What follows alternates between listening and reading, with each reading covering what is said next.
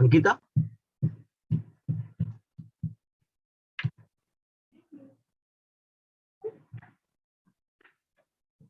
Ankita? Hello. Hello, Vaibhav. We are live.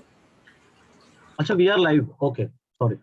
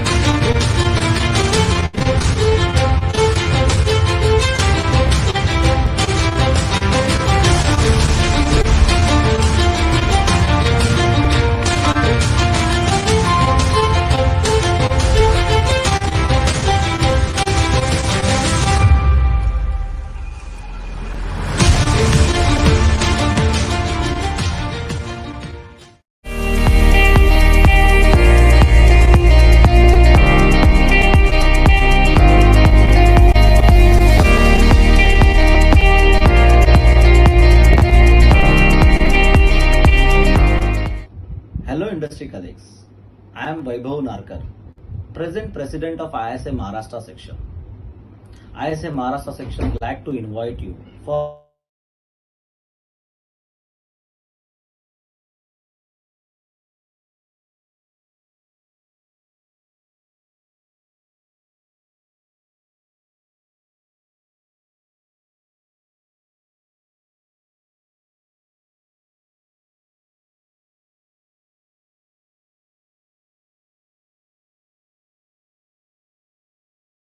Good morning, ladies and gentlemen. And with you all fine people, we'll be starting this webinar in some times. I would request everyone to please bear with us and have patience and have a great day. Thank you so much.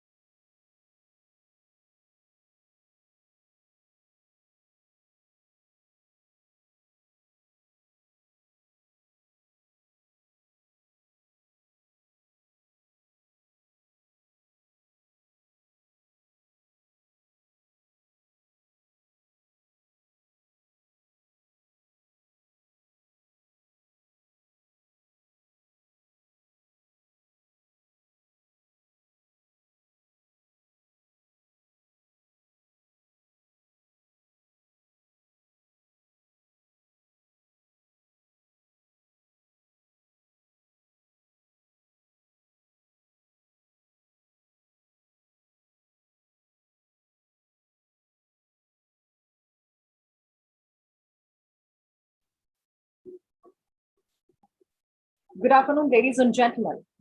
This is Sirin Sarkar going to be your host for the day. And PPPA Meet 2021, I would like to take the opportunity to welcome all you fine people. Digitalization post-COVID era, power, petroleum, and process automation. Following the success of its maiden event, of course, PPPA Meet 2020, held in February 2020 in Hotel Taj, Mumbai, ISA Maharashtra section is delighted to welcome you in this virtual symposium. The digitalization trends in automation industry, along with advancement of technology in IIoT, Industrial Internet of Things, coupled with information technology and operational technology, have taken the industry by storm. As the development facilitates safe and efficient operations of plants with increased profitability, and almost every industry wants to benefit from these opportunities. The present pandemic has thrown different challenges to the industry. This minimal human intervention, remote operation, etc. And only way to negotiate the challenge is through digitalization.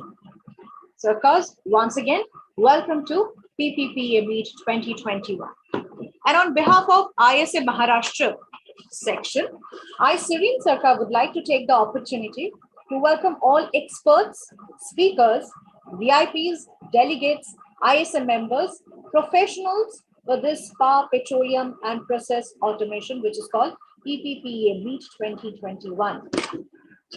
We're really very privileged to have our VIP guests and members along with us today.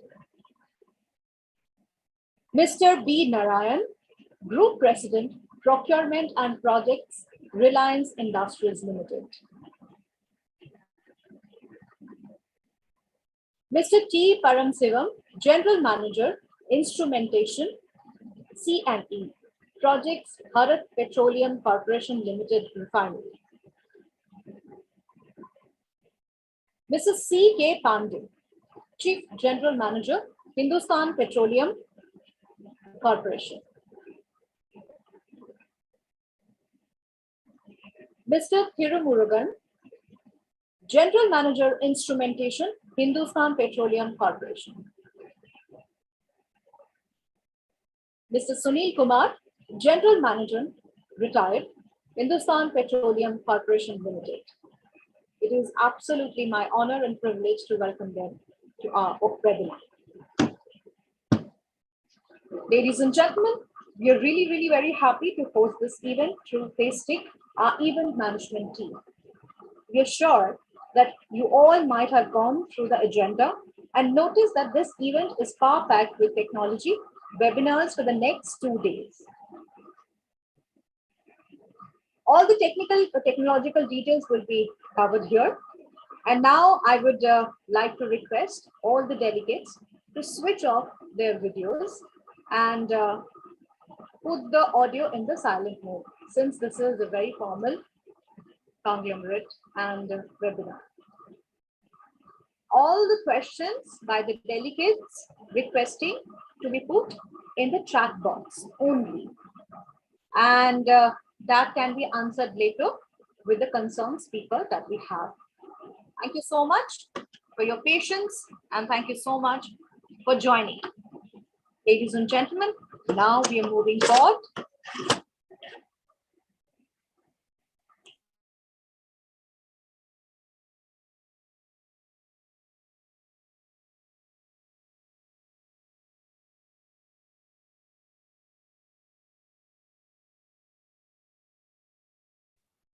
For the first presentation, I would now like to welcome and invite none other than the ISA Maharashtra section President, Mr. Vaibhav Narkar. Mr. Narkar is a prolific ISA member and an indispensable part of ISA with his contribution to the financial and administrative discourse. He has not only successfully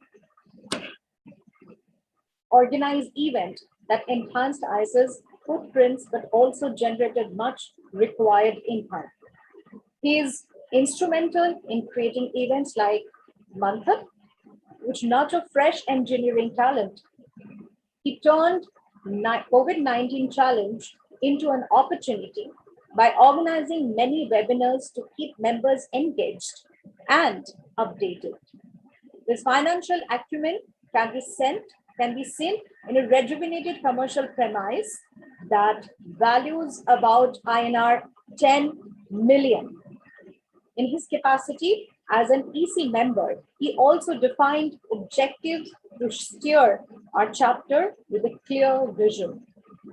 He is a volunteer member for many organizations, and of course, he has been associated with many organizations for a long time. Member of EC for past 4 years, section president for current year, and as a member of ISA Maharashtra section committee involved in the definition of the new strategies and decisions. And to talk about him, the achievements, I believe I might go a long way because he has done so much. He has so many years of expertise and experience. So ladies and gentlemen, wasting no more time, I would request our section president, Mr. Vaibhav Narkar, to please come forward for the presentation. Thank you, sir.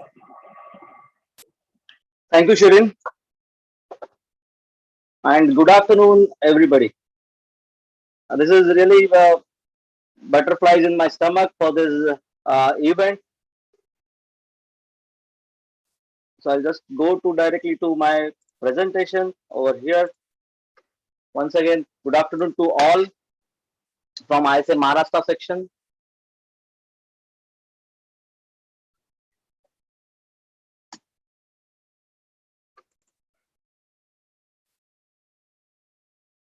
So to start with this event, I wanted to thanks to our esteemed expert speakers who gave us a opportunity to us to share their thoughts and experience with respect to this subject during this event, as well as thank you to them for accepting our request as a speaker for this event.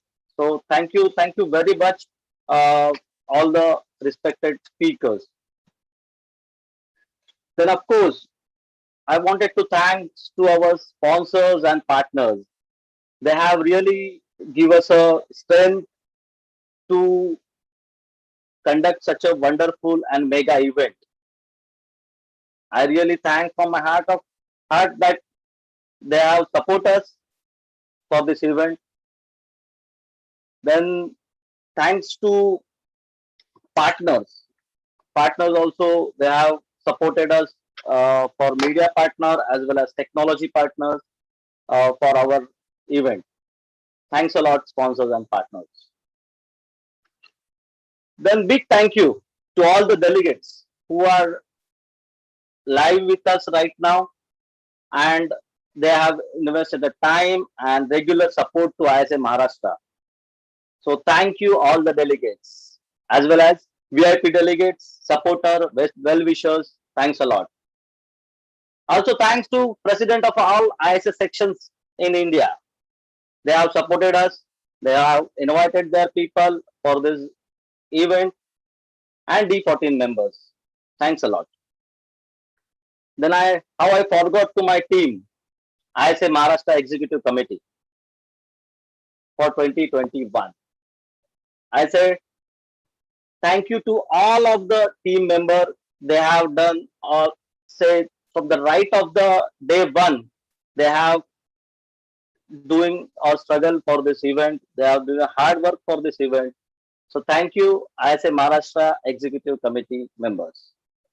And very special thanks to Dr. VP Raman, Mr. Santosh Patil, and Mrs. Janvi Hotwani. Because this team is working for this event since 1 year. So thanks a lot to all. So journey of PPPA 2020 to 21. So this journey has started basically in 2019 in the presidential term of Mr. Magar, Vittal Magar, and then it's actually executed in the presidential term of Mr. Sawant, that is 2020, and we are taking a benefit at 21 of this event. So basically, PPA 2020 was a concept of Mr. Neeraj Agarwal, Executive Director NPCI, along with our EC team 2020, and we set a benchmark for the ISA Maharashtra for that with this event, with that last event 2020. And after the successful event PPA 2020, after success of PPA 2020, we decided to go ahead and to keep this event momentum of the footprint of PPA 2020. We decided to go with the virtual for 2021 during this pandemic. To keep that positive momentum, we decided to keep this positive momentum. We decided to go on with the PPA 2021, and thanks for the support to all of them.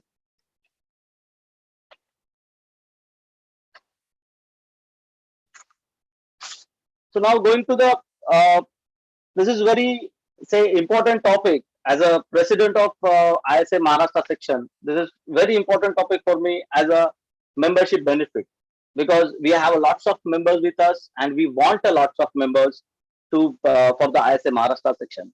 So I just take a glimpse of what is the membership benefits we are getting from the ISA Maharashtra section.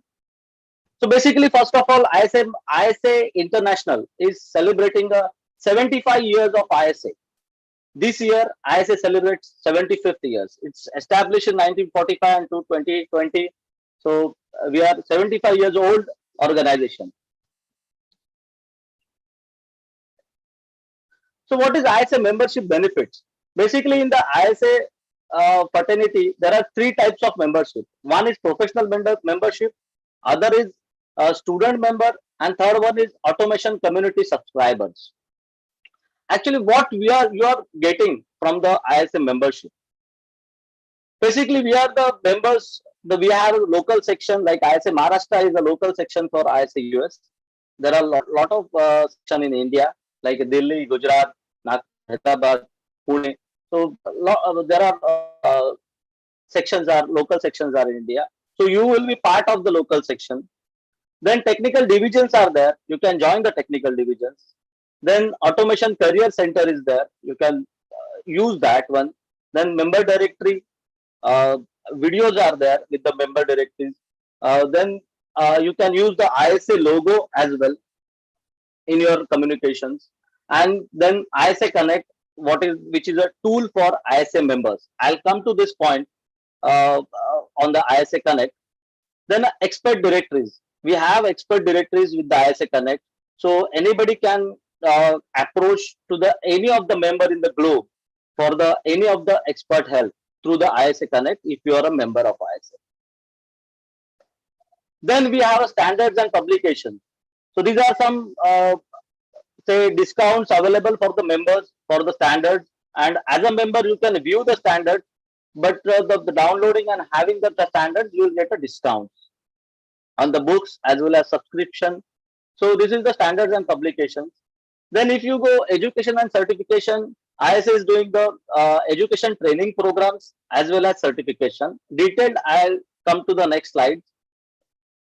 So what is the fees? What is the membership dues for this ISA membership? So for 1 year, it is 130 USD. For student member, it's a 10 USD. And automation community subscriber, it's a 0 USD. But hold on, guys. This is not for India. India, we have 50% discount. That is per year we have 65 USD.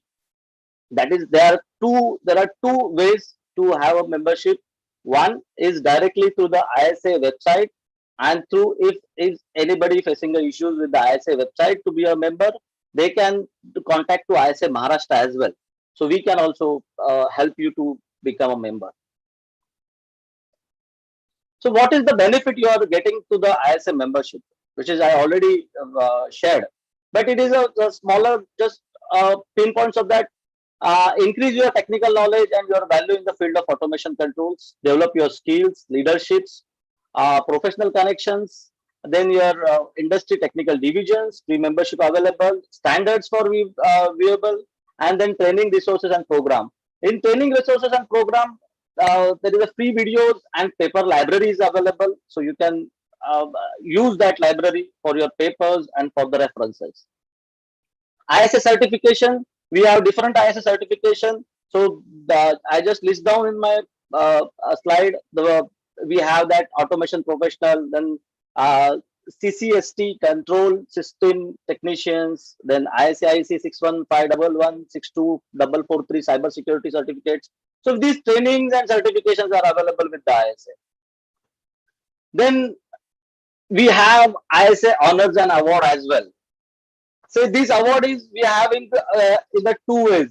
ISA USA is also having these awards, and ISA Maharashtra is also having these awards. So so to say motivate the members, ISA also announces this various awards. So one of the example last year, Mr. Dattatreya Sawant has got from ISA Maharashtra, ISA US. He got the section leader excellence, and he's the member of ISA Maharashtra section. So we are very proud to be Dattatreya Sawant to got this awards. So this is the opportunity to all the members who will contribute to for the section, and they will get awards as well, honors and awards. So ISA Connect tool. ISA Connect tool is it's a connecting tool which is used to connect all the members. You can connect to any of the members in the globe, and you can ask any of the your say for the references, for the lectures, any of the help, you can take it. So it's like a connection between all the members, and we can use this facility to grab the knowledge and experience of globe. So I said it's an accumulation of the experience. So last, let us boost your career with ISA. So join us. Together, we will set the standard for automation around the globe. So Pppa 2020. Pppa, so we have to come to again to event after the ISA USA. So now industry is thinking about how can digitalization, innovation make the post-COVID world a better place. Increasing use of automation to improve the customer experience and build contactless services, weaving technology and innovate through, which is greater investment in cybersecurity.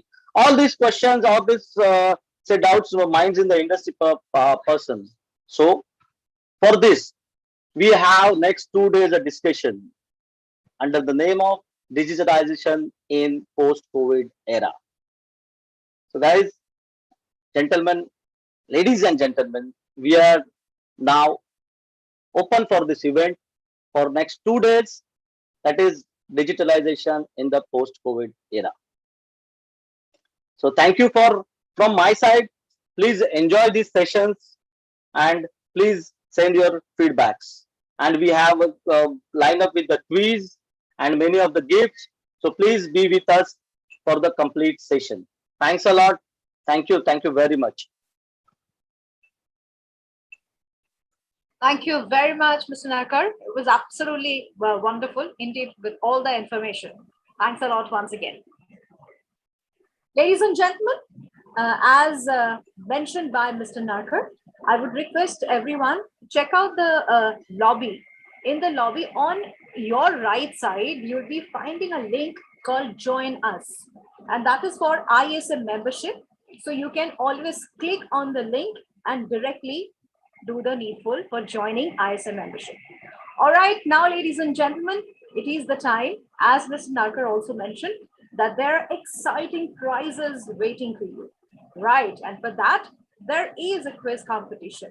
And for that quiz competition, you have to just go to the quiz box in the lobby and submit all your answers there. And of course, there will be exciting prizes waiting for you. And I'm sure we have a really, really brilliant roller coaster ride today also in this webinar. So please be ready for all the technical details and information, which will definitely help you in your future endeavors. Now, ladies and gentlemen, it is the time for the e-souvenir unveiling. And to do the honor, I would request Mr. B.R. Mehta to do the honor. And it is absolutely my privilege to introduce none other than Mr. Mehta, the Senior Vice President, Reliance Industries Limited, retired and Chairman, IEC. Let's begin the unveiling of the e-souvenir.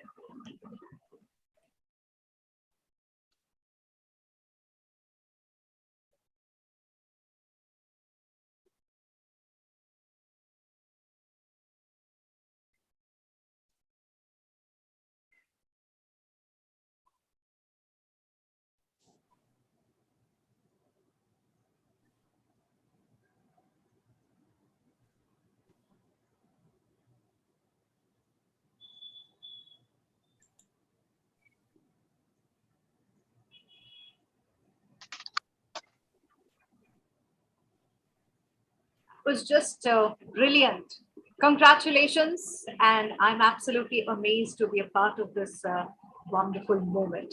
Ladies and gentlemen, we are now moving on to our the session that we will be starting, and the moderator for this particular session is none other than Mr.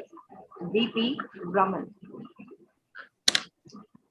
And basically, the topic that this session will cover with Mr. Mehta is called 7 Pillars of Building Digital Assets. And I would request our moderator to come forward and take the charge.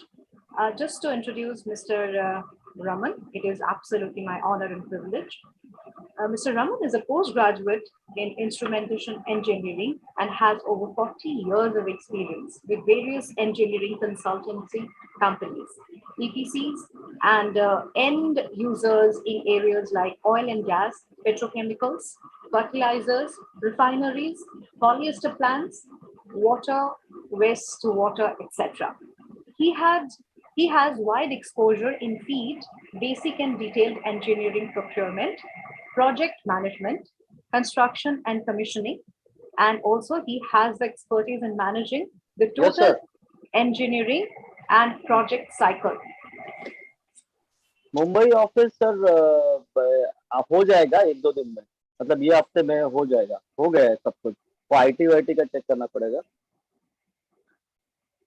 He has also worked with reputed organizations like UHDE, ADNOC, Chemtext Engineering, Chemotrols Engineering, Mott McDonald's, Tecton Engineering, etc., holding very senior and responsible positions. Presently, he works as an engineering consultant with some of these companies. Ladies and gentlemen, please join me welcoming none other than Mr. VP Raman.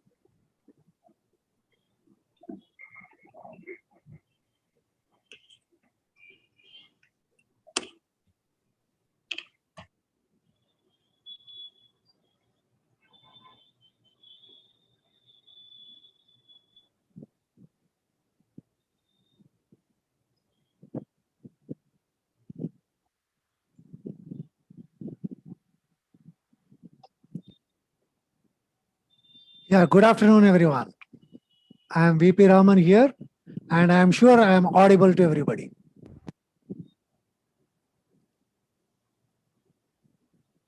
Hope I am audible. Yes. Okay. Now it is a great pleasure and honor for me to introduce Dr. B.R. Mehta. Though I know Dr. Mehta for so many years, but still it becomes a privilege and honor to introduce him every time whenever I am on the scene on any of the event. You all must be aware Dr. Mehta was working with Reliance Industries for more than 35 years, and he retired as Senior Vice President. He has a total of 48 plus years of experience in refinery and petrochemical industries, and he has worked on engineering and projects in the field of control system and instrumentation for Patalganga, Hazira, Jamnagar Refinery, Petrochemical Complex, etc. during the last 35 years with Reliance Group. Prior to joining Reliance, he was associated with agrochemical food company in Kenya as chief instrumentation engineer And prior to that, he was working with IPCL Baroda for 11 years in the instrumentation fraternity. In Reliance, he was heading the design and engineering department in the field of control system and instrumentation. During this period, he has worked with many overseas licensors like UOP, Foster Wheeler, ICI, Union Carbide, DuPont, Stark. The list goes endless. I have nothing to comment further on that. And with all the detail engineering contractors like Bechtel, John Brown, Lummus, Jacobs, Lucky Engineering, Chemtex, Worley, Acker Kavarner, etc.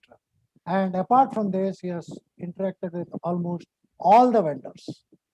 He has worked on basic engineering, detail engineering, procurement, inspection, expediting, construction, testing, pre-commissioning, and commissioning of the various petrochemicals and refinery operations from concept to commissioning.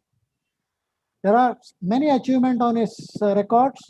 For example, he is a member of End User Advisory Council on the Fieldcom Group. Dr. Mehta is the chairman of Instrumentation Expert Club in Mumbai for the last 18 plus years. He is the chairperson for India Customer Advisory Council of Honeywell Automation India Limited.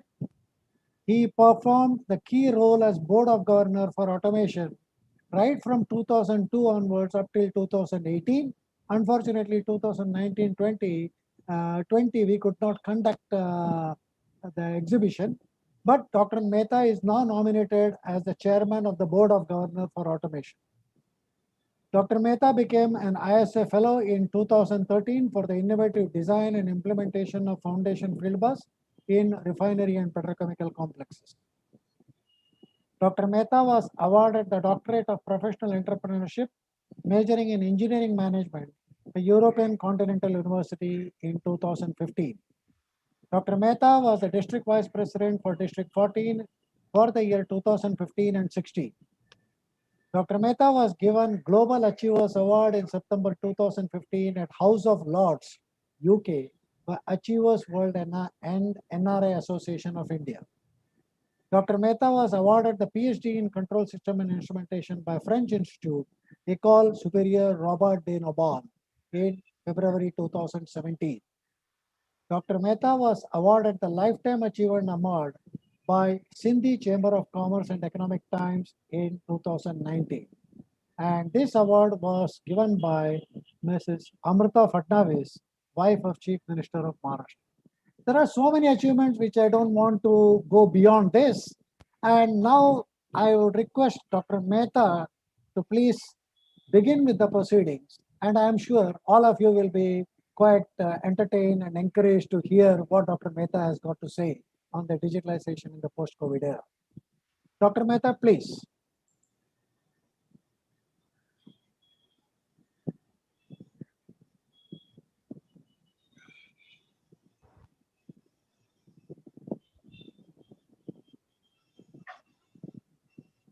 Okay, good afternoon, ladies and gentlemen, and thank you, Mr. Raman, for a wonderful introduction. Also, thanks to ISA Maharashtra section for inviting me to present my views on how to build the digital assets. Before we start, let us see a scenario.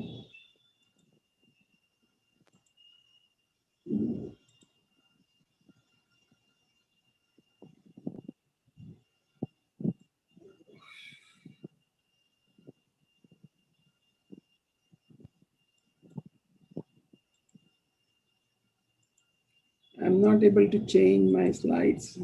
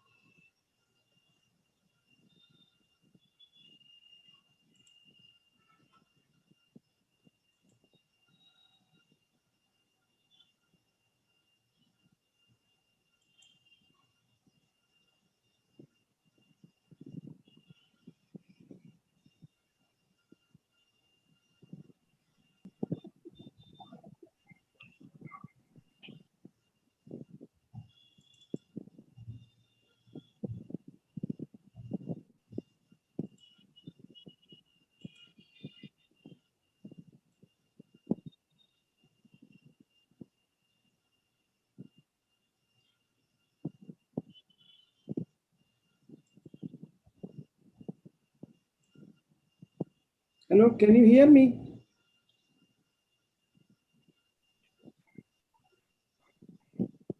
All right. Are you able to hear me? Serene, Yes, sir, you're audible. You are audible. Yeah, Yes, you're Mehta Sahib, you audible. are audible. And Serene, I think we should give Mehta, Dr. Mehta is unable to change the PowerPoint presentation. Is it Correct. possible Now I to? have changed, and now I am able to change it. Don't worry. Okay, fine. Let's give that. It was not changing, so I restarted it again, and it is changing now. Not a problem, sir. Please Thank you, carry Mr. on. Raman, for the wonderful introduction. I had just put what Mr. Raman has said earlier on this, and I would like to thank ISA Maharashtra section for inviting me to this keynote address. So let's see the scenario now in 2025, which will be much after COVID, and the things will change a lot. So currently you are seeing robots in the manufacturing, you are seeing it in repetitive cycles of operation, you are seeing them in some of the medical things, but you are likely to see now robots in as a waiter. Some of the restaurants in Japan and China have already started robots as waiter. You will see a robot as a nanny, which can take care of your children. You will see a robot as a companion, which can help the older people to talk to them and get entertained. Most of these older people who are neglected will be able to talk to the people, and that's how robot can be also used as a pet. Robot can be as a household cleaner. It can clean your house. This is also now available in India. So there are things going to change because of robotics and artificial intelligence in the years to come. You will see the big data entering to the zettabyte area. You will see the sensory devices guide our everyday lives. Now, health data falls in 4 categories normally. It is inpatient, it is outpatient, it is pharmacy, and it is enrollment. And typical health data that we store into this kind of a system is the body temperature, pulse rate, blood pressure, sugar level, previous healthcare problems, and any operations done, medicines taken, etc. You will see that 3D printing, which we are using for printing and making small items, will become very common, and 4D printing is going to take place. And this will have a mainstream acceptance in the years to come. Now, mobile financial transactions will change it to the cryptocurrencies, and the crypto will be more and more taking over. High-speed rail services will be available, which can connect one country to other country. And there will be so many 6 million autonomous cars in Europe. So this is also going to be a big change in terms of automobiles. You don't need to have your own automobile. You can use these autonomous cars for traveling from one place to other. And you will also hear for a summer sale of low-cost holidays in space. Today you are hearing one of the richest person going to outer space, and the same thing will become a common in the years to come. So I am going to speak at the end of the end of my presentation on COVID. The things can change, what things will change due to COVID. But now I would like to start with the subject that I was given is the 7 pillars of digital asset. So the 7 pillars of the digital assets are collaboration, community, content, creativity, communications, connections, and commerce. And if you go digital, you cannot just see it from outside. You have to get yourself immersed into it. Then you can groom yourself from years to come, and then you can elevate to the higher levels. So how do you define the asset? An asset, a digital asset, is any digital material owned by an enterprise or an individual, including text, graphics, audio, video, and animation. Historically, we were always thinking that digital assets are only photos and videos, but now it is not so. It can be photos, it can be videos, it can be audio files, it can be presentations, it can be graphics, it can be even PDF files, spreadsheets, documents, design files, and 3D files. So today, I'm going to take you through how to create the digital assets and what is required to build the digital asset. These are the 7 pillars that will go one by one in detail and see how it helps us in creating the digital assets. Before we start that, you always hear a myth from many of the people. They always tell you that now I have become 40, 50 or 60 years old, or I am 70 years old, and I cannot change. I have worked like this for a couple of generations. My empire is 2 to 3 generations old, and how can I change it? But do you know the real creativity is between 60 and 70 years, and you should be able to change much faster. Now, when you want to go digital, many people say that I have a business idea, but no capital and no team. Some people will say I have money, but I don't have a team or no business idea. And there are teams, but no capital and no business. What nobody talks about is an essential skill to go to the digital age and to develop the digital assets. Reality, our earth is millions of years old, and in past few days, we have always seen tremendous positive changes in nature around us. Even though COVID has brought us a lot of problems, COVID has also shown us how beautiful the nature is. You can see the mountains from many, many miles away, which was never the possible in earlier days. Now, every country is talking about bringing back manufacturing to their own country. This is also an advantage of COVID, and world has changed a lot after COVID-19. It is now time to collaborate with trust and faith to rebuild community with large scale, which can have high amount of capital, skills, ideas, and a Make in India concept. So we need to learn from global, we need to make it local, and we need to go digital. Rate of change is staggering. If your company is not keeping up with Mr. the rate Mehta? of change, Mr. Mehta, yes, this is Serene. I just wanted to ask you, are you sharing your screen as well? yeah, my That is screens not are changing. I am changing my screens. I have already changed 5 screens. we can only see you, not your screen. Oh. So shall I restart? So you can continue from here only. But how will you see the screen? I am changing my screens. I am on PowerPoint. 1 minute. Huh? Let me come out of PowerPoint.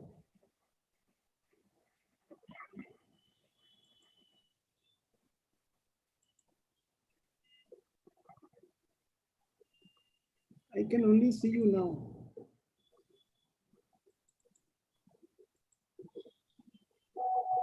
You can't see my screens. No, sir. We can only see you.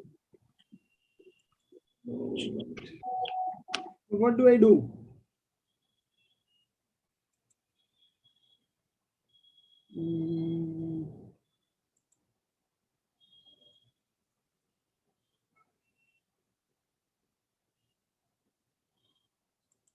I will try to.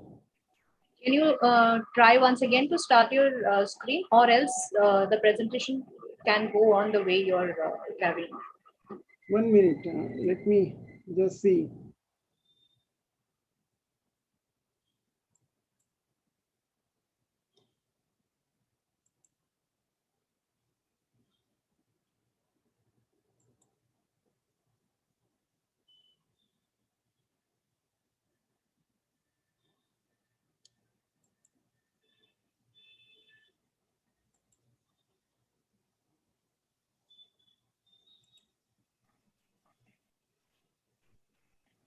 I have re-logged in and I'm just trying to share my screen now.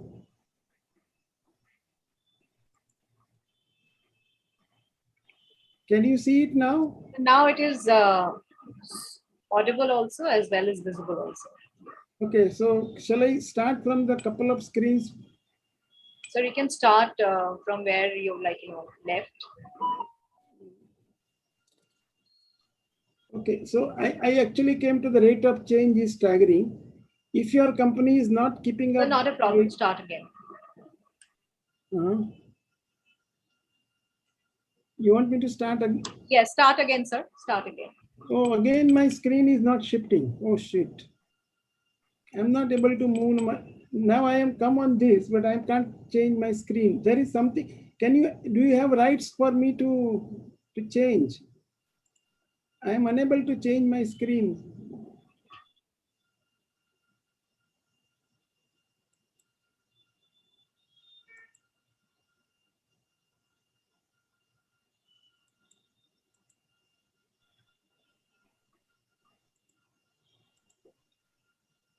I have lost my screen change.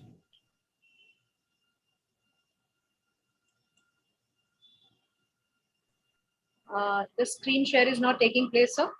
No, you need to give me a right to change the screen, because if I put my share screen on, then I am not able to. Sir, not a problem. The way you're doing the presentation, just carry on. We will Then you won't perhaps be share able the to see my PPT screen. later.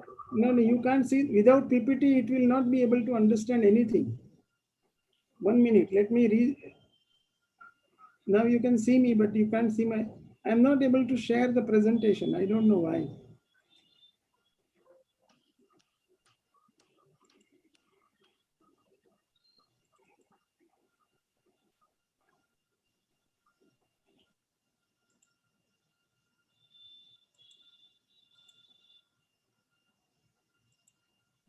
Mr. Mehta, I'm sharing a number with you. Can you please share the PPT?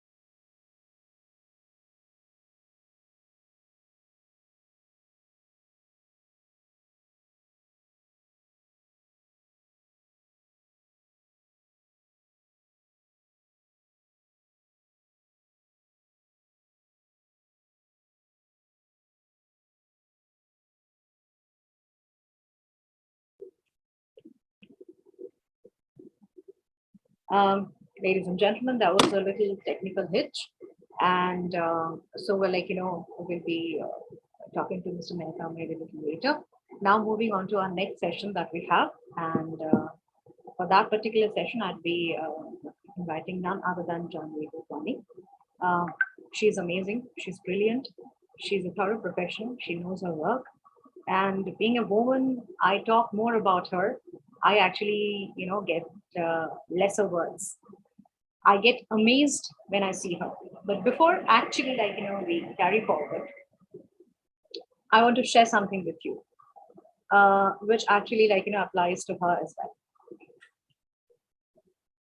सफर में धूप तो होगी, सफर में धूप तो होगी, जो चल सको तो चलो, सभी है भीड़ में, तुम भी निकल सको तो चलो, इधर उधर कई मंजिलें हैं, जो चल सको तो चलो, बने बनाए है सांचे, जो ढल सको तो चलो, सफर में धूप तो होगी, जो चल सको तो चलो, किसी के वास्ते राहें कहाँ बदलती है, किसी के वास्ते राहें कहाँ बदलती है, तुम अपने आप को खुद ही बदल सको तो चलो, यहाँ किसी को कोई रास्ता नहीं देता, यहाँ किसी को कोई रास्ता नहीं देता, मुझे गिराकर अगर तुम संभल सको तो चलो, सफर में धूप तो होगी। पद्मश्री नीदा फाजली द्वारा लिखित। सच में सफर में धूप तो होगी, और वो सफर ही क्या जहां धूप ना मिले। और इतने धूप में तड़पने के बाद जो अचीवर्स मिलते हैं वो हमने ISA प्लेटफॉर्म में देख लिया है। They're diamonds, they're brilliant, they're amazing. जितनी बार इनके अचीवमेंट्स के बारे में कहा जाए, that's actually less. Ladies and gentlemen, Bessie, a professional and of course an amazing member of ISA. The marketing chair of ISA Maharashtra section, Janvi Gopani, sales and marketing professional with 9 years of experience in industrial and process automation, a gold medalist in BE instrument and control, and has pursued MBA from IIM Indore, global immersion business management from NTU Singapore. She has an extensive experience in delivering IIoT solutions in pharmaceuticals, chemicals, and food and beverages segments across geographically location. You can think any location. She has worked for companies ATS Global, Kaizen Automation, Supertech Instrumentation, and Gujarat State Electricity Corporation Limited. Ladies and gentlemen, welcoming none other than the first true symbol of women power, Janvi Gopani, the moderator for this particular session, and the topic is universal automation. Janvi, over to you.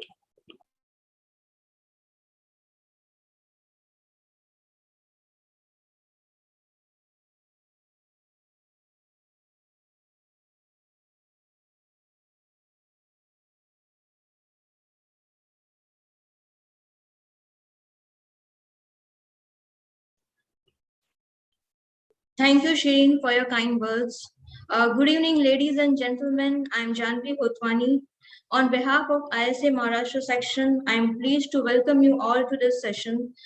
Our topic for this session is Universal Automation, a Call for Change.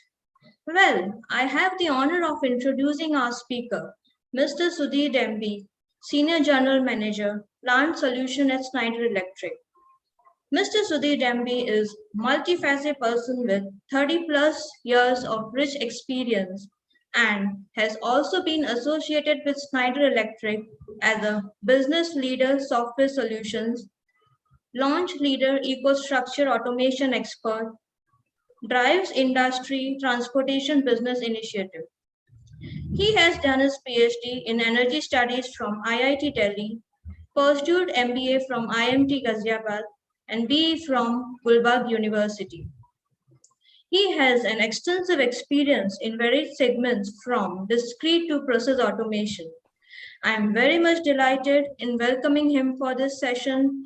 I'm sure this session is going to be quite an interesting. So without much delay, I would request Sudhir sir to please come on stream and present among us.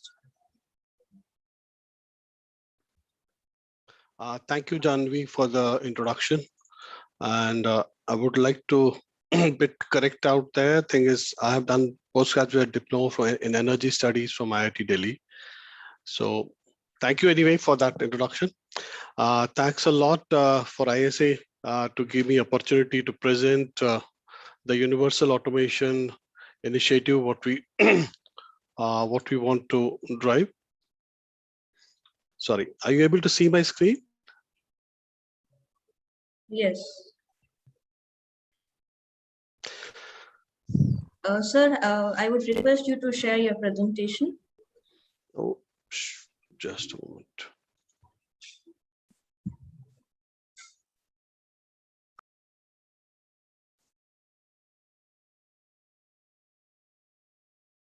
Are you able to see my screen?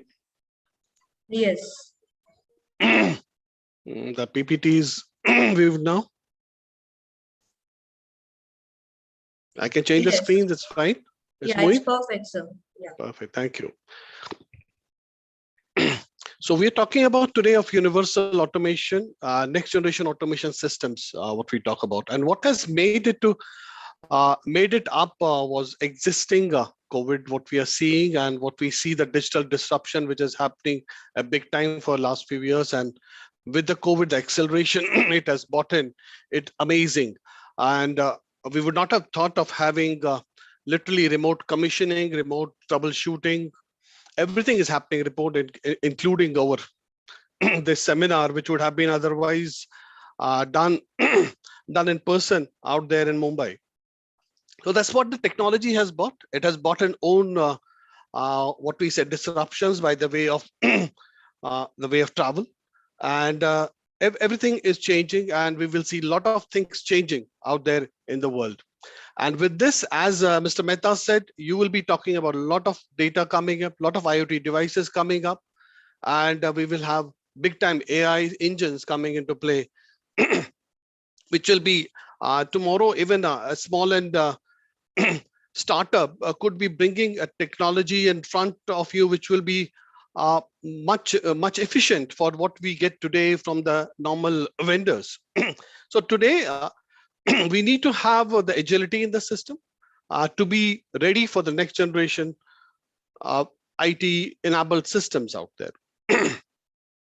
So what has happened out there to COVID is a lot of changes, a lot of disruptions, and we see a lot of impact coming up, and same is going to happen for industrial automation piece as well.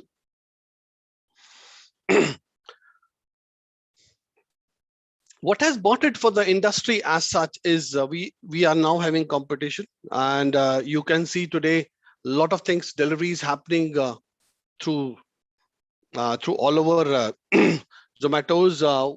Main key players of restaurants, the backend have changed.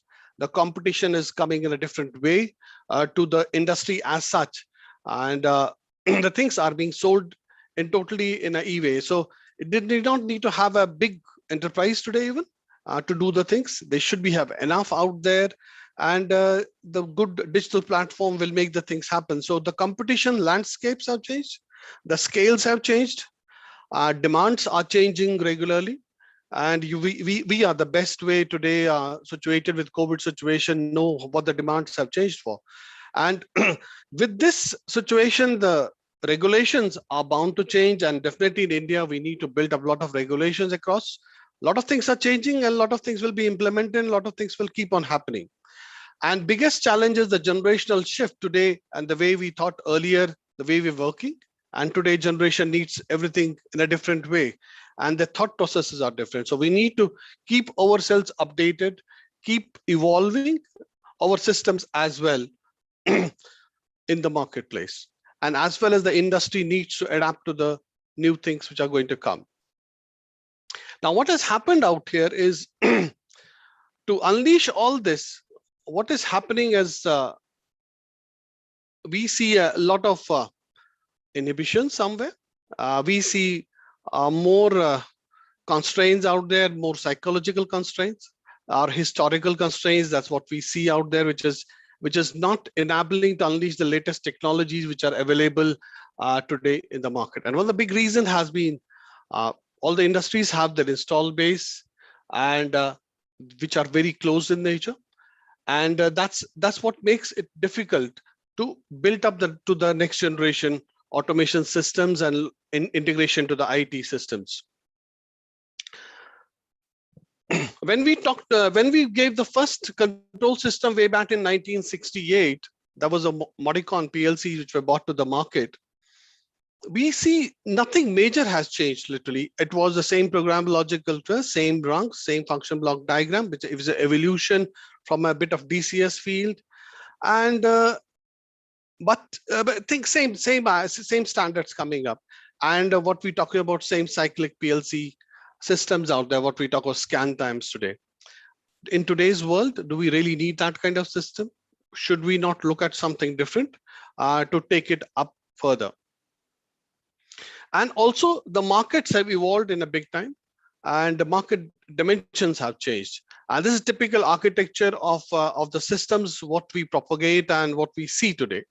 And we are talking about safety system, we're talking about DCS systems, and we're talking about apps analytics at the top, all today Ethernet enabled, using a lot of wireless networking and looking at G4, G5s for the future, to make it faster integration for the industry. So what has made, since 1968, we are still seeing the same things, and small changes here and there, but still it has remained a propriety. But customers' struggles have really changed.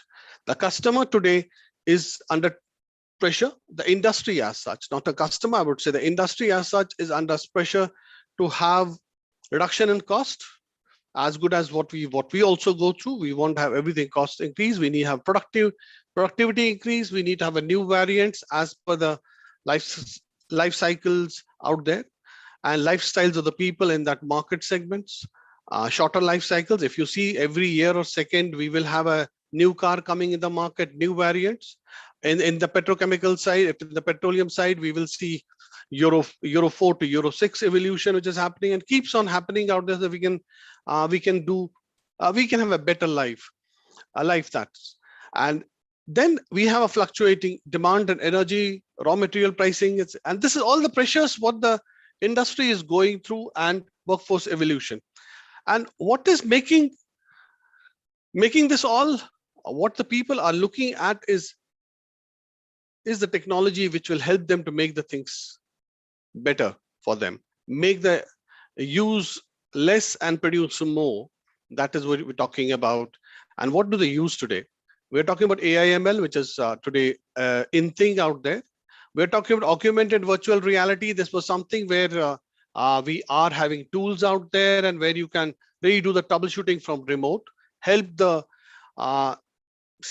standard minimum skilled worker to do the job. Even if your person is not there, you have a much better productivity out there, and you can utilize the manpower a better way. Data analytics, we are talking about big time with the digital twins which are coming up. Edge compute and cloud architectures are coming up, where the people would like to see, would not like to invest on their IT hardware. They can go for the cloud architectures and introduce a big time their infrastructure cost. And another variation which has come up is wireless sensors, which are driving the IoT adaptation big time in the factories which are old, 10 to 20 years, which want to go to IoT based systems out there, where they can put additional sensors to know what is happening on their machines, what is happening on the process, without doing any major changes in the existing controls. And that is what we have. And most important part is open source. That's what is the in thing coming, and where today people are talking about adapting to Linux-based system or a Windows-based system, as you choose, but the code should be interoperable. And that's what is happening, and that is what we see happening. When we talk about Industry 4.0,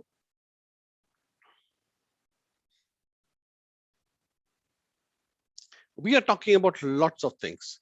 We are talking about AI, we are talking about 3D, we are talking about cloud computing. As Mr. Mehta said, it is 4D also coming up in the future. And we will have sensors, we will have wireless data analytics and all that is coming up. And core to it is the automation system, which is there at your factory floor. And this has increased the use of industrial Internet of Things at your place. Now, to make this happen, are we having an open system which can really work? Are we having a system which is interoperable? We're talking about interoperability of the systems. We're talking about changing the having any of the hardwares, and you can have the same code working on any of the hardwares without changing anything. Portability, and from one vendor to other vendor. And so what we're talking about here is total shift in the way we are doing the things. And we believe this time has come for decoupling the application software from the underlying hardware. That is, you make the software run on any of the hardwares. So you're not, you choose X vendor, Y vendor for the hardware, and you can have one software platform which can do all the things for you. And that's what we are talking about, the whole concept of a universal automation, what we bring to the table, to the market today. Sorry. We had talked a lot about vendor conformances. We talk about IEC 61131-3 standards. And is it really open? We are talking about meeting those standards, but still we are not able to port the application from one vendor to another one. And that's what is making the major issues out there. And these systems are not designed for taking the taking the IT advancement, what is happening every second day, and interfacing the IT system. I still need to run it up, go through a lot of processes, put up intermediate devices, intermediate interfaces to pick up the system from what we have today. So what is making it different today is the difference what we are seeing between OT and IT world. And OT world, that's we're talking about, is a conservative, slow-moving one. And whereas IT world is fast-moving, every 3 years you have a change, and that is what is making the new innovations possible. And we are adapting in IT world to the latest technologies every second year, third year, where the controllers change, where the operating systems change. And proprietary closed hardware, that's what we have in OT, whereas in the open source standards in the IT world. We're talking about real-time cyclic deterministic network, whereas it is event-driven. And if you're talking about cyclic deterministic, how does it matter really even if you go for deterministic, event-driven transactional piece? It doesn't. It is for me, when we look at a cyclic, you're just unnecessarily going for the cycles of processing the things which are not needed. You can have much better utilization of the processing power what you have, and improve the efficiency of your systems. You will have much lesser scans to do. Or maybe we are talking about a system where scans are not really things of looking at the performance. And biggest thing is there is no C-level visibility at the OT level, and life cycle expectation is 10 to 40 years, where the IT world is 3 to 10 years life cycle. Those are things what we have, and we are looking. What we see, we have had to look for a new paradigms, and we need to look at something different. Why we cannot have something like App Store, what we have in our mobiles, pick up the right app and let it run the right application, which is the best one for you, and without any major constraints for you. So that's what we want to build up. We want to work like an IT world and put up sort of a plug and produce kind of system, and make something like an App Store, where you can do the best of the breed. Automation systems are there available, automation codes are available, where you can pick and drop the things and make your different control systems work. That's it. That's what we have, and that is the whole thing which is happening at Namur.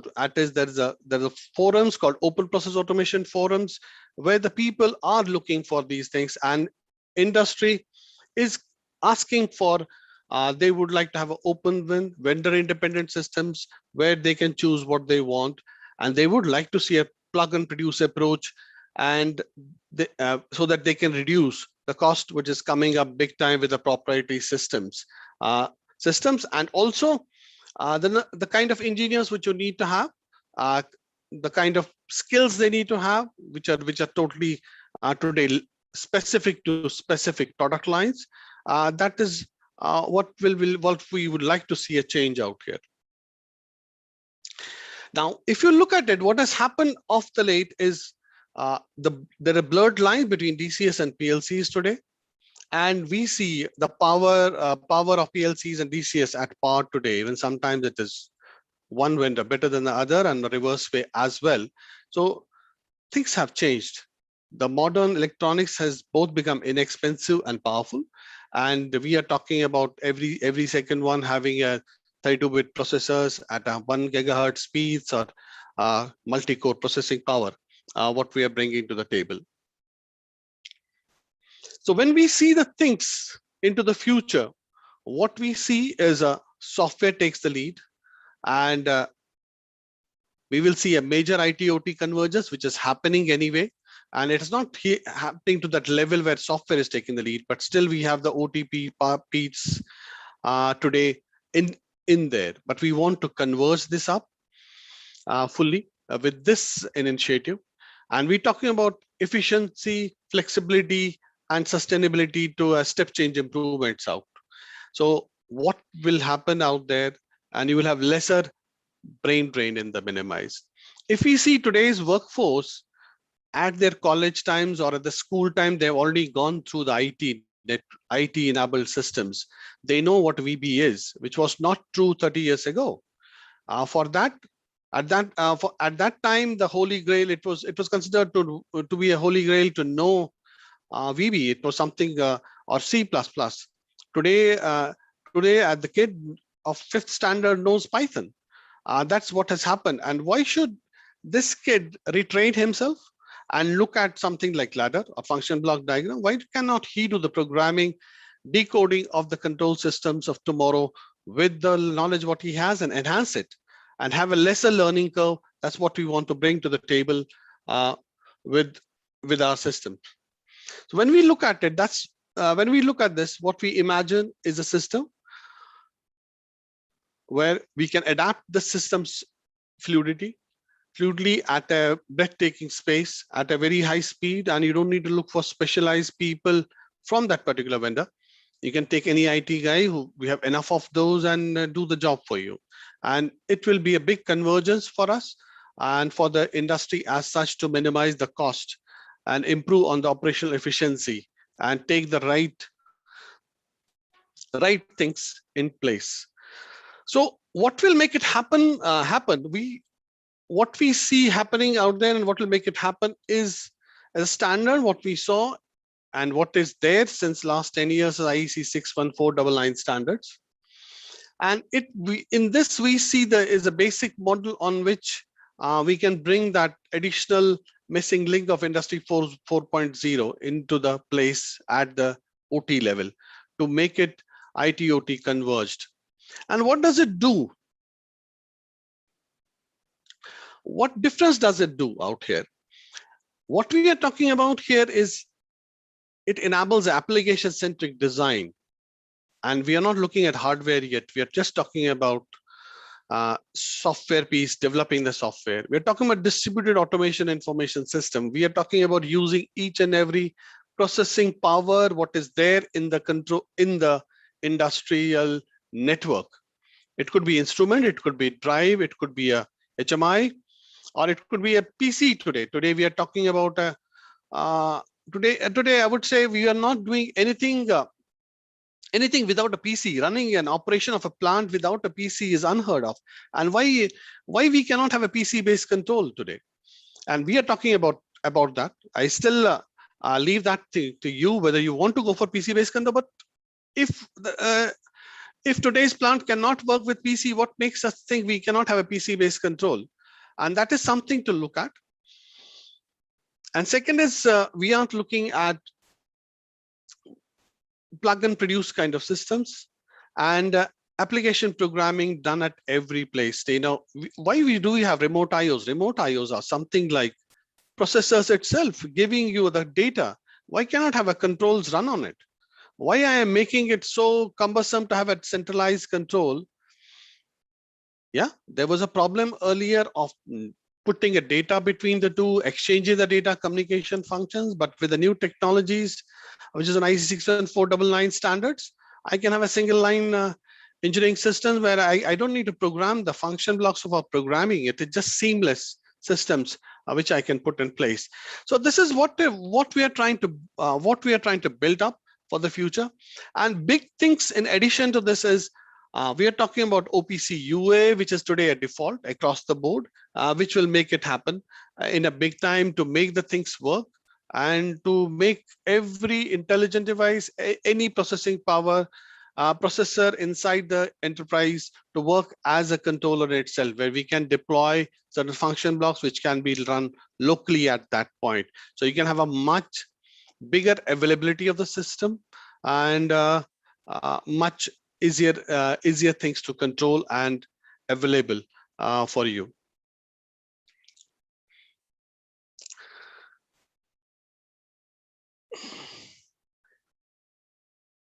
So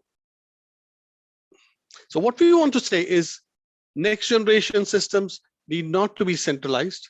They should be predominantly decentralized. Each and every part, every processing power being utilized at every place better way. And with the core being IEC 61499 and OPC UA being the communication as the data model, which is secure, which is agreed by everyone as one of the standards for the communication between the IT and OT world.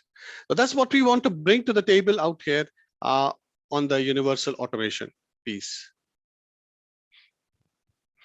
So we are talking about here is a software-centric automation system out here, which will give you a next leap and move the systems from IEC 61311 standards to 61499.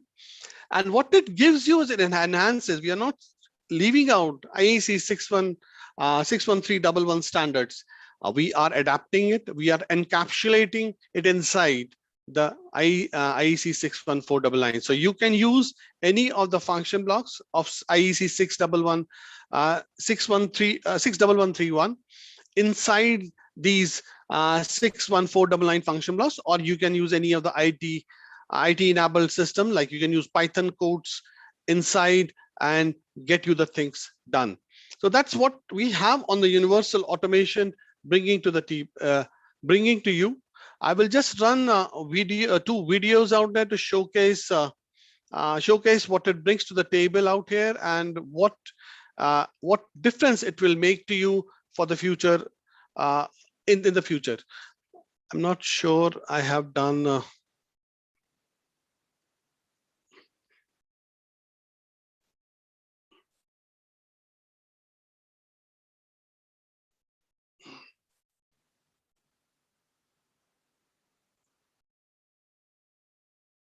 So I will just run videos. I think I have time, so I can run the videos. Yes, sir, please.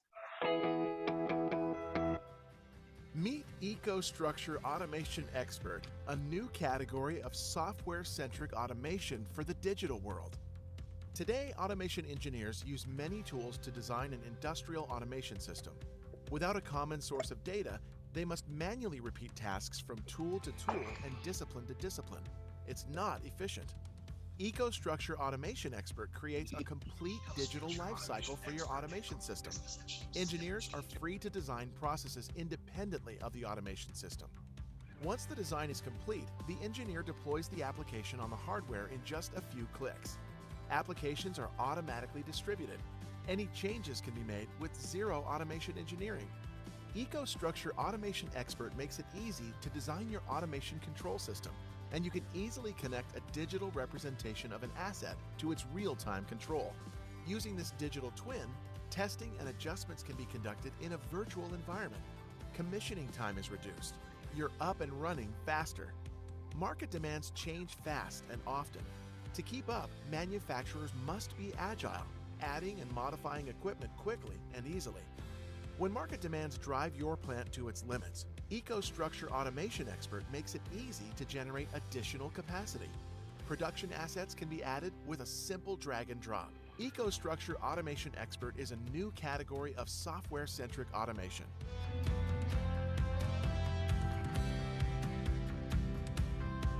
Bring your operations into the future today. EcoStruxure Automation Expert can help you keep up with the speed of doing business in the digital world.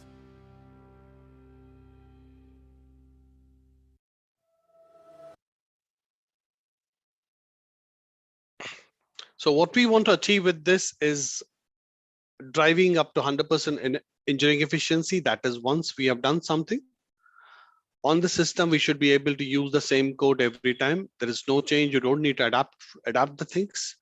Just keep on putting it wherever it is a small controller, the big controller, or it is Raspberry Pi controller even. You can run the system on that today, and we will run it on the other systems tomorrow.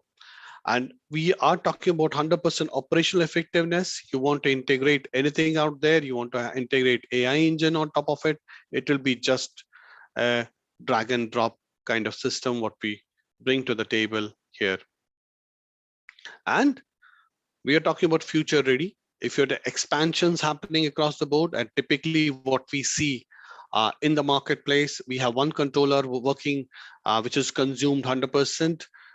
Or I would say 100%, which is consumed, I would say 80 to 90% of its resources. But you have expansion coming up the IO platform. You can put the IO there itself in that unit, but run that whole system, whole logic and other controllers seamlessly. You don't need to put anything, function block, anything. You just deploy it up, configure, and run that particular function in another controller. That's what we bring to you for the future readiness of it. And that's what we have for you from the universal automation piece. Thanks a lot for giving me time.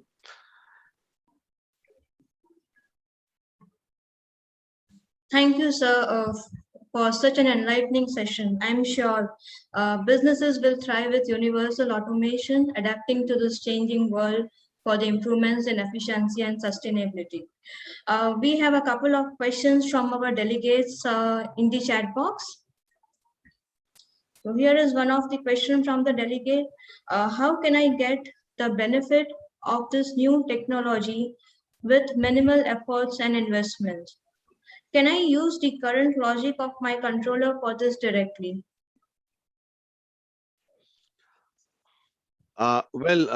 Current logic of the existing controller, we are adapting it inside. You cannot use it directly. It has to be adapted as per the asset-centric design, what we are putting in.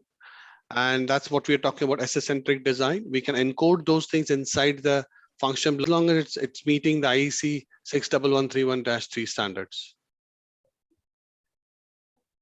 Okay, sure. Moving ahead on the next question, can you please give us an example of an application where in the real world you have seen the benefits and values as shown in your presentation?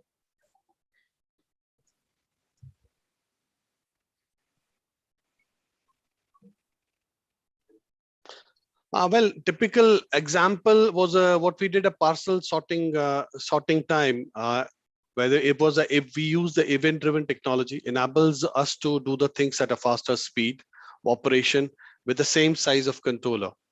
So that is what we bring to the table with it. Another example is a process is seamless event-driven PID controller, which is more faster and stable as compared to control provided by the existing controllers. Okay, sure. That's quite insightful. Yeah. Moving on to our next question. What does automation expert bring in more than today's controller for Industry 4.0 adaptation? Well, with the native IT integration, what we have, we can run the AI regressions on the same environment, and it can take the data from the system as it is. You don't need to have additional systems in place. and I can have a kid who knows the things better in the at the college level, or or he's working out there and somewhere in the IT hubs, and he can do your AI analysis on its own, and you have to only just teach him how to define what are the data sets he needs to look at, and you can run up your own asset management thing or APC for tomorrow. So Yeah. that is what we bring to the table on top of it. All right. Ladies and gentlemen, due to time constraint, we'll be covering only few questions, and we would be forwarding the remaining questions to the speaker and revert back soon. So, we are at the end of the session, and it's time for a quick thank you note. A word of thanks to all the participants for your valuable time and for being a lovely audience. I have learned a lot in this session, and on behalf of ISA Maharashtra section, a massive thanks to Sudhir sir for your participation in Pppa 2021 and enlightening us on universal automation, a call for change. Thank you, sir. Over to you, Shirin. Thank you very much, Janvi. It was indeed a wonderful, wonderful session.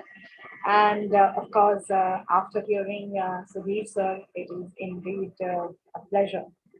Thank you very much, Mr. Sudhir Devi, for the universal automation presentation, of course, talking on the session. Thanks so much once again. Before we move on to our next session, we would like to continue with the session with Mr. B.R. Mehta. And of course, I would request Mr. V.P. Raman to moderate the previous session where we have to stop with the technical glitch. But I'm sure things are absolutely in place right now. So we'll continue with the previous session. And I would request Mr. V.P. Raman to join us as the moderator and Mr. Mehta to be the speaker. Thank you.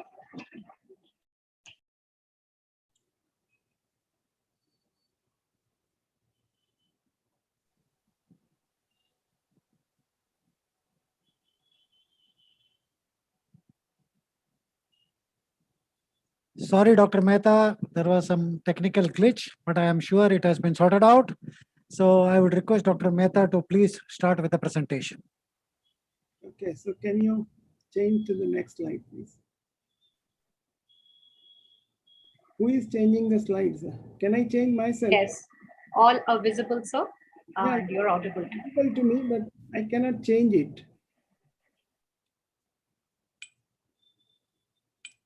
Yes, Mr. Mehta, I'll be changing the slides for you, so you can let me know which slide number you want me to go. Okay, I just discussed 3 or 4 slides. So if you can go just, I will tell them in brief. Can you go to the next slide, please? And we can, okay, I talked about the new headlines in 2025, where robots and artificial intelligence will be the key factor in the life. The robots may be used as waiters, it can be used as nanny, it can be used as companionship, as a household cleaner. And the most important thing will be the sensory devices that will come for the health data. It can be for inpatient, it can be for outpatient, pharmacy, or enrollment. Typical data stored is body temperature, pulse rate, blood pressure, sugar level, previous healthcare problems, any operations done, regular medicines taken and emergency medicines taken. That kind of data can also be available. So this is what I started with, just to give an introduction, and then I moved on to the next slide, please. And moved on to the 7 pillars of the digital assets. And I talked about these 7: collaboration, community, content, creativity, communications, connections, and commerce. I also define what is asset so that people who have not got a real definition. Now I'm going to detail each pillar of this digital asset for the knowledge of those who are not aware of it. It is very simple, and I have also learned these techniques after attending various conferences and putting them in practice. So these are the 7 pillars, and you learn them by immersing yourself into the digital technology. Then you can elevate and grow. So can you go to the next slide, please? Next slide, yeah. There are mice going around. I talked about this. There are people who say that I am 40 or 50 or 60 years old and I cannot change. In reality, the man's brain works maximum during the period of 60 to 70 years. And then next is 50 to 60. So just telling that I have become enough old to learn more is not correct. Similarly, there are people who say that my profession is 2 generation or 3 generation old. But that is also a myth. There are new generations coming up with a lot of new ideas and technology. And then I talked about, we need to talk about the essential skills that require in digital age. So can you move to the next slide, please? And we talked about the reality. I talked about the earth is millions of years old. And I also talked about every country is talking about bringing back manufacturing to their own country. And world has changed 360 degrees, 360 days in 360 days of COVID-19. So let us learn from global, go local, and make the things digital and workable. Next slide. I was on this slide when I was stopped. So I will now present in a regular. If your company is not keeping up with the rate of change, you are falling behind. And let us see some examples from the real world. The first one is the Eastman Kodak, a camera and film company, disappeared after digital photography came into existence. The another one is Polaroid Corporation, which came after Kodak, and it was very famous for instant photography. And that also became bankrupt after digital revolution took place. The another example is a Pppa, which was a smartwatch company. It has so many features which were really very good, but they could not keep up with the touchscreen technology, which was introduced by Apple and Fitbit, etc. And that is how Pppa also went out of the business. The next example is from the video renting company Blockbuster. This company in USA filed bankruptcy after digital media introduction. They could not sustain because they could not change these videotapes and all into the digital. The next company I want to talk about is Borders. Borders is a bookstore business, and it went down when e-reading devices like smartphones, Kindle, iPad that came into the market, and they could not cope up with them. They could not make anything in digital.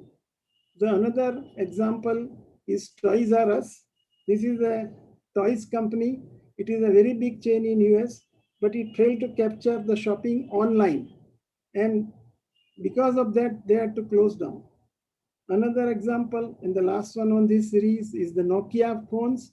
You know that Nokia had minimum innovation, and they failed in the market when Samsung and Apple introduced more sophisticated technology into the market. So if you cannot keep up with the rate of change, one day you are going to fall behind or you are going to die.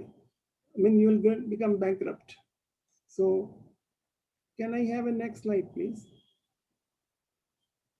Let's talk about the top 10 billionaires, which are all digital, and they are the first generation.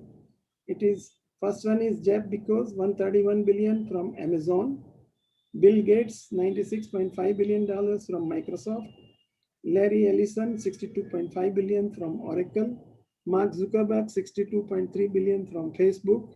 Larry Page and Sergey Brin from Google with $50.8 and $49.8 billion. Steve Ballmer, 41.2 Microsoft.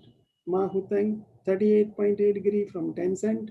Jack Ma, $37.3 billion from Alibaba. And Michael Dell from $34.3 billion from Dell. So these are all first generation entrepreneurs, and they have become the digital billionaires.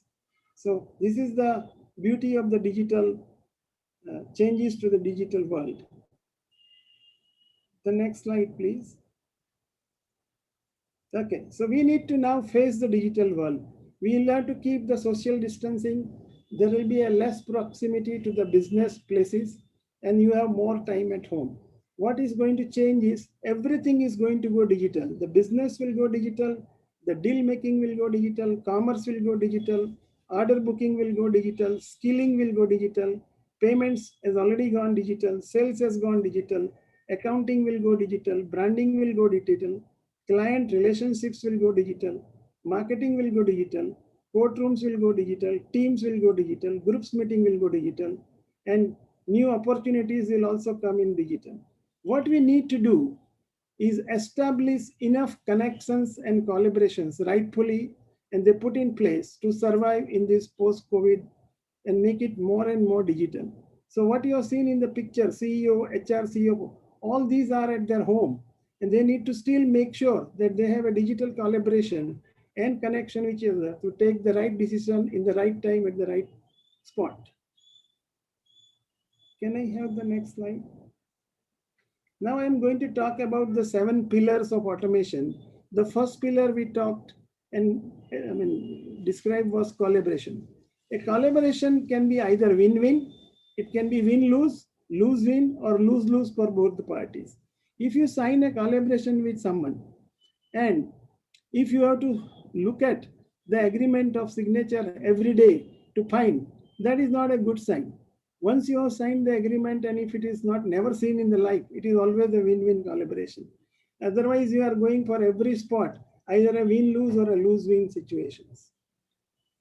Can I go to next slide? So essentials for good collaboration is a trust. It always starts with the trust on each other and the role clarity. Role clarity is always defined as a racematrix. Racematrix is R is for responsible. So you need to know who is responsible to create it, who is accountable to create it, who is consulted, and who is to be informed. So if this racematrix is very clear, then the collaboration will be simple, clear, and it can be win-win. Now you also need to define when do we have the digital meetings, contract, co-branding, and what kind of agreement. The details of the agreement has to be very, very clear. And then the follow-up on the collaboration is also required. So next slide. Levels of collaboration can be, it starts with a very simple conversation on a basic telephony. It can be a consultants on basic teleconference, so you can get the idea from the other person. It can be a common operational picture. It is given to a number of people and they can take a decision. Or it can be a shared situation awareness, where data is shared with the correct people and then they come up with the solution and then you implement them. Or it can be a distributed decision making, which is much higher level of collaboration, where multi-site sharing and collaboration occurs, and you can use the handhelds and collaborators to reply from anywhere in the world. And the last is immersive collaboration, where even you can do the speech and facial recognition, gesture controls, and telepresence of every person, so that you can tell them exactly in time. And this is the highest level of collaboration that you can see in the industry. Next slide, please, a live example. Next slide is a live example of collaboration in action. You can get the data from video, data, or applications from field operators, panel officers, and then you can transfer that data to the war room or a briefing room, and they can give you the right answers to implement. So you collect the data from various screens, then you overview and interact with the right people, and then you distribute the answers, and you can do the shared situation awareness, and then the right person can take the action, and any mishap or calamity can be avoided. This is the highest level of collaboration you can achieve using the shared data. Next slide, please. So there are problems in collaboration also. There are many problems. The first problem that we have always found is the subject matter experts. When you are doing collaboration, many people might think that I know everything, but that is not so. Similarly, too much of time spent on email or correspondence always kills the collaboration. Then duplication of content, then alignment of organization with the content, hard to find information, making work more efficient, and improving employee engagement also makes the collaboration more difficult. Next. So there is a difference in the consumer web and the enterprise. My previous speaker also talked about this, that in a consumer web, you can deploy new tools and behaviors, transparency, It is easy to use innovation. It is easy to find, connect, share, create, and consume. Evolving, bold, engage, and collaborative. Whereas on the enterprise, we are always trapped in legacy systems, old way of working. It may not be efficient, and then the things happens not with easy to find, but it's command and control, hard to navigate, not adapting, scared, disengaged, and siloed. So the correspondence in many of these areas is siloed, and it is not an open correspondence. This is not good for a good collaboration between the two parties. So having talked about collaboration, let us go to the next one. Next, content. Now let us see the content. Content in the digital world is very important. You can see some of these contents. यात्रीगण कृपया ध्यान दें, सबकी खरीदारी में ही समझदारी है, बात करने से ही बात बनती है, इसको लगा डाला तो लाइव जिंगा डाला, मिले सुर मेरा तुम्हारा, मुस्कुराएगा India. Next. So we always think that, next slide please, we always think that the content is king. Next slide please. We always love the content, and we can always get connected by the content. When the content is good, it touches our heart and we are inspired to buy it, or we are inspired to make a decision to buy it.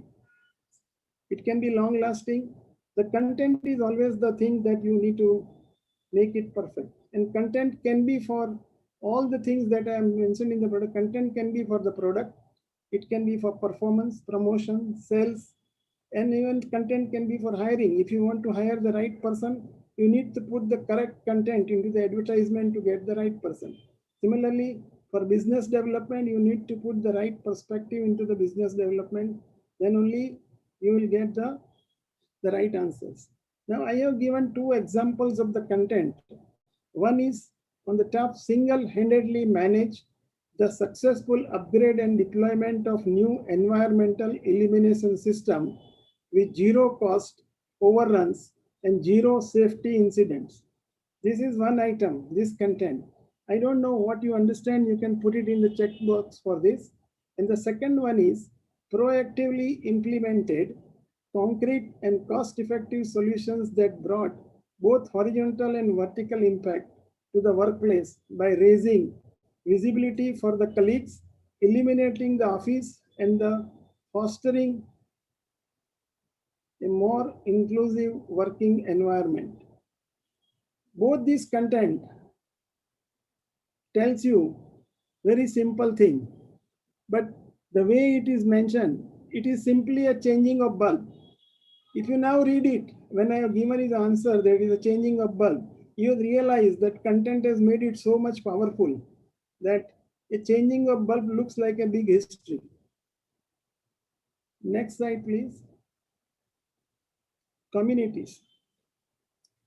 So leaders in politics like Narendra Modi or Mr. Putin or Joe Biden, Xi Jinping, Boris Johnson, Angela Merkel, or let us say Dharma gurus like Baba Ramdev, Sadhguru, Ravi Shankar, Sri Sri Ravi Shankar, BK Shivani, business tycoons like Mr. Mukesh Ambani, Anand Mahindra, Ajim Premji, Ratan Tata, or Kumar Mangalam Birla, film stars like Amitabh Bachchan, Shahrukh Khan, Rajnikant, Akshay Kumar, celebrity chefs like Sanjeev Kapoor, Ranveer Brar, Harpal Singh Sokhi, Tarla Dalal, cricketers like Sunil Gavaskar, Sachin Tendulkar, Mahendra Singh Dhoni, Virat Kohli, or Rohit Sharma, they all follow.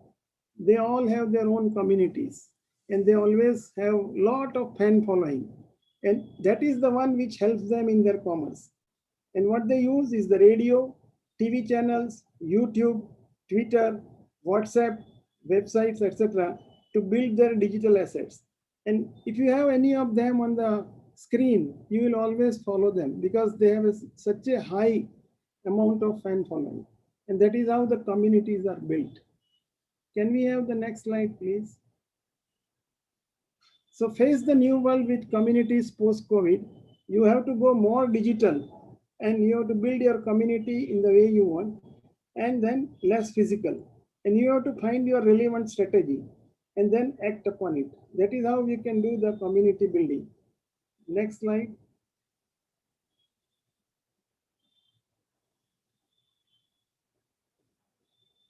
Next slide. How we make our community? It can be done by one-to-one meeting, a public gathering, a private conference, friend to friend, business networking. It can be Microsoft meeting, Google meeting, Zoom. It can be Facebook, LinkedIn, Twitter, Meetup. It can be school, college, business school, alumni, emailing and texting. So we can make communities and it will work for you if you have a proper communication in that community. ISA is also one of the community. We need to nurture it. It has to be creative and then it has to be done consistently. Then the community will survive and it will grow like anything. Let's look at next slide, please. Let's take an example of community. If you are given the balls and then you want to look, it can be an approach like a child. You can approach it like a business. You can approach it like an entrepreneurial, or you can approach it like a focus and pro as we do it in the games. And then what you need to do, you need to learn. You need to learn how to handle it. You need to learn how to play it well. You need to handle it, how to win trust. And you need to do how to win-win business. Next slide, please. Now I'm going to show you some of the communities that were built in last 10 years. And these are some of the largest communities that you can think of. The first one is WeWork, which has 5,000 employees in 280 locations, spread over 86 cities in 32 countries. The next one is Swiggy, has a presence in over 500 cities and towns and 140,000 restaurants on its platform and 2.1 lakh active delivery partners, eyeing 100 million users entered into Kirana Pan Bidi delivery. So this is the second community. Let's look at our own community of Jio, which has a network of 404 million subscribers. This data is quietly old. It has now moved little higher than this. Then the Amazon Prime Video has 26 million subscribers in the US at the end of 17. And this number has now reached to 40 million. Facebook has a 2.5 billion monthly active users as of fourth quarter of 2019. And the last one is Facebook's WhatsApp messaging service has 2 billion users worldwide. And you see how it progresses. Let's go to next slide. That Facebook announces investing 5.7 billion in Reliance Jio platform to secure 9.9% stake of the Indian firm. So now what has happened, these two combined, two companies will explore way to collaborate and then they will provide us the services next to our doorstep for anything that you want. And you will have 404 million Jio subscribers ensuring hygiene and safety of the staff, fair prices, round-the-clock operational warehouses, and the daily supplies to the store. Customers can talk to the store guy which is nearest to you. This is how the platforms are merged and you get much better output from the combined community.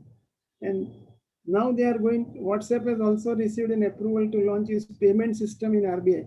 So what's going to happen, you will be able to place your calls on WhatsApp as well. Next slide. So you have seen the power of community. And communities can be in many areas. It can be a solopreneur. Now solopreneur like a cab driver or an auto driver also has his own community. In my area, there are cab drivers who know about 50 people who always travel to airport on Monday or Tuesday morning and come back on Saturday, Friday, Saturday. They have their contacts, they keep in touch with them, they have their own community to survive and they don't need to depend on somebody else. So even a small cab driver can also become a solopreneur and he can have his own community. A community can be for the group, which can be a musical group, it can be a professional group like ISA or IC. Similarly, a community for a business and a multinational company will have a large community. So you have a very large power if you have got a big community. Can we go to the next slide, please? Let us see the community power here. In that 7.75 billion population, the urbanization was 55%. Then The unique mobile phone users were 5.9 billion, which is 67%. Internet users were 4.54 billion, which is 59%. And the active social media users were 3.8 billion, which is a penetration of 49%. This is the data published in the beginning of 2020 by Hootsuite. And the next slide also gives you more information. Next slide, please. Using the internet, on an average spend is on internet, people spend 6 hours and 43 minutes. On a social media, 2 hours and 24 minutes. Watching television, 3 hours and 18 minutes. Listening to music, 1 hour and 26 minutes. Using games console, 1 hour and 10 minutes.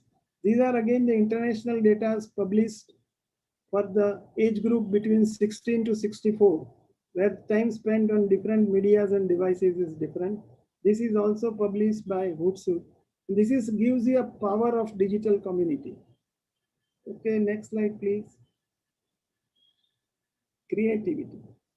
The next pillar is the creativity. And you might have heard the name of Guy Kawasaki.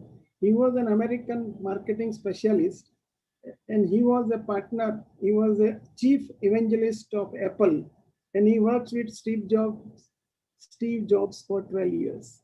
Then he formed the company called Canva, and his TEDx lectures are very, very creative. He has written many books. I have mentioned some of them in this presentation, and he was considered as one of the highly creative, and his website, canva.com, is very, very popular in creating the new way of presentations. Next slide, please. Going further on creativity. One of the examples of creativity is the maskonomics. Mask. You see the mask of the people who use the common mask. And you see the Louis Vuitton has come up with the class mask. So even if a creativity can change the cost of the item from a few rupees to few hundreds of rupees. So this is the way you have creativity, and you can have a name attached to it, which gives you the higher digital returns. Next slide, please. Creativity, why we like? Because the nature is creative. Creativity, why we like, is the mind is creative. And you can do, if you have creativity in your packaging, your business, in product and brand, you can earn more. So creativity, you have to use digital media, and creativity is all around. That is how we like creativity. And can you go to next slide? Now let's see the creativity on visiting card. The normal visiting card used to have name, address, and telephone number. But on a digital business card, what will you like to see? You would like to see your LinkedIn contact, your Twitter contact, your Facebook contact, your company website contact. Then you can put a QR code for your product and service. So even a visiting card tell you what you can sell, whether it's how many products, which service. And then your visiting card can also have your Insta or YouTube account if you have one. So even a small thing like visiting card with creativity can become a much acceptable one in the digital world. Let me give you another example. Can you go to the next slide, please? Your logo makes your identity. You need to position your brand or service with a logo. It should be wearable, it should be simple, and it should be relatable. If you see a logo, you should be able to remember those companies. You will see many companies. I just put one, but where by just seeing a logo of Apple, you will know that this is the Apple company's logo. And it has so many things that has come out, so that you have wearables with that, and people will always like it. Let's go to the next slide, please. Communication. Now, the next pillar is communication. And communication in digital age happens with tweet, Facebook, LinkedIn, Insta or website, blog, WhatsApp, e-commerce platforms, email or text, YouTube, podcasting, broadcasting, newsletter. And there are three pillars of communication. In a communication, you must have a proper content. Your design of communication, the path should be correct, and you need to have a correct distribution channels. Then only your communication will be successful. The next slide, please. Connections. Now, in a digital world, everything is digital. So your digital meetings, digital webinars, like the one we are doing now, the digital workshops, digital marketing, digital communities, digital platforms, digital conferences, digital networks, digital groups, digital annually level. So you can make connections by doing anything of this in a digital world. Can you go to next slide, please? I have got many. Next, how we make connections. So we can make connections by one-to-one meeting, by public gathering, calling one-to-many, then private conferences. It can be friend-to-friend, then business networking groups between Facebook, LinkedIn, Twitter, Meetup, Microsoft Meetings, Google Meet, Zoom, then school, college, or business school alumni. Then you can make connections with emailing, texting, and calling. Main thing is once you make the connection, you have to keep communicating with them with the creativity, and you need to convert that into a commerce. Then you can make more out of a digital world. Can we go to the next one? So when you make connections, if you take an example of a plant, you need to water it, you need to fertilizer it, you need to give a sunlight, you need to cultivate it, then only you will get fruits. Similarly, when you do the connections, you need to keep in touch with them on a regular basis. You need to create the creative ideas. You need to have meetings on a regular basis on a digital platform. Then only your connections will remain alive. Otherwise, eventually your connections become less and less and it may die. Next slide. There are 7 ways to grow your connections. You need to, for making connection, first you need to establish yourself, your personal brand, and you need to define yourself. Then only you can connect with the others proactively. Then participate at a pace that works for you. Then you need to know to retain the connections. What is the trouble spot of the other company or other party? And then if you keep on improving your connections, there are people who have thousands of connections on LinkedIn, but they may not be talking to even 10. Then those connections remains idle. Nothing happens to them. And it is just for making connections. You need to keep connections which are active. If you have so many non-active connections, if you remove them, you will become more fruitful and you will be more productive. Next one. The next pillar is the communication. How you connect with your client or your customer or in the meeting with the participants. What they perceive about your brand, services, or goods, and what makes you buy any goods or service or accept any offer made by others. This is what you need to know on the communications. Can you go to next one? So communications can be more effective with your digital impression and the selection of the right platform. Sometimes you select a platform and it cannot communicate properly to more number of people or effectively in the right language with the right tone. It can be a failure. Communications should be simple, short, and crisp. You may have to look at the KISS principle, which is keep it simple, stupid. And over communication on anything is always killing. If a thing is too long, or if a seminar is too long, the last part of the seminar is always not going to be fruitful. And uniformity in communication is very, very important. Can I have the next slide? Commerce. The last pillar of the 7 pillars is the commerce. Use of internet and web to transact the business. You have to have a digitally enabled transactions between organization and organization or organization and an individual. Now, what happens with the digital commerce? That there is no information asymmetry. Everybody gets the same information. There is no search cost. There is no transaction cost. There is no menu cost. There is no inventory cost because you can supply from anywhere. Today, if you go to a store which is digitally enabled and you ask him if he doesn't have that product in stock, he will find out in the next chain of his who has got the stock, and you will be able to supply that item from that store directly to your home. So in a digital world, it is not necessary to have everything at every store. You can supply from the nearest place. And then the advantages of the digital concept of commerce is there is no price discrimination. You can have one price and cost, and that is transparent to everybody. You can have dynamic pricing. Now, if you see the pricing on the petrol pumps or in the certain countries, the price of fuel changes every hour. How it is possible? They do it because they have the digital commerce and they transmit these prices on every of their outlets at the same time.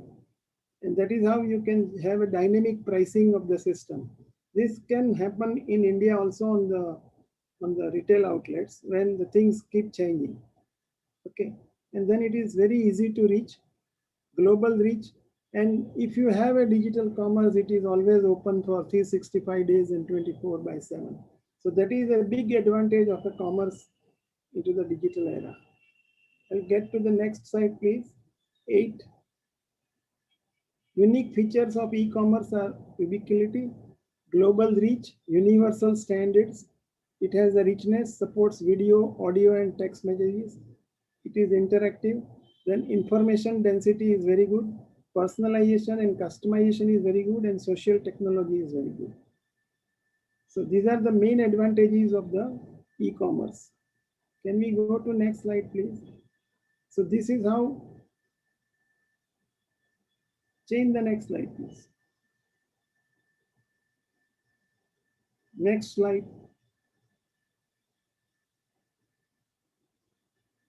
Okay, so I describe all the 7 pillars, and the assets can be either a digital assets or an intellectual assets. Always the assets cannot be measured in one term, but you can also have assets like person assets, fashion assets. You have a personal assets, financial assets, or business assets. So creating all these digital assets, you require these 7 pillars of digital asset creation. So this brings to the end of my 7 pillars creation of the digital assets. And I am going to take you through one more slide, which talks about something after pandemic in 2019. So can you go to the last slide, please? One more slide, please. So let us look at the ways in which pandemic will change the way we work. So working in office is going to become a status symbol. Normally, it will be work from home as a normal. Now, most of the meetings could be replaced by email or IM. It could be the end of business travel as of now. You will not be traveling too much, mainly for the business. Now, office building, which are very elaborate, may become an elaborate conference room, or most of these people will try to reduce the physical assets. In Europe, many of the engineering companies have already sold off 2 buildings out of the 3 and retain only one, which can be mainly used for some kind of a conference if required.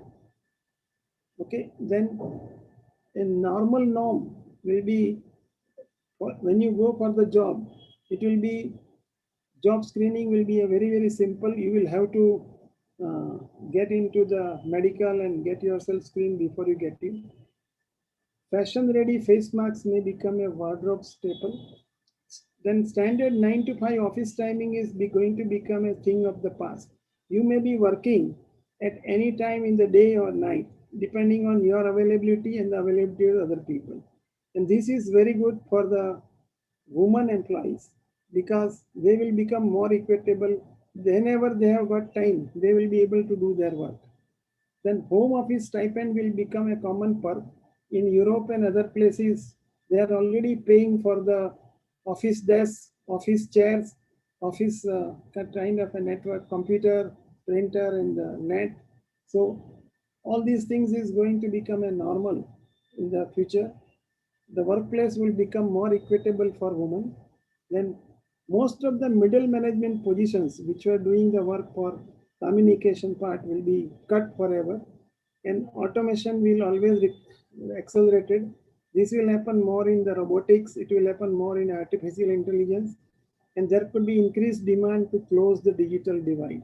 Means the places where you do not have the internet, the places where you do not have the Wi-Fi will go on reducing very fast because of a very high demand created by work from home and other things as a normal.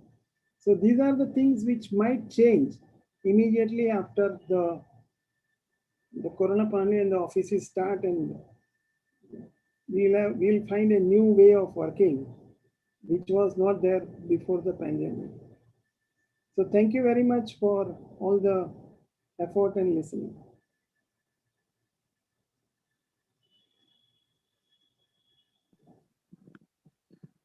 Thank you very much, Dr. Mehta, sir. I hope I'm audible. Yes, you are. Yeah. Thank you very much for taking through step by step on the 7 pillars of the present status. I mean, in fact, this has really opened the door for digitalization post-COVID era in all the directions, because you have taken us through each and every 7 pillars for asset creation on the digitalization in such a way such that I don't think there is anything which is missing the link will add any further thing. I have got only one question to ask on this complete thing. How do you look at the present Bitcoin, or how do you think that this Bitcoin is going to get engaged with these 7 pillars? Yeah, as I said, the cryptocurrencies, not only Bitcoin. Yeah, the cryptocurrencies. Yeah, it can become a normal standard in a couple of years to come. Only thing, it all depends, as the hindrance is the government. So if most of the government agree to it, it may become a very normal standard as cryptocurrency on mobile transactions, because they are much more secured compared to the current payment system that we use on the mobiles and other things. So we do see that it is going to be improving. Because one more thing which is coming into picture is the NFT. Yes. The NFT is also gaining a lot of grounds. Yeah, so there will be more things coming up. You may have other currencies also. Maybe in future you will have other money like Geo money can also come up. So you don't know. Correct. Okay. Because as such, fine. There may be many countries. Every country might have its own cryptocurrency. Correct. Because as it is, we have got Amazon currency, Swiggy currency. Everybody has got their own currency or their own bank, so as to say. Yeah, so this will continuously evolve, and it will become more and more secure when the days to come. Thank you very much, Dr. Mehta. I don't think there is any question which I have received on the chat box. So with this, I would request Serene to take over. Thank you, Dr. Mehta. Thanks a lot. Thank you. Thank you. That was indeed a wonderful session. Thank you very much, Dr. Mehta, and thank you very much, Raman sir. It was absolutely a pleasure to have you, gentlemen, in the session. It was absolutely insightful. We had a lot of information, and I'm sure the industry professionals also could acquire a lot of knowledge from this presentation. Moving on to our next session, but before that, for all the delegates, if you have any questions or queries, I would request all the delegates to put your queries in the chat box only. And apart from that, for ISA membership, if you go to the lobby section, there is a join us link. So I would request everyone to just on the right side of your screen. Basically, on the screen, it will be left side, but it will be on your right side. So I would request everyone to just click on the link for the joining as a member for ISA. And of course, for all the delegates, there is a quiz box. And to win the exciting prizes, all you have to do is submit your answers in the quiz box. See, I mean, if I really have to ask you any question, I would probably ask you what we need to break before eating. but these questions are going to be different. What you're going to be like, putting your answers in the quiz box. So I would request you to go to the lobby and put all the answers to the quiz box that you have. And you're absolutely going to be eligible for the exciting prizes. Now, ladies and gentlemen, moving on to our next session. In the next session, it is the topic that we're going to be covering is VEG's advancement in 80 gigahertz radar technology. And the moderator I would like to invite for all of you. He's none other than Professor Dattatreya Sawant. He is the Assistant Professor, Mukesh Patel School of Technology Management and Engineering, NMIMS University, pursuing his PhD in Electronics and Telecommunication Engineering from Sardar Patel Institute of Technology, Andheri. 13 years of experience. Area of specialization is Internet of Things, embedded control systems, robotics, automation, DSP. Board of Studies member, of course, Electronics and Telecommunication Engineering Departments, Sardar Patel Institute of Technology, Andheri. Ladies and gentlemen, and of course, an active member of IETE, IEEE, ISTE, IEL. Recourse person for IIoT, embedded system, robotics, industrial automation, control system, LabVIEW, MATLAB, then NS3, LaTeX, etc. Presented 12 papers in national and international conferences, and of course, many more. Received various awards, Yuva, to name a few, Yuva Gaurav Award 2015 from Mumbai Mayor at Mumbai, Best Performance Award in the year 2015 from ISTE Delhi at Raipur. And I'm sure, the list is very, very long. So I'll just stop it here. But, you will know this fine, energetic gentleman the moment he comes on the screen. He takes that positive vibe and gives us through that positive vibe, takes us through that positive vibe. So, ladies and gentlemen, none other than Professor Dattatreya Sawant. I would like to request him to join the session to continue with the topic. Thank you so much. Thanks a lot, Mr. Rim, for introducing me. Good afternoon, everyone. I'm sure that I'm audible to everyone. Yes. Thank you. First, I would like to welcome Mr. Manas Fadnis at Pppa 2021 Virtual Symposium organized by ISA Maharashtra section. It's my pleasure and privilege to introduce our speaker, Mr. Manas Fadnis. He is an international and national key account manager at Vega India Level and Pressure Measurement Private Limited. Mr. Fadnis is an instrumentation engineer having diverse work experience of more than 17 years with leading MNCs in the field of instrumentation and having domain experience of sales and marketing. As a sound professional with apt technical knowledge and logical thinking, he rose through ranks in Vega India. Now he has been instrumental in nurturing and developing international and national key accounts. He has been able to bring in customer loyalty with his technical knowledge, communication, interpersonal skills. He is also an SME when it comes to difficult level and pressure measurement technologies for simple to complex application across various industries. He has already conducted 50 plus online training sessions, cumulatively addressing 1,500 plus participants from industries like food, pharmaceutical, water, wastewater treatment, oil and gas, and chemical. With its sound business knowledge, organization skill, and problem-solving ability, is a force behind developing Vega India's customer-focused approach in line with Vega's global values. Now I would like to call Mr. Fadnis on screen. Today's topic for his presentation is Vega's advancement in 80 gigahertz radar technology. I request Mr. Fadnis to please share your presentation. Thank you. That was quite an introduction, Dattatreya. Many thanks for that. With the hope that I'm audible right now, I would Yes, like to yes, start yes. my session. Thank you. Thank you, Dattatreya. So Vega's advancements in 80 gigahertz technology, radar technology for liquids and solids level measurement is the topic.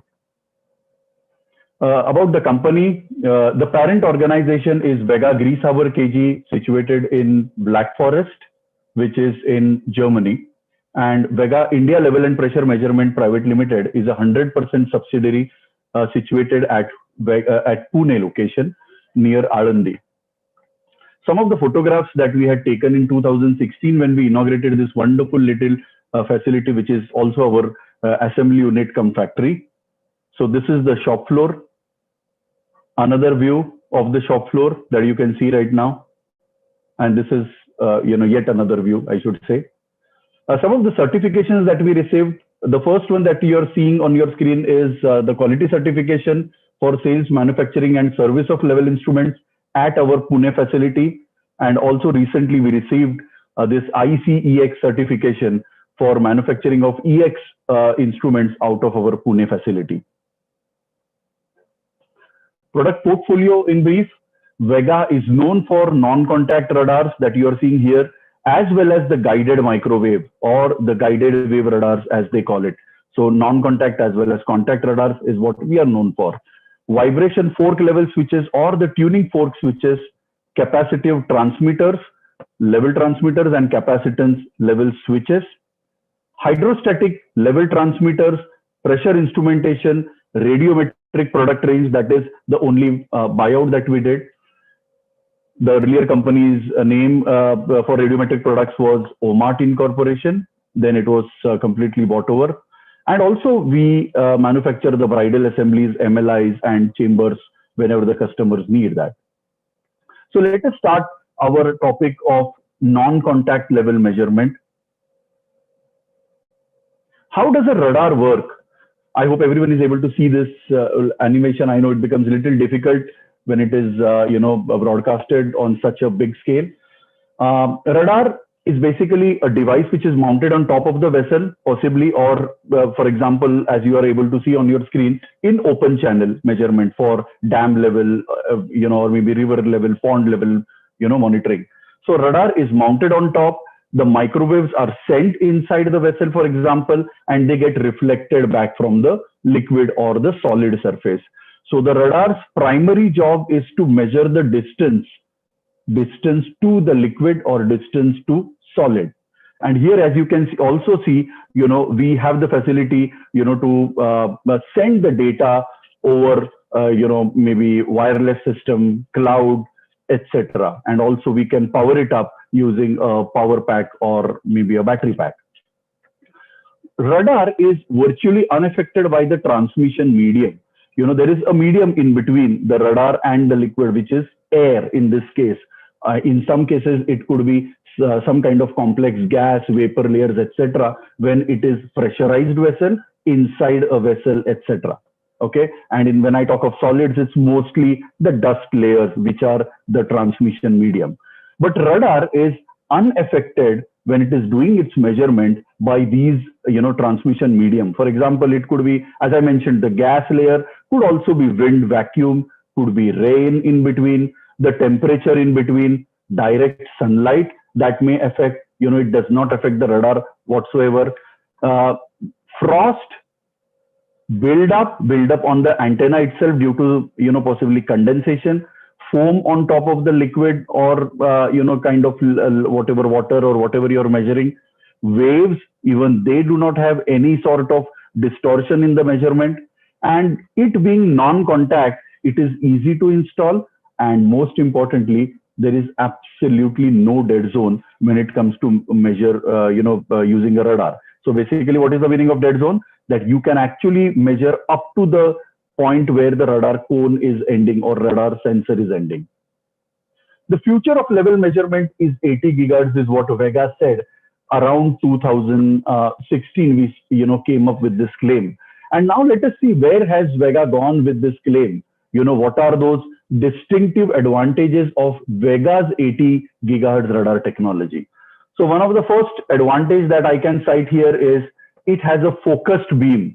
So basically, we generally show this as an example where we remove a ring and say that microwave is able to penetrate this ring as well, the ring that we wear in our hand, right?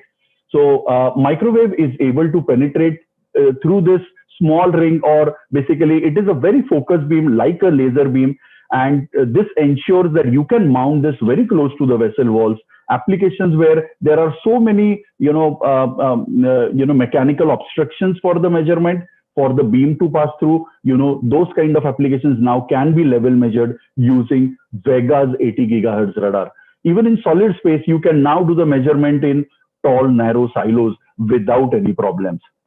The second biggest advantage that Vega's 80 gigahertz radar gives you is there is no bigger horn, like it used to be a big horn size to ensure that you get a focus beam of around 10 or 12 degrees in the past.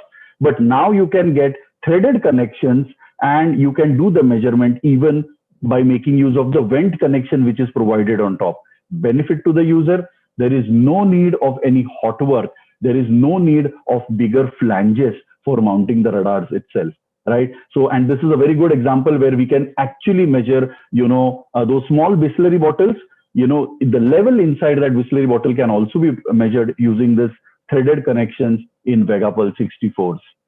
Another advantage is now we can do the measurement with longer nozzles. In the past, I think 200, 250 was the nozzle standout. Nozzle standout is anything that comes above the vessel.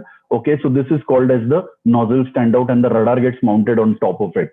Okay, so nozzles as long as 1.5 meters, no more problems for the measurement to happen. And also the radar can be mounted through a ball wall. Now, this is nothing new. In fact, if you ask me, ball walls have been installed. So this is basically for isolation purpose. And the benefit that this radar gives you is even with ball wall, there is no need of stilling pipe underneath. So two benefits that I can clearly point out here is no need of stilling pipe, does no hot work. And most importantly, there is no spool piece requirement on top of the ball wall because the radar is almost installed flush to the flange of the ball wall itself. Now I'm going to show you something that is more difficult, and yet it is easy for this kind of radar technology from Vega. And this is a double isolating ball wall installed here. And this is a photograph that we have taken recently in one of the sites that we commissioned our radars. In fact, we replaced one of our competitor radars, which was unfortunately not able to do justice. So here you can see there are a couple of new things here. Number one, there are double ball wall. This is a threaded radar installed with a screwed connection, screwed local flange.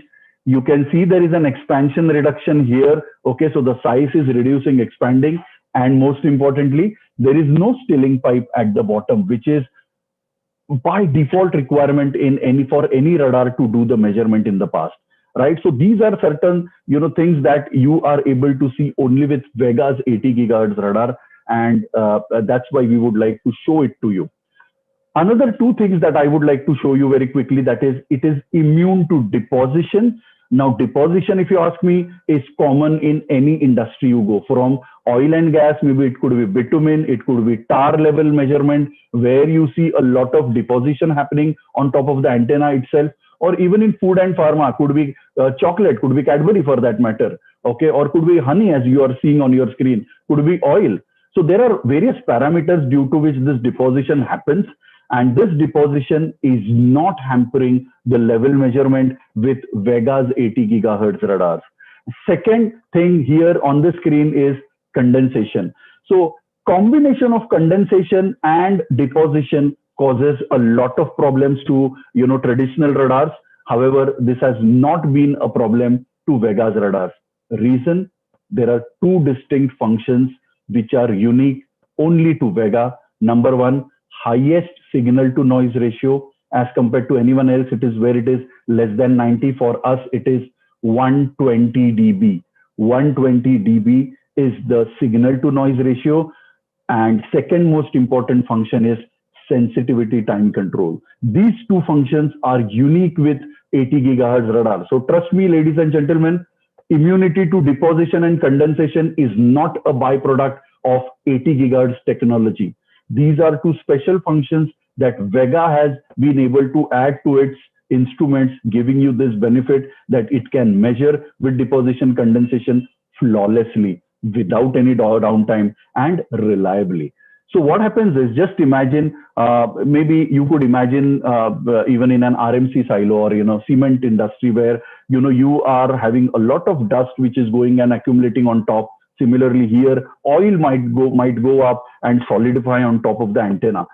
Almost 90 plus or maybe almost 100 dB would get blocked. The energy will not penetrate. But with Vega, because it is 120 dB, it is able to penetrate. Even that 20 dB is good enough to go penetrate, do the measurement, come back reliably.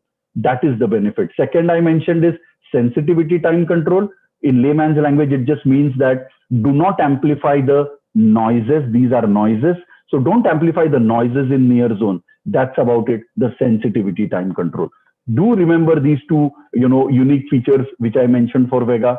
You never know, this could be part of the quiz questions from ISA. Okay.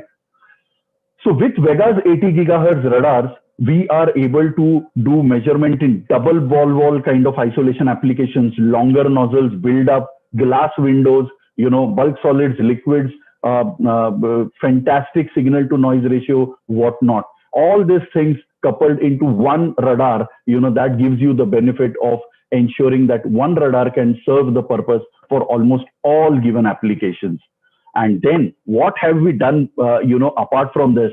Because as I mentioned, 2014, Vega was the first to launch 80 gigahertz radar in solids. 2016, first company to launch 80 gigahertz radar for liquids. But since then, have we done something? Yes, we have done a lot of advancements in 80 gigahertz radar technology, especially for the general industry applications. This is a term sometimes becomes difficult, to understand. So let me try to explain this to you a little differently. So as I mentioned, radar for, all sensors Vega has been supplying, for all industrial applications Vega has been supplying, and you can name the industry and Vega has its radar sensors in those industries, be it, primaries industries, water, wastewater, food, pharma, oil and gas, etc., etc. But we thought that, there is always a scope of giving that extra,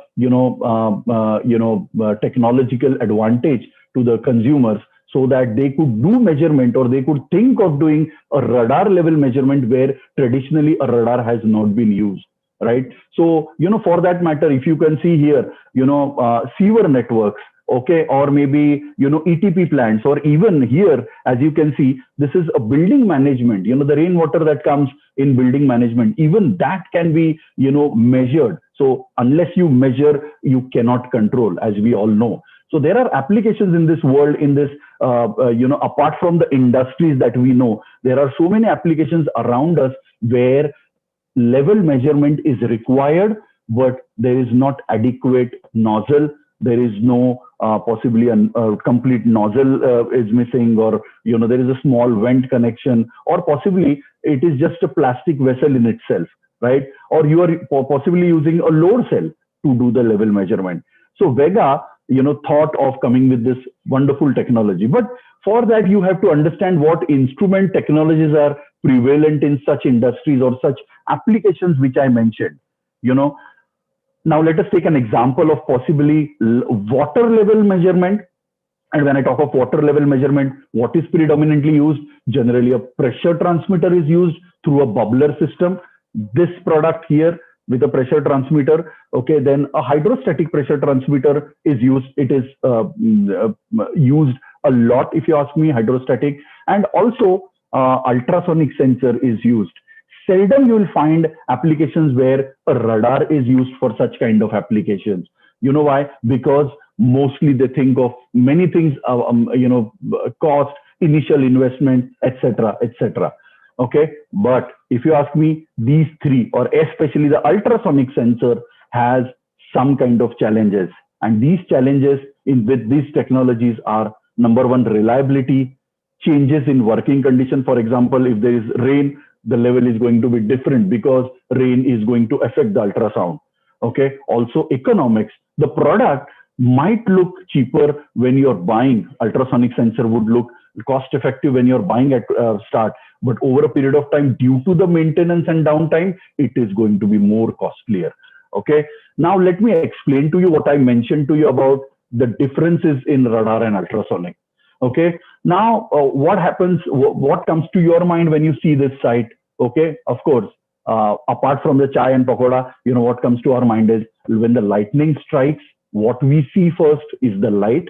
Okay. And the same lightning would also cause a thunder because of the lightning striking somewhere, right? But that thunder would be heard little later than the lightning would be seen, right? And what is the reason? The most important reason is these are having different running times. Light is traveling at 3 lakh kilometers per second, whereas the sound is traveling at 330 meters per second. Don't worry, don't make a note of it. This is not a quiz question. Okay, so 3 lakh kilometers per second versus 330 meters per second is the difference for the light and sound to travel in same air. Okay, so this is the difference. And for that matter, how does that matter to radar? Radar also has microwave, which travels at same 3 lakh kilometers per second. It is not late. Okay, so it travels at the same time. Let me explain this to you with the help of this small animation. Sound velocity, as I mentioned, in air, it is 330. Okay, but if there are presence of multiple different gases, okay, now these gases will cause the sound velocity to travel at different rates. Okay, now let me start this animation. I hope you're able to see it similar to what I'm going to see. Okay, so this sound velocity is now traveling. The sound is traveling in air very slowly, whereas if you see here in hydrogen, it was fastest 1280, and see sulfur hexafluoride, it is still traveling and it is reaching the origination point. Let me show this to you again. So this is how sound travels in different media: air, helium, hydrogen, oxygen, carbon dioxide, and sulfur hexafluoride. So this is what happens. So that's why you need something that travels fast. It should not happen that the measurement has happened and ultrasound has reacted little late. That is exactly what happens.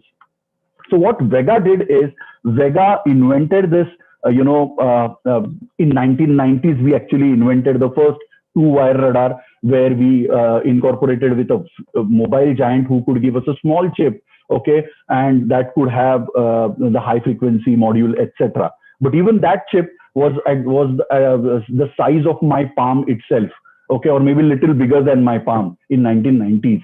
Okay, now into 2020, we launched this chip. Now this is a blown up view. Okay, ladies and gentlemen, this is little smaller than the nano SIM card that you see. So the word that comes to my mind is tiny. Like Mr. Demby, some time back said that electronics is inexpensive and more powerful. I would like to add one more point to it. We have made it tiny so that it is accessible to almost all the consumers of all the industries that you can think of. And that is what Vega brings you to the table. So by ensuring that, this SIM card size, or rather not the SIM card size, the chip card, the microchip the size has gone down, the functionality of the radar has increased by leaps and bounds. Now, because of this functionality, or because of this thing, we are able to give you economical versions of radar. Now, this is what we present to you, the compact versions of radars. These versions, for example, we call this as compact version, which then has to be connected with a cable. Then the cable version, which is an inbuilt cable version, which comes with the IP68 kind of certification. Okay, and also we launched some controllers so that you could also do some pump control with these radars connected together. So this is what we bring to the table, and also these are having Bluetooth functionality, because if I don't talk of digitization on this forum, it doesn't make sense, right? So it comes with Bluetooth. You do not go access the radar. You just fit it and operate it with a small, tool on your mobile. It is available on Android. It is available on even App Store. So even on Microsoft. So this is available, and this is known as Vega Tools app. You could just access it using Bluetooth functionality, like the same pairing codes and all which are given on the instrument itself, and access it. You could check the level, you could configure it, you could do all types of things with this radar. and most importantly, at the price of ultrasonic. That is the reason. Now, what we have done is we have currently handled, industrial applications, sewer networks, river monitoring. So considering these three industries, we initially launched these radars with, considering 4 to 20 mA heart, which is prevalent in most of the industries, Modbus output generally accessed in sewer kind of networks, and HDI12, which is more conversant in, river level monitoring. Now, some of the photographs that we have taken for these applications that we have done in India, river level monitoring, here we have done mostly in south of India. Then food industry, here we are measuring rice husk and raw glucose level. One of the most important points with this radar is the same radar is used for liquids and solids. Okay, unlike ultrasonic mentions that 10 meters for liquids and then 5 meters for, with the same model, 5 meters for solids. No. If I say 15 meters for whatever model, then it remains 15 meters for liquids and solids both. So that gives you the benefit of not keeping in mind what would be my change in measurement range when I use it for a different application. Have a look at this application in RMC. RMC is these, tall, narrow silos that you would normally see wherever the construction sites are going on alongside the roads. Okay, these carry those, cement, fly ash, etc. Okay, so what happens is this radar can be used for measuring the, chemical additive levels on the IBC container. These are plastic containers, so there is no need of making any nozzle. You could just place the radar on top of it. Radar will penetrate plastic and do the level measurement. Even in Power Generation Corporation in India, we have given these radars, a lot of radars. I can only show a couple of pictures. Okay. And these we have done from pond level to oil level and whatnot. Or you can see here it's the same radar doing all these jobs. Open channel flow measurement, which is kind of a common application. However, common when I say it was more to do with common using an ultrasonic. But this radar does not have any dead zone. This radar will not change its level unless the level actually changes, not because the ambient temperature or pressure changes. Now, this is one application which I mentioned some time back, rainwater overflow control in residential building that we are doing in Mumbai itself. Okay, this was done by one of our, senior sales guys in Mumbai. And because of this, this opens a completely new industry for us. And also, you could also think of applications where such kind of, small compact radars could be installed, giving you data wirelessly or maybe giving you data on 4 to 20 mA for that matter. So radar is not affected by pressure, vacuum, gas composition, steam, humidity, wind, fog, rain, etc., etc. And that's why we say radar is the better ultrasonic. So the time of ultrasonic is possibly in the past. It was a very good product in the past. However, like the West has changed its stance from changing from ultrasonic to radar for almost all applications. Considering the benefits which I showed, there are multiple benefits. We will possibly need 3-4 hours to discuss all the benefits with all the applications. So in a nutshell, all the 80 gigahertz radars of Vegapulse 64, it is a liquid radar in 80 gigahertz. You can use it for small connections, small vessels, low decay products, wherever you do not want to do any hot work, no stilling pipes, wherever there are ball walls or even, as I mentioned, multiple ball walls, wherever you require focus beam because of multiple, metallic obstructions inside, there are long nozzles. And also there is a lot of build up condensation in the application where a standard radar would struggle. There you go for Vegapulse 64. Similarly, its big brother, Vegapulse 69, which is 80 gigahertz radar for solid. You can use it for RMC silos, long, narrow silos, right? Focus beam, again, it's a part and parcel. It's almost 4 degrees for solids radar. Again, long nozzles is not a problem because the beam is going to miss everything. And also the STC function and everything that I mentioned. Vegapulse 69, the only solids radar in the world, which is also available in threaded connection, 1.5 inch threaded. Dusty environment is no more a problem. And also low decay products like plastics, HDP, etc. can now be level measured. Compact versions, these are ultrasonic replacements. Remember the tagline, radar is the better ultrasonic. These are economical for you, can be used for liquids and solids. Also remember what I told you, same range for liquids and for solids. Okay, the Bluetooth adjustment is an additional functionality which you can use for ensuring that you don't have to go and touch the radar physically and access it, right? You can do it remotely. And all the 80 gigahertz advantage, the high signal to noise ratio, STC function, and everything, focus beam, everything comes in this compact version. Along with that, it is unaffected by conditions, which is the biggest drawback of an ultrasonic. And this is no more an drawback, because this we are talking of a radar. Okay, so what next from Vega? Vega is coming up, more sensors for IoT, and we call it, this is a wonderful site. I like this slide. So we call it the Air series. Okay, so till next time when we meet, I would leave you with this wonderful little, flying experience, I should say, and where we would be talking about air in future. So look forward to, Vega's website for more on this Vega Pulse Air series. So with that, we come to the end of this session. Now, I would like to hand it over back to Dattatreya or Serene.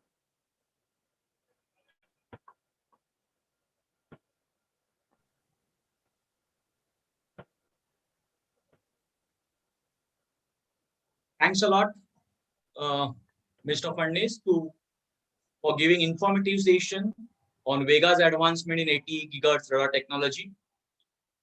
We have received questions from our delegates. Due to time constraint, I would like to ask a couple of questions here. First question, if device is installed or connected on a closed stand, how much pressure it can sustain while measuring the level? Okay, to quickly answer this question, we can go up to 400 bar. So basically there are, different variants with Vega. So there are some variants which can work only up to 2 bar, and there are some variants which can go up to 400 bar. So pressure and even temperature, similarly from 80 degrees, we can go almost up to, there are applications we have done up to 2000 degrees Celsius temperature. So these, depending on their application, we can select an appropriate model for such applications. Okay, thank you. Moving to the next question. Question from our delegate, the double wall installation, does the size of wall needed to same? That's a very good question. The size, the most important thing is it should be full bore. Okay, and that's why I always mention it should be, ball wall, and ideally it should be of the same size. So for example, if you're selecting a 2 inches radar, ensure that the entire construction remains of 2 inches. And then we do not require, as I mentioned, any kind of stealing pipe at the bottom. So yes, it has to be same size. The radar, the ball wall, and everything has to be same size. If it is not, we have still made our radars work. That is one of the most important things. Thank you. We are moving towards the last question for this session. What is the difference between single and double chamber housing, and which one is better? Okay, this question might require a little bit of time, but I'll just try to quickly explain.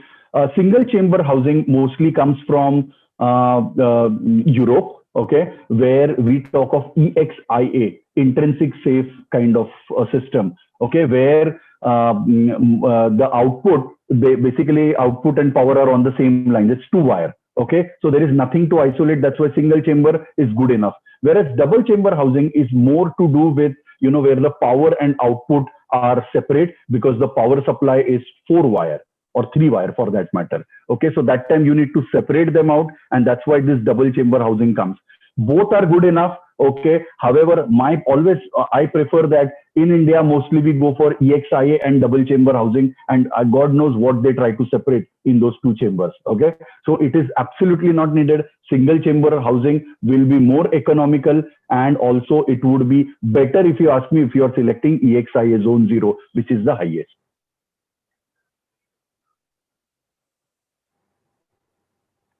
Thank you. Once again, on behalf of ISA Maharashtra section, I would like to thank you, Mr. Furness and Vega India Level and Pressure Measurement Private Limited for participating at Pppa 2021 and enlightening us on Vega's advancement in 80 gigahertz radar technology.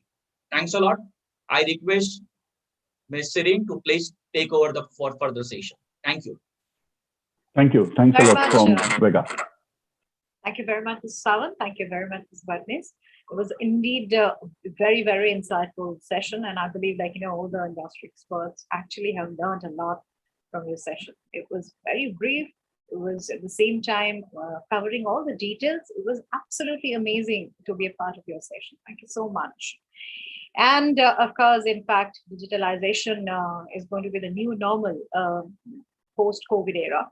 COVID actually has given us a lot of challenges, and of course, social distancing.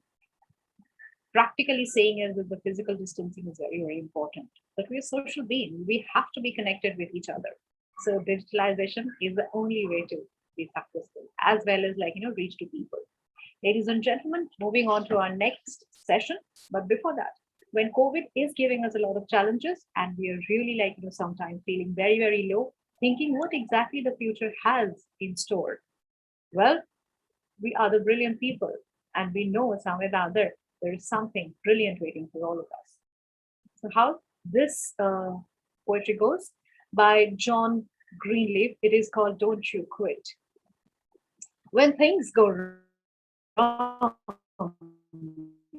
as they sometimes will, when the road you're trudging seems all uphill, when the funds are low and the debts are high, you want to smile, but you have to sigh. When care is pressing you down a bit, rest if you must, but don't you quit. Yes, I know this time actually has given us a lot of ups and downs, demotivation, depression, and absolutely uncertainty. But we are here. After the success of PPPA 2020, again, we are here doing the digitalization with you all fine people. We are here to say, no, we are not quitting. Rather, with you all fine people, we're just moving towards a better and a great future. And on that note, I would like to now invite the next moderator for our next session. The session will be on digital transformation in manufacturing. And I already have introduced Mr. V.P. Raman. But apart from being a member of ISA, he is also associated with various professional bodies like IEC, IED, etc. And he was the past district vice president for District 14 of ISA and is actively involved with ISA Maharashtra section for more than 20 years. Ladies and gentlemen, of course, it is my privilege to introduce once again none other than Mr. V.P. Raman. And I would request him to take over as a moderator for this particular session. Thank you so much.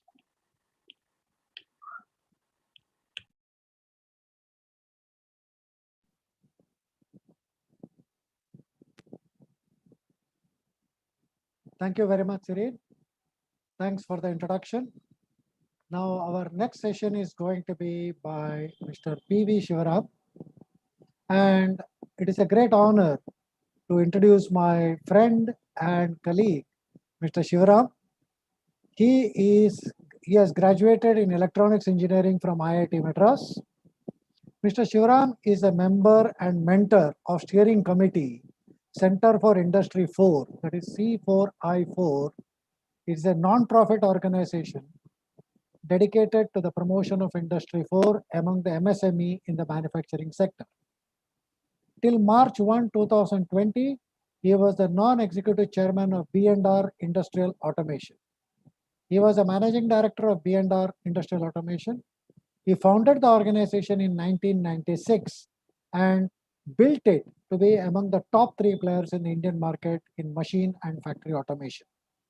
He is also the immediate past president of Automation Industries Association. His credential, after he graduated from IIT Madras in 1976, he began his career with BARC and shifted to a German multinational company in electrical engineering. He worked in various fields like power transmission and distribution, communication, and power plant automation. He has considerable experience in distributed systems, SCADA, DCS, and microcontroller application. He has worked on software for redundancy systems and managed large products, both in public sector and private field. He has over 40 years of work experience.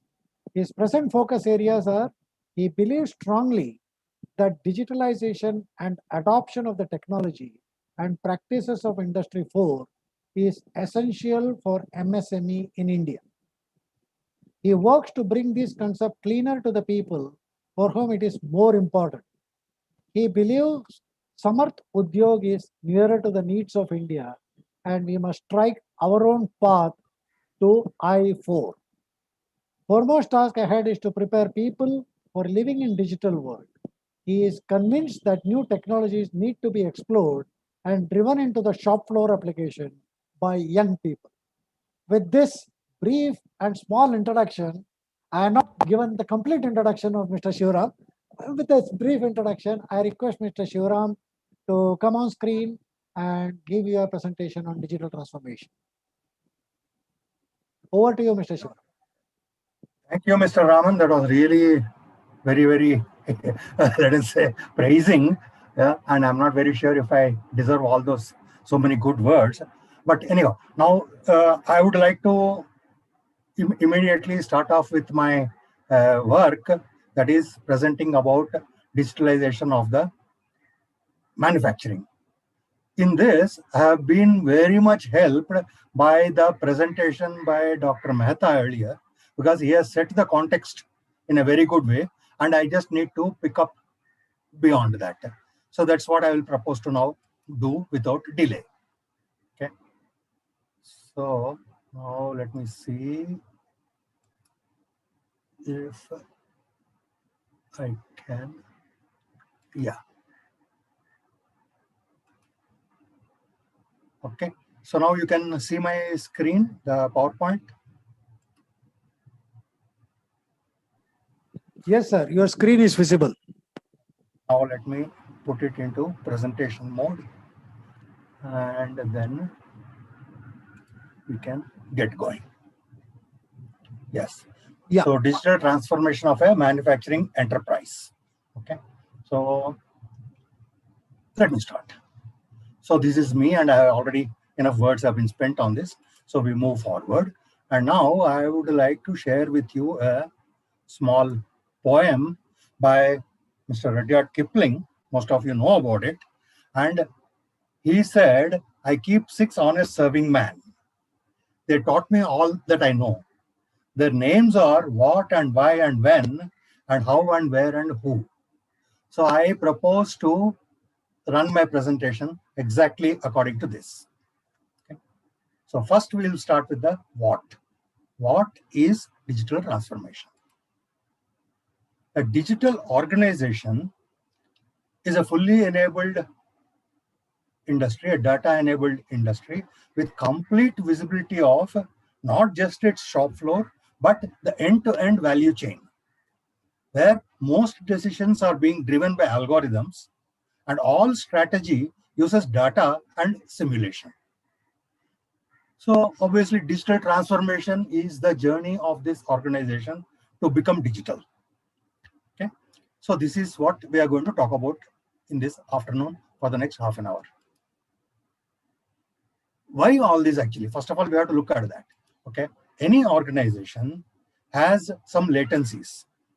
When an event occurs, the event insight latency, recognition of the event, there is a delay. Then there is a delay in aggregating the data.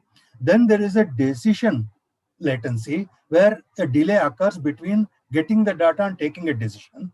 And further, there is one more delay between decision and actually the action taking place. Now, for an organization at various levels of digital maturity, at the beginning, if it's a manual, then the events are noted manually, and maybe we use some computer application to provide an insight. And then we derive some MIS reports or something like that, and decisions are taken. These decisions are passed on, and the action is once again manual.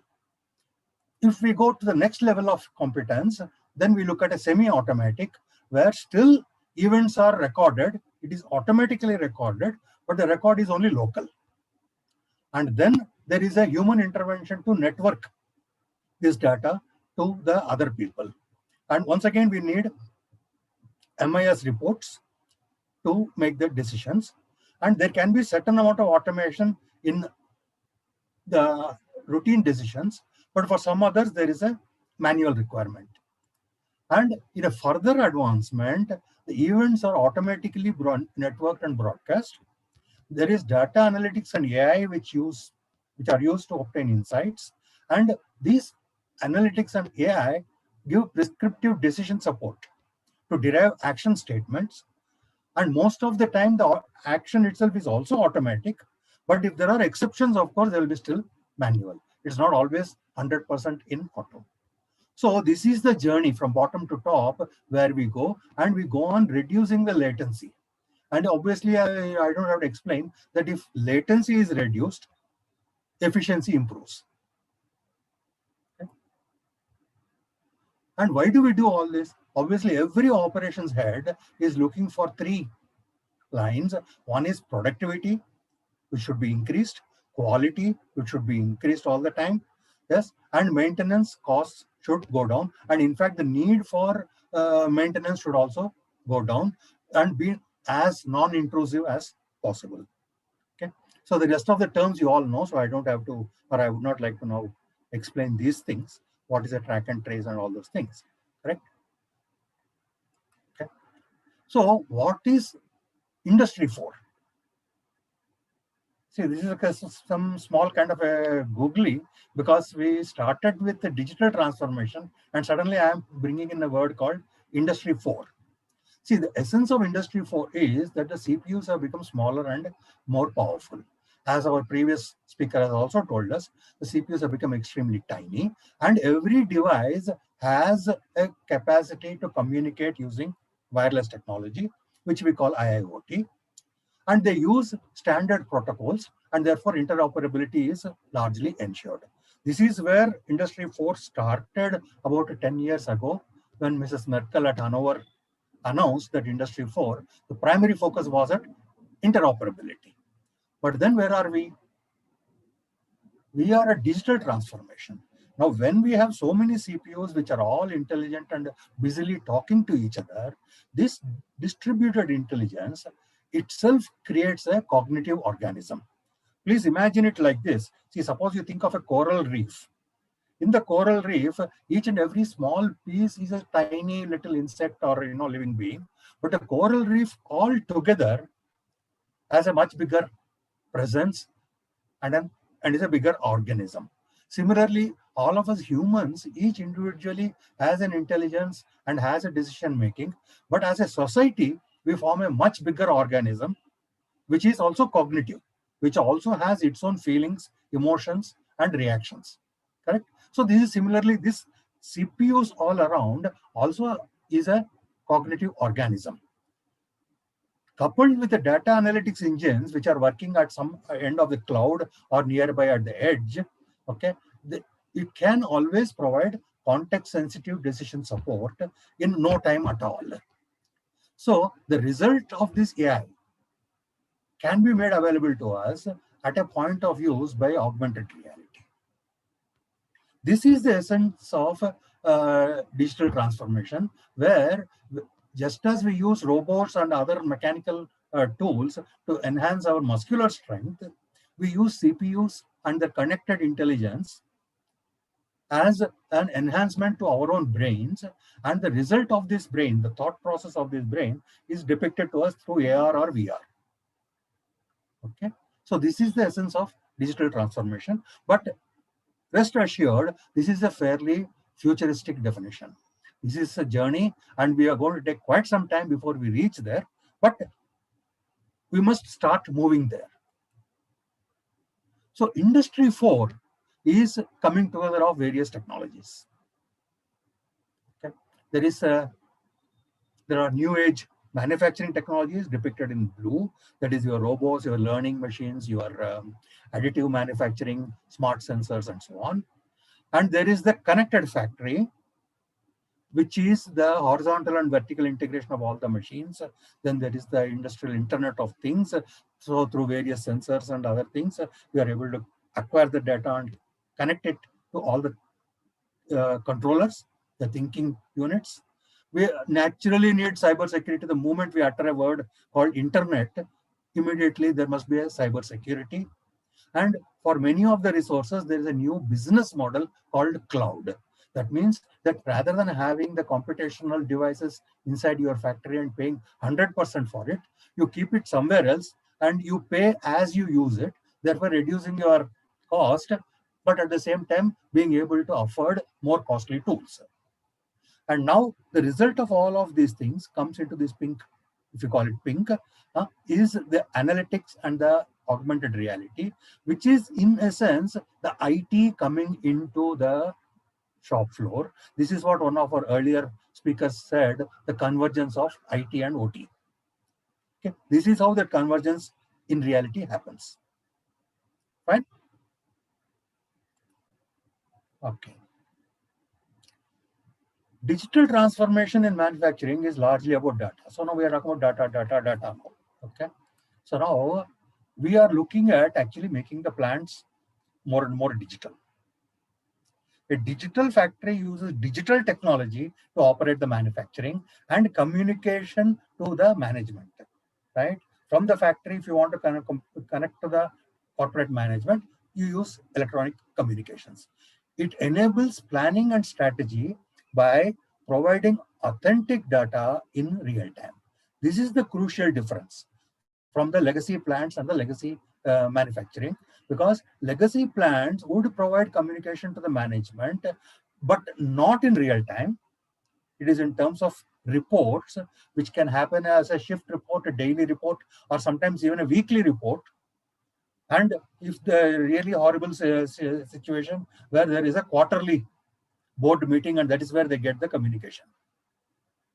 The second involved thing here is the authentic data, because if we are largely transporting the data by acquiring by humans and compiling by humans and presentation by humans, the data gets biased by the bias of the narrator. This is something which we cannot avoid. As humans, we tend to present things in a manner which carries our own biases. Okay. So we are looking at data extraction directly from the factory. We are talking about tools for dashboarding and analysis of the data, and thereby we improve both the speed and the quality of decisions. This is the transformation that we are talking about. Just a little dive into the technology, although this has been already covered by people earlier. Essentially, that the IIoT itself, you must look at some layers, because it's not good to look at a monolith. So there is a physical layer where the sensors are there, and then there is a communication. The communications are of various types. You can have legacy buses, like whatever, and you can also have 4G or 5G. You can have Wi-Fi, you can have Bluetooth, you can have near field communication, whatever. And then you need a data processing layer where all this data is put together, compacted, and information extracted out of it. And then it goes into the applications. The applications can be as simple as a Microsoft Word and charts and graphs which are derived out of those, or it can be much more complex tools like an ERP or a CRM and so on. The digital transformation does not specify how sophisticated or how expensive or how elaborate your tools must be. Yeah? You can work with simple sensors. You can connect them with Bluetooth, and you can have a very small Raspberry Pi aggregation, and you can process it with Microsoft Excel. No problem. Or you can go the other way, depending on your size, scale, scope, and what is your vision. This vision part of it will come in about 10 minutes. So how does the data move through your organization? There is a path. There is you first create the data, that is done by sensors or by manual input sometimes, because not everything makes itself amenable to automatically capturing through sensors. You cannot put a CT and a PT on everything, right? Then you must communicate using a network, right? And you have to take it into a collation unit where you aggregate the data. And here the standards which somebody spoke about, open standards. In any case, you need standards. And more open the standards are, more interoperable are the devices. Okay. And then you want to analyze it. Why do you want to analyze it? You want to analyze it because you want to make a presentation of the data. Because people cannot simply handle just a lot of numbers. You need to present it in some manner. And then once you present it, a decision can be taken. But after the decision is taken, the most important step is to act on all this. Because if you do all this and the data is telling you to do something, but you don't do that, then you are not deriving any benefit out of this entire exercise. Okay. Good. Now we are talking about the data. Now the data, we talk so much about data analytics. See, this data analytics, the software, people should learn software, etc. Python and so on. See, but the most important part of it is that you must first identify the business problem. What is the problem that I'm trying to solve? And this is not given by software. It is given by process insight, by somebody who knows the functioning, how the manufacturing works, how the delivery works, how the quality works, and so on. And you identify what is the problem for my business right now. Then you say, what is the data that I need to understand this problem? What is all the relevant data? Bring it all together. And then you select certain visuals. What do I want to do? Is my number of rejects increasing day by day? Then I would choose some particular thing. For some other problem, I would choose a different representation. I choose the best visual, which can actually focus on the real problem, which can highlight it. And then what you need to do, this is again a very, very human effort, is to tell the story. Why this is happening? What happened here? And because of that, what happened? And because of that, what happened? And now this is where we are. And what shall we do now? And then you can also go a step further and you say, you do a simulation and say, if I do this, this will be the benefits, this will be the problems. If I do that, there's a different set of benefits and disadvantages with which you can arrive at decisions. Okay? So now in this analysis and decision making, we use different types of analytics. There is descriptive analytics, which generally tells you what happened, when it happened, where it happened. And the predictive analytics tries to extrapolate and say what will come next. If this has happened, then what is going to happen tomorrow, which is sometimes very important for decision making. And then the prescriptive analytics, what is the best action which you could take given the situation. So this is the extent to which data analytics can differently help, and definitely different types of analytics is needing different amounts of insight which we have to put into the system. The system hardly learns too much by itself. All of it is told to it by some human, and that human is not a programmer. That human is a process specialist. There are situations where we can use this thing called ML, that is machine learning. What does machine learning do? Machine learning says that if you give it 100 examples and you give a label to each of the 100 examples, saying, for example, good, bad, and then if you give a 101th situation, which is a real situation, based on these 100 examples, it will derive whether the 101st is good or is it bad. But essentially remember that the 100 examples are given by a human, and as much as anything else, analytics is also susceptible to the biases of the human who generates and provides the training data to analytics. Okay. Good. So now why do we want to do digital transformation? Dr. Mehta has already explained a little bit of it, but I go about it in a somewhat different manner. Okay. First and foremost, we are talking about disruptions. There is disruption in the manufacturing, that is the tides of globalization, changing workforce, etc., etc. Secondly, the markets are changing. There is a fragmentation in the markets. There are things like Amazon and things coming, etc. And the customers today are definitely much more informed, much more sophisticated, much more assertive, and they have become more and more unpredictable, even though we have more and more data about them. Okay. So even if WhatsApp will tell all our data to Facebook, still they cannot predict what color of T-shirt I want to buy tomorrow. Right? Because that is actually decided by my daughter, not by me. Okay. And in all this disruption, we are not talking about the ongoing last 1 year of the crown. Okay, that is yet another disruption of a completely different type. So a common cause for many of these disruptions is digital, right? Like the consumer, the technologies, the economics, everything is digital. But even if all disruptions are not necessarily digital, but the solution is go digital. Answer for all of them in today's world is go digital. That is why we want to do digital transformation. Because the question is how to be resilient against disruption. To be resilient against disruption, you want to have what I call as a low MTTR CCD. Okay. So how do we want to become resilient? We want to be more agile.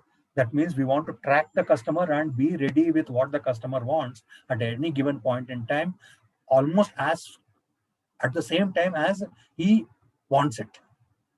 We want to have a more efficient production process. We want to make process more efficient because this gives us cost leadership. This gives us market leadership. And thirdly, we want to fire innovation with both new products, of course, but also new market models and new business models. Like, for example, if you sell a car and there is a maintenance needed for the car, we can do a maintenance as a service and sell the service on an ongoing basis, right from the manufacturer. How you provide certain digital sensors inside the car, and these sensors will tell you when I'm going to need maintenance before anything actually happens to the car. And then the car can be actually advised to go directly to the nearest service center and get it serviced before any kind of failure happens. And for this service, surely customers will be willing to pay. So what is this MTTR CCD? Just now I'll explain. How do we measure the value of an organization? See, earlier we used to measure it with the top line and with the bottom line and with the market capitalization and so on. Today we are talking more about mean time to deliver the product and mean time to rectify the issues, right? So what it means is that you have to keep the customer front and center. Customer centricity is the key to your organizational capabilities. Okay. So in the customer centricity, there is the customer journey, there's customer value, and what the customer experiences with you all the time. Okay. The overlap of all of these three, the intersection, is customer centricity. So if you are here and if you are active here, then you are taking care of the customer with this entire journey, right from the shopping around to decide to what to purchase until the, let us say, a safe disposal of the product. Okay. And at every stage, you want to increase the customer value. Okay. And the customer interaction with you at every stage should be very, very pleasant. So all of these things are achieved by customer centricity, and therefore the key metric today is the mean time to respond to changing customer demand, which I call as MTTR CCD. This is the single thing which actually determines the success of the organization and the value of the organization. And if you will see, in the last 2 decades, the companies which have largely succeeded are the digital companies. The $1 trillion companies are all digital.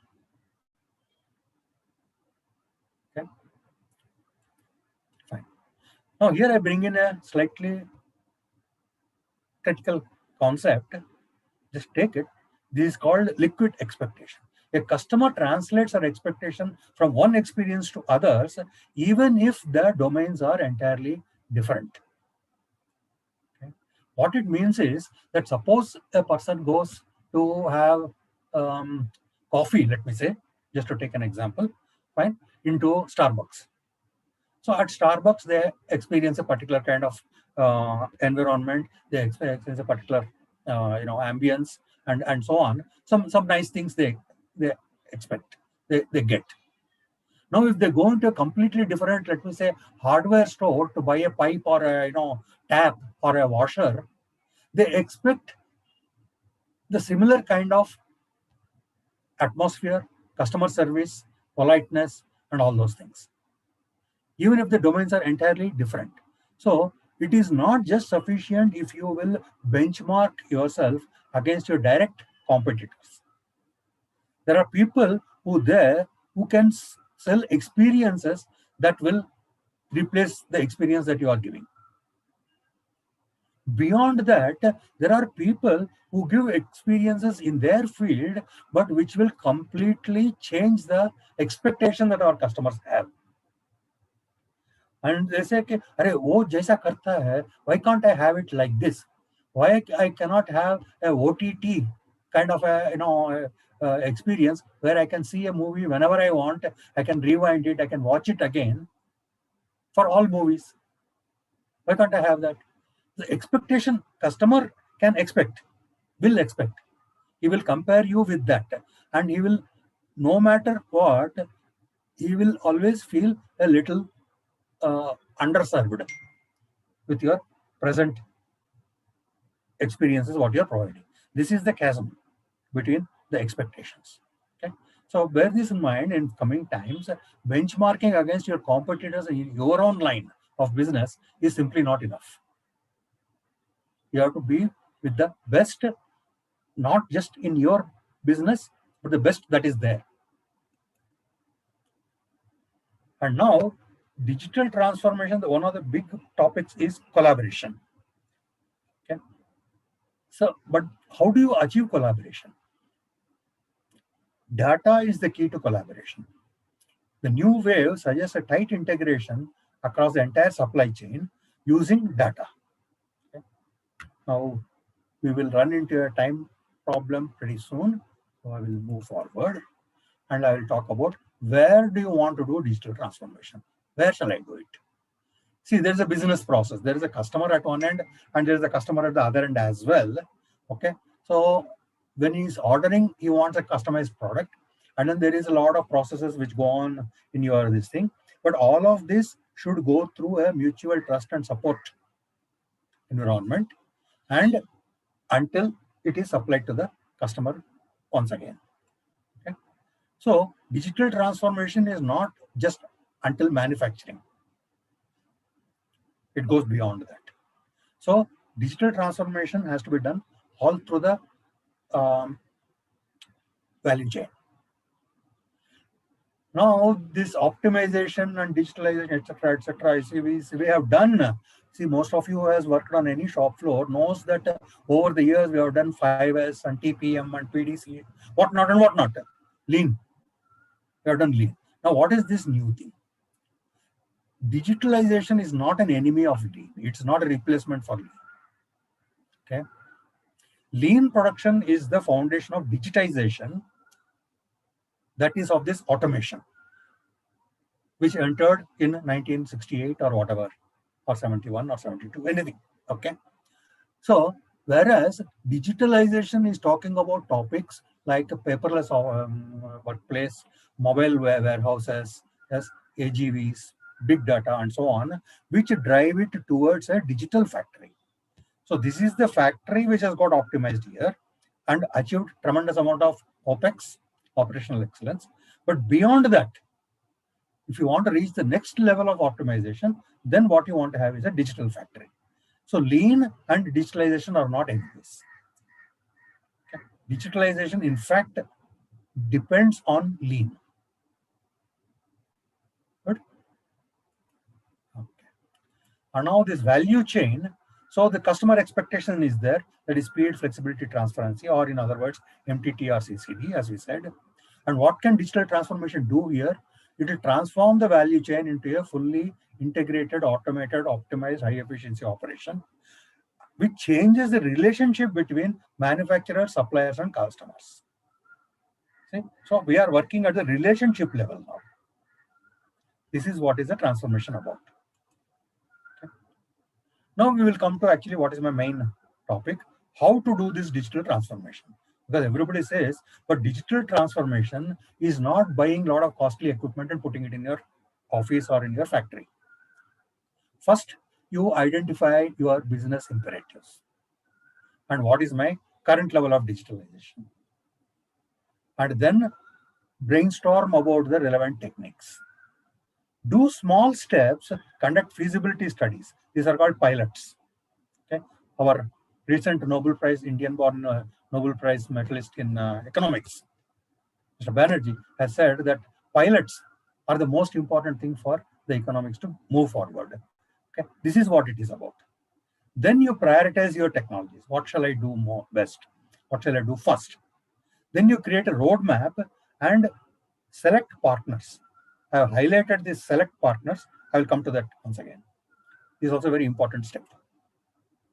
Okay. First, start with the vision. Digital transformation is not about technology. Technology provides possibilities for efficiency gains and customer. But if the people don't have the right mindset to change, and if the current organizational practices are flawed, digital transformation will simply magnify those flaws. Okay. Vision, you have to think of these 4 topics. Okay. Oh, sorry. That is projects, people, processes, and then about technology. It's not about technology front and center, even though this technology is the thing that becomes most visible. Because if you put a robot or a 3D printer or something, that is what we can see. You cannot see how the people have changed. But those things are most important. This digital transformation is a journey of discovery. First of all, it's a journey. Okay. And the vision is like the North Star. Becoming digital involves following the North Star, but the North Star tells you direction, but it does not tell you the path. The journey is uncertain. Okay? Because you cannot simply walk towards the North Star. There are many ground realities, problems which are there on the way. The fact of being a digital company is to make a conscious effort to integrate digital into every aspect. So in this sense, think of digital as another dimension of operations, right? Like efficient or like quality conscious or safety or whatever. So digital. Every operation you think whether it's going to be digital, like you think whether it's going to be safe. Okay? So we are talking not only about measuring things with digital, but we are also talking about actions and decisions in digital. Okay? And this is not just for the top management, it must be imbibed by every employee and every stakeholder. That means your vendor, your distributor, dealer, everybody. Now, digital, whole afternoon we have told how great is this digital. So then why people don't rush into doing digital? This technology and the adoption complexity make it challenging. If you look at 2 rubrics, that is one is of experience, customer experience, one of digital operations. Okay, for customer experience, if you want to redesign, you have to have a great understanding of the customer journey, and you need a maturity of experiential design. And today you have to make everything mobile first.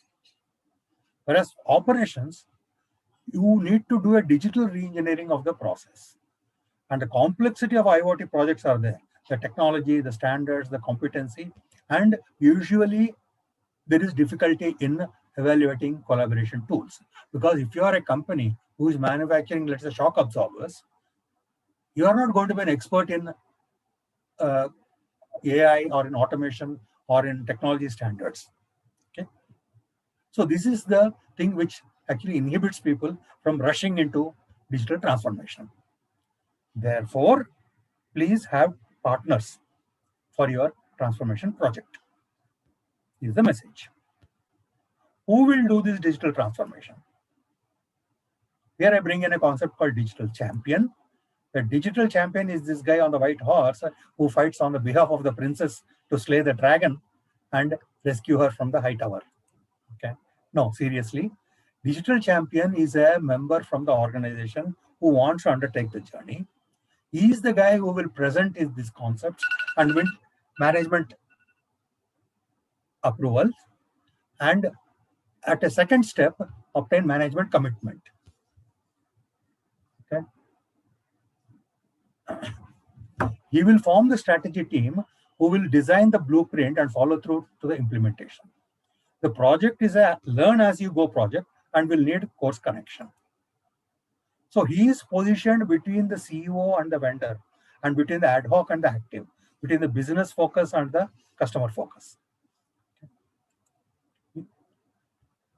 This digital champion is the guy who actually mainly drives the project from within the house.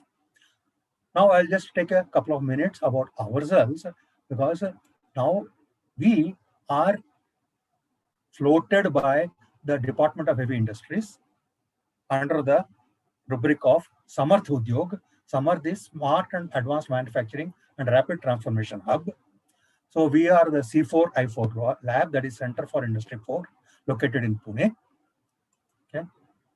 And we want to be the go-to entity for all problems for digital transformation and Industry 4. Okay. What do? We do basic awareness programs like Are You Ready and lecture, including this kind of a lecture. We provide thought leadership to industry clusters and organizations, interaction with top management, and we provide services, that is assessment of digital readiness of the organization, interpretation of the results, training of digital champions, and we also make some products, and we build an ecosystem of system integrators, students, and digital champions community. And at our center, which is located inside the Pune University, we have an experience center where we can give people a view of what a digital company would look like. Okay. The maturity assessment is an important tool. We have that. We have such a tool which assesses a company based on 6 assessment dimensions and 5 KPIs. And we can also provide a diagnostic by reading the results to say where you should look for implementation and improvement. Okay. And we have a proposal that we take any organization, and we have what is called as a Smart 50 initiatives. That is 50 different units, capsules of small interventions in various areas, in 7 different areas, in sales, customer product design, supply chain, logistics, etc., etc. Because our philosophy is that you start small and keep on scaling up. And this is the way to achieve a fully digital factory, rather than going all out in first step itself. So every factory, every organization, every company has perennially certain improvement projects which are going on. Now, we can train a digital champion. He can look at the ongoing projects and say which of them can use more digital into them. And thereby, we have an easy way of getting digital into the company. This is how we want to promote. And if you want to have more, you can please visit our homepage. Fine. So we have a lot of training programs and next steps. So this is how it works. We call it the 3-4 A's. There's awareness and assessment, approach, and accelerate, where we can also help by hand-holding through the projects. And we have a kind of a timeline proposed for this. Different organizations need it differently. Okay. So thank you. I have taken you through all the 4 steps. Importance of Industry 4, technology tools for the transformation, identify the opportunities, and foster. the implementation. This is the how part of it. Thank you all of you, and I'm done with my presentation. And I'm sorry, I think I've taken about a few minutes more. Thank you very much, sir. Thanks a lot for the excellent presentation. You have given us a complete insight about the digital transformation. I got only one question which comes to my mind. In all these things, the people, the existing people who are associated within the factory, how do you take them along? Because many of it is a question of mindset. It is a question of changing their mindset. And secondly, is it going to displace the people? Two very good questions, and in fact, very, very popular questions. I would say FAQs, right? So the people aspect is the most important. And as you have seen, there is this, delivery stack. Initially, one thing is that we do awareness. We do the awareness for the rank and the file, telling everybody what, because much fear comes about things about which we don't know anything. The unknown is the biggest fear of everything. So we do the unknown. So are robots coming and doing everything in the factory, and we are only just standing outside and watching? No, it's not like that. We show them what it is like. Secondly, we build an ecosystem of students, of system integrators, of product builders, and so on, who will come out into the market and explain things to people. The digital champion himself, being from within the organization, we expect that he will, diffuse many of these anxieties and fears among the people. And whenever he calls us, we go there and we help him also. Now, the other question is about displacement of workers. Now, this displacement of work is to be seen in two different ways. One is the activities within the shop, within the factory have not changed. All the activities are going on. And in fact, many of these tools make the present operators' work more easy, more efficient, and more accurate. There will be more rejects, yes, and the productivity will go up. And if the productivity goes up, then the wages will go up. Okay? Many things will happen. Yes, there may be a little less of need in some of the existing occupations. But then for that, there will be so many more new occupations which will come up within the same factory. You see, now because if the scale is increasing, the number of lines will increase. If the volume is increasing, then the amount of packing, dispatching, delivery, invoicing will increase, and so on. So actually speaking, if the economy itself will boom, it can only mean good for all the people. And finally, sir, I will also give one more answer for many of those people who are very adamant. I will say that if I am not doing it, and if all the neighboring countries to me are doing it, then they will take the market, and I can have as many people as I want, but I'll have no orders. Correct. Is that good? It's a valid point. Correct. Thank you very much, sir. Thank you very much, Mr. Shivaram. And I think I would request Serene to take over and go to the next presentation. That was absolutely wonderful, Mr. Sivaram, and of course, Mr. Raman, for wonderfully coordinating and moderating the session. The session was on digital transformation in manufacturing. Thank you very much. It was indeed insightful and a lot of information, and we really had to learn a lot of things from your presentation. So thank you once again, sir. Moving on to our next session that we have. The topic that we're going to be discussing in our next session is called Product Design of Primary Field Instruments in Critical Management Application. One after one, we are actually dealing with critical topics so that we can have all the information from the experts and give us the possible solution of whatever we can have through that problems. Ladies and gentlemen, I know this is a very technically driven session that we have the entire day and of course tomorrow. And I would like to thank everyone for bearing me for so long. And I'll continue for today as well as for tomorrow as being your host. Before introducing the next speaker, just to normalize the entire technical session. आप सबके लिए एक शायरी अर्ज करती हूँ. ये शायरी श्री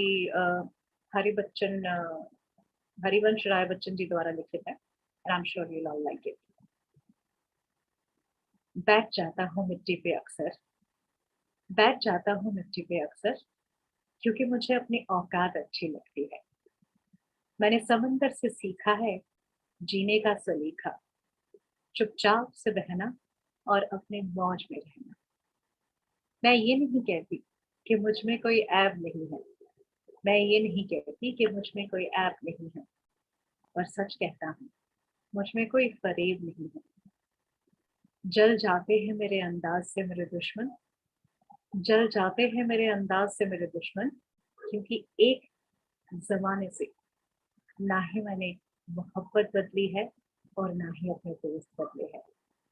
एक घड़ी खरीद के हाथ में क्या बांध ली, एक घड़ी खरीद के हाथ में क्या बांध ली, ये वक्त तो मेरे पीछे ही पड़ गया. सोचा था घर बना के सुकून से बैठूंगा, लेकिन घर की जरूरतों ने मुसाफिर बना डाला. सुकून की बात मत करे गालिब, सुकून की बात मत करे गालिब, वो बचपन वाला एतबार अब नहीं आता. शौक तो माँ बाप के पैसों से पूरे होते थे, हमारे पैसे से तो बस जरूरत ही पूरी हो पाती है. लेकिन मुझे लगता है कि बहुत शिद्दत से ये पोएट्री लिखा गया है. But people who are absolutely having that zeal to achieve something in life, they can make a lot of difference in their own life, and of course they can make a lot of difference to others. And that is what we have been experiencing for a long time in this webinar. Understanding the digitalization actually can make a lot of difference to our life. हम लोग बहुत normal से लोग हैं, and we can only understand through YouTube a lot of people are earning lakhs of rupees in a month. Just the first day. And then there is this entire world to win. Ladies and gentlemen, moving on to our next session, it is my privilege to introduce none other than Mr. Rishikesh Bhagat. He is going to be the moderator for our next session. The topic is product design of primary field instruments in critical management application. Mr. Bhagat, he is a BE instrumentation and MBA marketing. A total 12 years of experience in process instrumentation and process automation. Working as channel manager, Honeywell Automation India Limited in advanced sensing department, and connected to ISS since 2010. So almost a decade. Very young fellow, but with a lot of zeal and vibrance. It is absolutely a pleasure to have Mr. Bhagat along with us as a moderator for our next session. Mr. Bhagat, over to you. Yeah, thank you, Sheen. Next presentation is by a very young entrepreneur, and he's from one of the happening place of India, which is one of the hotspot destination for tourists. Yes, he's from Goa, one of the favorite destination for all the tourists over the world. And could you believe it that people think that Goa is for enjoyment, but over here, a young entrepreneur came in a form in a very small age. I would like to take his name, but before taking his name, I would like to highlight his achievements and what he has achieved a milestone in very small age. He's B Mechanical as well as Executive Management course from NIIT Limited. A complete 14 years of experience in process instrumentation, especially in the flow measurement. And he started working as a sales intern in his own company. Apart from that, he became a young entrepreneur by just converting a startup in a very short time into a big churn company by taking approvals of big EPCs in South Middle East Asia, Southeast Asia, and everything.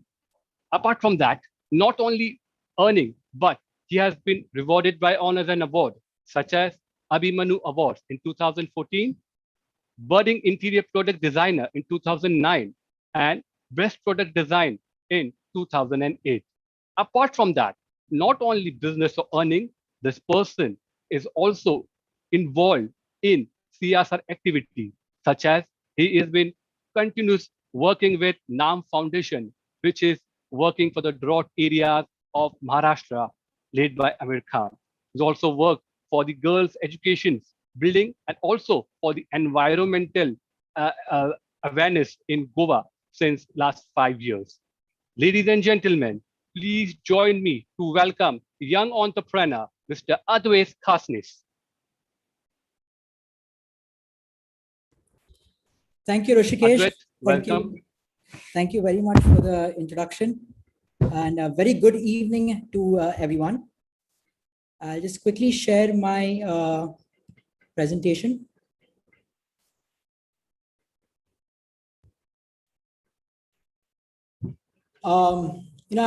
To begin with, I'm very happy to be here with you all, especially after a very grim year of the pandemic that we have had. And I believe that when engineering communities come together, we usually, I'm sorry, I need to remove this. Yeah, I'm good. We usually come together and brainstorm on complex issues only to make life a little simpler. For instance, let me cite an example of a recent event that we were challenged. The RT-PCR testing for COVID at test centers, where we had an overwhelming crowd at the test centers and the results also were getting delayed. So a consortium of engineers and engineering communities came together and developed a COVID self home PCR test kit. Today, the user can sit in the safety of his house and can simply take a nose swab, place it in the fluid that they give, and it's all in one stick, and you get the result in 30 minutes. So this was a complex problem and a complex engineering that went into it, but with a solution that makes life much simpler for the user. So I'd like to extrapolate this example to our industry. Today, in the world of IIoT, we strive to make life simple for the plant owner and stakeholders by providing all the operations of the plant on a single dash, ready for collaboration. But what lies below it is a complex structure of cloud computing, data warehousing, security gateways, smart DCSs, and in fact, even smart field instruments. But at the bottom of this structure is a sensor that is seeing your process, the input data on which the entire structure stands. And for me, my end user, that is the plant manager who is responsible for the input data, would only ask for a sensor to be more accurate, reliable, and virtually maintenance free. So, ladies and gentlemen, I'm proud to say that we at the Pyro Group have pioneered in the design and manufacture of these primary sensors for temperature under the brand name Pyroelectric, pressure under brand name Thermostatic, flow under the brand name Hydropneumatics, and level under the brand name Pyro Clark lines. And we've been providing solution, and we're trying to make your life a little more simple. Today, I've been given an opportunity by ISA to speak specifically about the challenges faced by the industry when they have to select a flow meter. And I have tried to compile some information through the FAQs that I have received from the industry. And I hope I do some justice to it. So it all begins with what goes into choosing the right flow meter. Today, the industry has identified 21 flow measuring instruments. And you can easily filter them by going through some primary process data, like your line size or your fluid service. Is it a gas? If it's a gas, is it a clean gas or a dirty gas? Your process parameters, your temperature, your pressure, your velocity at approach. And this initial line size, fluid services, your process parameters will also help you select the MOC for your instrument to be. And Of course, accuracy, what kind of accuracy that your service requires. So after these data points, you have a group of instruments which can be categorized in two broad groups. One is your linear scale, which is your electromechanical instruments, like your mag flow, vortex flow, or ultrasonic flow, and your square root scale, which is like your differential pressure or diaphragm based instruments like your orifice plate, venturies, and flow nozzles. Now, how do we select which one is the right for our process? And that's where the challenge begins. The challenge is understanding the factors that could hinder the accuracy of your measurement during operation. And I have broadly classified it into 4 factors. The first one being impurities in a pipeline. I'll give you some simple examples along with these impurities. First one is scaling. In a water service, let's say a scaling is like crystallized minerals that attach to the insides of the pipe. And when it builds up, there is a possibility of these fragments breaking off and then maybe go and choke into the bore of your orifice plate, or break off and hit the moving part of your positive displacement meters. So you would probably choose a flow element or a flow meter which has a much clearer path, like a flow nozzle, venturi, or even a mag flow meter. But here again, we have some challenges. If the thickness increases, the layer of scaling increases inside your pipeline, then there is possibility, like in case of electromagnetic flow meter, that the voltage, the voltage that is required for sensing can be lost. And we have a similar problems like rust, sludges, and slime developed inside the pipeline. Another very notorious impurity is air bubble. Now, during liquid intake services, air bubbles could be introduced.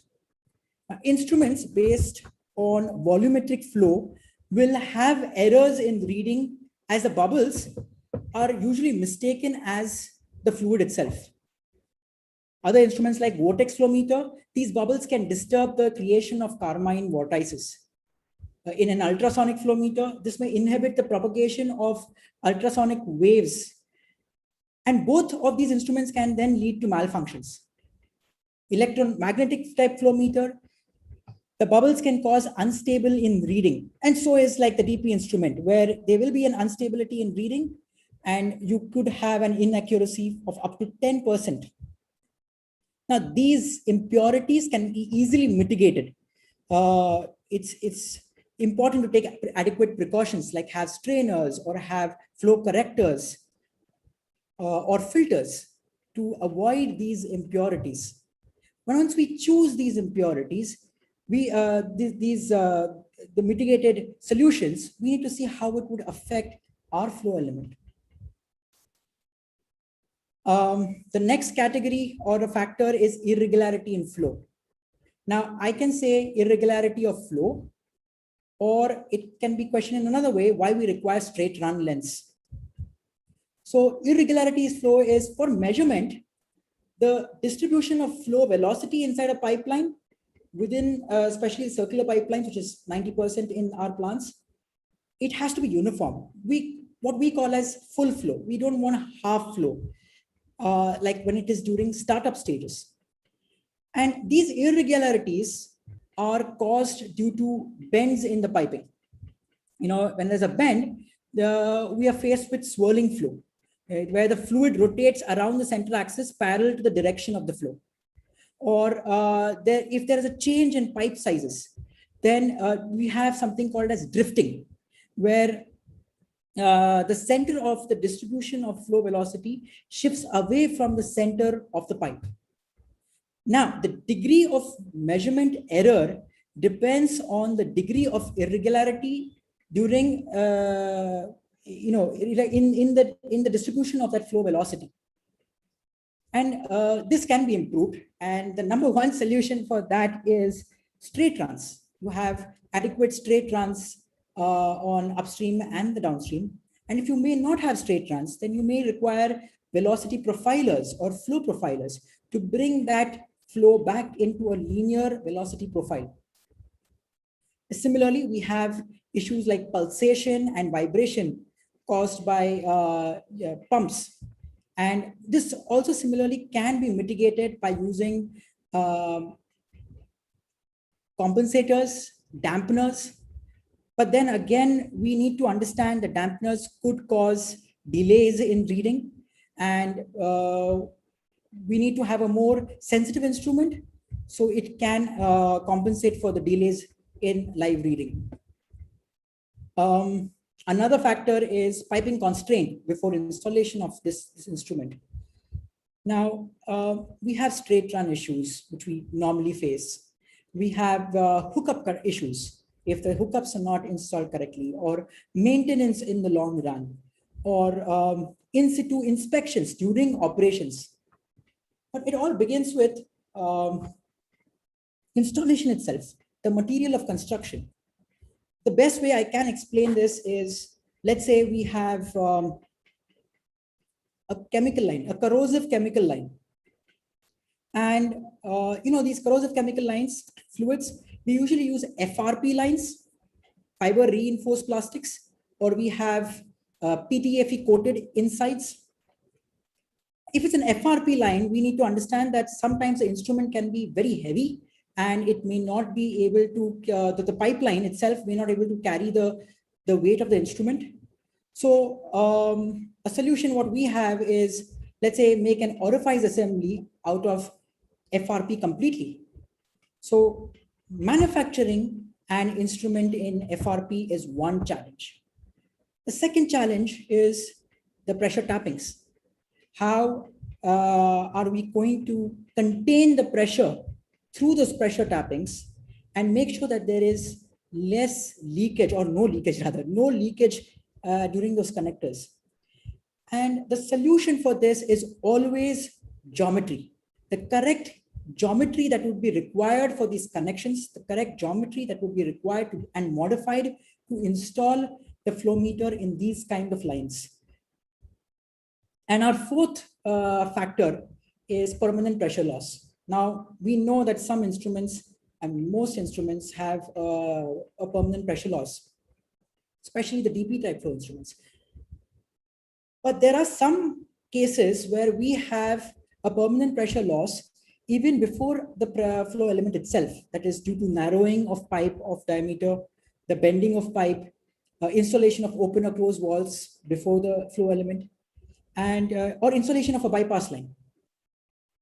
Now, we need to understand that the flow element has to be sensitive enough with a better linearity that it can sense even if the pressure drops and we have a loss of pressure.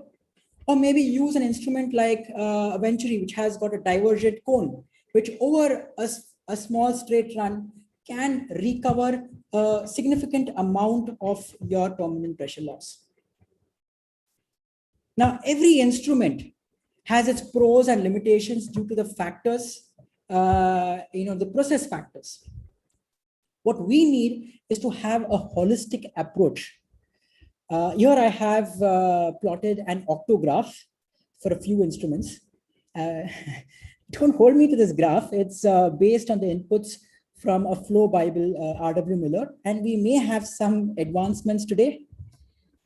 But for now, on the basis of cost, maintenance, operating range, and repeatability, and many other checkpoints, in my opinion, if I was given a choice of a flow element, I would always choose from a wide range of DP-based flow element. I have my reasons to it. Now, the instrument is a mechanical instrument. So we have a wide range of construction material from which we can manufacture this instrument. Like I mentioned, FRP, and we have a lot of metallurgical options for manufacturing these flow elements. There are no moving parts. So there is no question of damages, no electronic parts. So most importantly, no SIL certification. And there is a lower chance of burnouts. I'll try to explain this better through an example. Let's say we have a very thick viscous fluid with high temperature, like thermic fluid, and we choose to use a wedge flow element. And for some reason in the pipeline, if my secondary instrument, that is my transmitter, my DP transmitter, for some reason burns out, I don't have to wait for shutdown to change my complete instrument. I can just simply isolate the instrument, change the DP in process, the DP transmitter, and take it back live. So it's much more retrofittable, it's more simpler to use, and it can be adopted by any user very easily. And I say this because, like I said, at the end of the day, we've got a beautiful structure of building up for the IIoT. But when it comes to a sensor, it's better to play safer. And I'm a little conservative, so this is my opinion. So let me share a case study on how we select a flow element in non-standard requirements. So this particular case was for a heavy oil development project. Now, heavy oil development project is basically injecting steam into drilled oil wells, which helps us recover the residue oil in the well. And for this, we had this particular condition. Now, if you can please look at the right side of the screen where I have a line diagram. You can see the boiler in green, which is the steam generator. And the black line here is the steam distribution header. Now, the distance between the boiler and the distribution header was approximately 8 kilometers. And due to the distance, due to the loss of heat, we had a degradation in the quality of steam, where the steam quality had gone down to 80% and 20% condensation was formed. And from the header, we had multiple well clusters. And in each well cluster, the last well from the header was approximately 16 kilometers. Now here, we had a further degradation in the quality of steam, where the steam quality was only 55% and the rest 45 being water. This was a 4-inch line size, and we had approximately 1,500 wells through different clusters. And in between the first header and the last well, there were no data points on the quality of steam in between. So there was a large amount of variation of flow and density. And to add on to that, the customer wanted a high accuracy because steam is one of the most expensive in a desert. So we had an accuracy level of 0.5% of measurement, and they had a very small requirement of PP loss. So this case has it all. It has wetness, it has scaling, it has possibility of irregularity of flow, it has accuracy issues. And considering it's in the desert, I'm sure my colleagues in the field, would prefer an instrument with lower maintenance. So now the first option that I would have to choose for this particular case, considering it is a dual phase flow, I would choose a multi-phase flow meter, or maybe use a single phase flow meter with a fluid separator. But both these solutions were very expensive, considering the total requirement of flow elements in this project. And so we had to turn to single phase flow meters. Now, considering the pressure drop, which was very low, we couldn't use a Coriolis turbine flow or an orifice assembly. It was not suitable. And liquid flow devices such as ultrasonic, mag flows, PD type, vortex, picure tubes, they were ruled out in the steam measurement. So we were left with only 2 more instruments in the single phase flow. One was the cone flow, and the second was a Venturi. Now, Venturi has a tendency, there are some studies to show that Venturi has a tendency to show overreading in wet gas.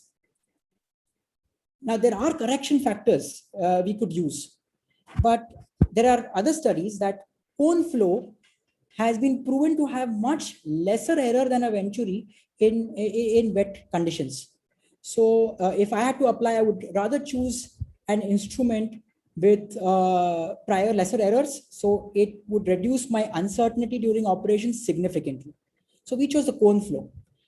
Now, a cone meter is an ISO 5167 Part 5 standardized equipment. And the standard, in a way, suggests that it literally works in all service conditions. And its annular cone shape helps in cleaning the velocity profile, which could have been formed due to irregularity of flows. And inherently, its calibrated accuracy is 0.5% with a turndown of ratio of 10:1. And that's very good linearity in this particular case. So we had our instrument. It was apt for this particular condition. What we had not solved as yet is the fluctuation of density between those 1,000 wells, between the first header and the well which was 16 kilometers away. So we introduced a multivariable transmitter. Now, a multivariable transmitter is one which can record your flow, which can record your pressure from the upstream port of the element. And if you introduce a temperature element, it can measure temperature. Now, these are all the ingredients to calculate your density. So the combination of these two instruments was our solution, and the combination was set. Adding to that, what we did was we plotted a steam versus DP graph. Here, through interpolation, we can get the steam quality at the point of measurement. So at a given DP, we know through interpolation what would be the quality of steam.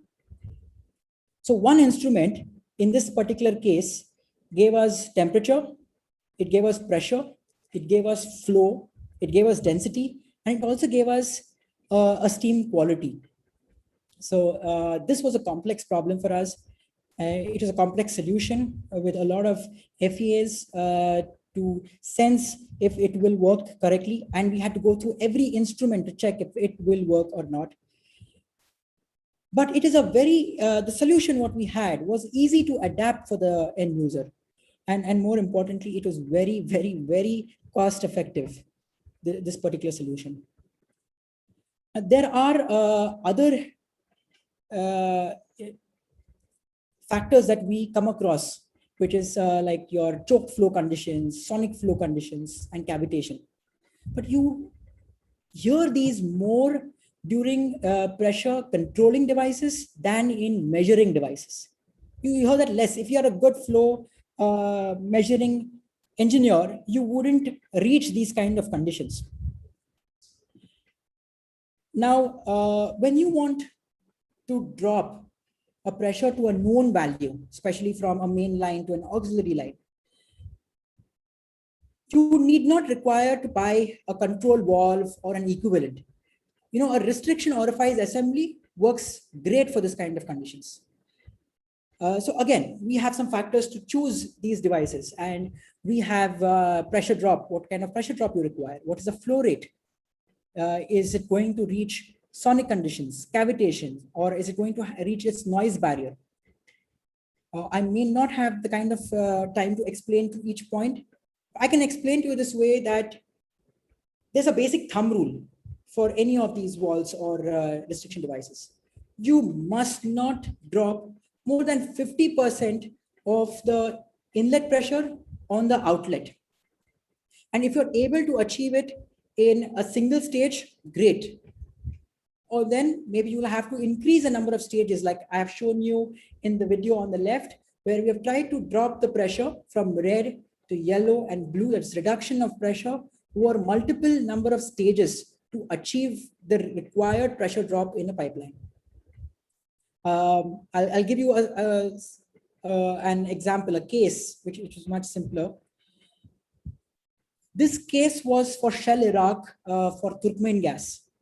And the client wanted a pressure drop from 61 bar, which you see on the right, to 1 bar in the pipeline. That's a huge pressure drop. And going by the thumb rule, we had to choose a multiple stage restriction device. So we took 16 stages to drop this pressure. And apart from this, we also carried out some finite element analysis where we were able to study if a surge of pressure comes in, are we going to shear off the plates within this pipeline? So we had to change change some part of the geometry for the connections of the plates inside the pipeline. And also the geometry was made in such a way that the operator could carry out volumetric NDT on these instruments. So they could ensure that these plates are in place and it is not sheared off. I'm sorry, I'm sharing my slot with my colleague who's also going to talk about level. So that's it from me. The flow measurement is a beautiful subject and it's very vast. I had to compress my session and I hope I was able to pass some information to you. My email and phone is on your screen and I would love to hear issues that you face and maybe we can work together for a simple solution best suited for your service. Thank you again and stay safe, stay healthy. Rishikesh? Yeah, it was a superb session, Advait. Now I would like to introduce his colleague, Mr. Prashant Bhatnagar. Prashant Bhatnagar works as a regional manager, and Prashant Bhatnagar is a mechanical engineer and alumni of Manipal Institute of Technology. 27 years of experience in process automation and industry, worked with various companies, Andrews Hauser, Emerson's, technology promotion fields, promotion and projects. Prashant brings a depth knowledge of instrumentation technologies and rich experience in ONG business in India. Over to you, Prashant. Welcome.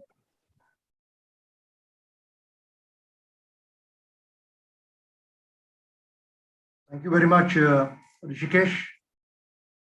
To start my presentation. Thank you very much, Rishikesh. And thank you very much, ISA, for this opportunity for organizing this meeting. I'm Prashant, and I represent Pyro Clark Reliance, a company incorporated between Clark Reliance USA and Pyro Electric India. The topic of discussion is product design of level instruments in steam drum and cryogenic services. You know, we all believe in process automation, high process automation, but still seeing is believing. The operator at the plant level still believes to see what is the level in the tanks, what is the flow in the tank, what is the level in the vessel.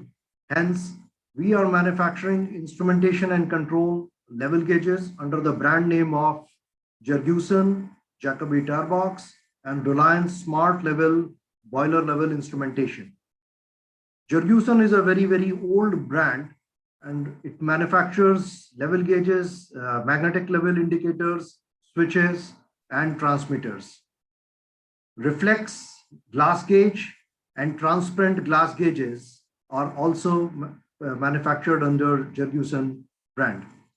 Jacobi Tarbox manufactures the site flow indicators. These indicators are basically installed in the pipelines where the operator can see the physical flow of gas and liquid, and through the glass there are flappers or flutters or a rotor which when moves gives the indication whether there is a flow in the pipeline, liquid flow or the gas flow.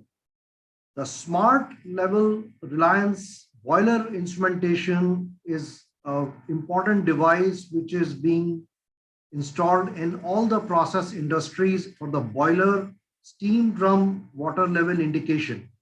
So this is basically indirect reading device and a direct reading devices, remote level indicators and boiler safety instruments. I'll go to the next slide. Briefly, I'm going to explain what is this Reliance Smart Level measurement and what is the design features of this particular instrument. As I told you before, it is an indirect reading level instrument. Primarily, there are three components. One is the electrolyte column, which is mounted on the boiler drum, the water inlet and the steam inlet.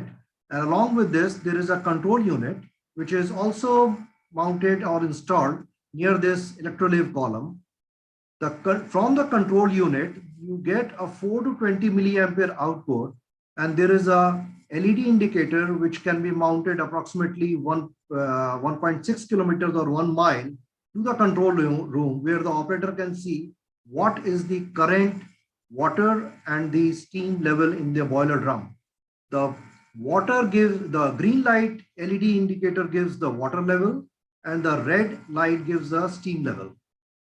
As and when the water touches the conductivity probes, there is a electrical circuit which gets completed, and this gives the indication of the water level. Steam is non-conductive, so that will be given as a red light, red LED indicator. The design features of smart level measurement is this is an intelligent system which provides the most accurate, dependable, and reliable boiler drum level indication. It is a microprocessor based. You can see these are the modules which are mounted inside this control unit. Each status indicator, that is, each status indicator has a dedicated sensing module. That is, it has got its own circuitry. Whenever there is any buildup on the probe, there is any deposition on the probe, there is a blue light which flashes on the indicator, which signals the operator to clean the probes and remove the buildup. Hence, a cleaning blowdown procedure is followed, and the buildup is removed, and the system works normally. Altogether, there is a white LED light which glows, and it, as you see here on 00, it gives the normal water level, that is NWL, at all the times. The green light on the indicator shows the system is working okay, system is working correctly, there is no error. And in case there is any error, it will become red. Then you have to open the control panel and see on which module this red light is glowing. Then you have to remove that error by doing the trip switches and taking out the module.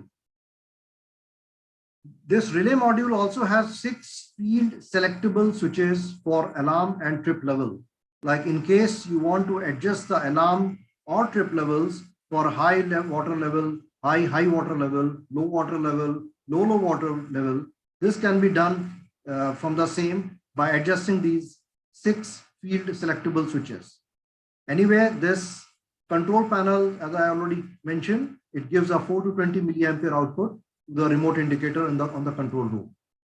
There is also another advantage that it has got a time delay on actuation and release of these switches. In case the water just touches the probe and then goes down, you can assign the time for say 3 seconds or 5 seconds.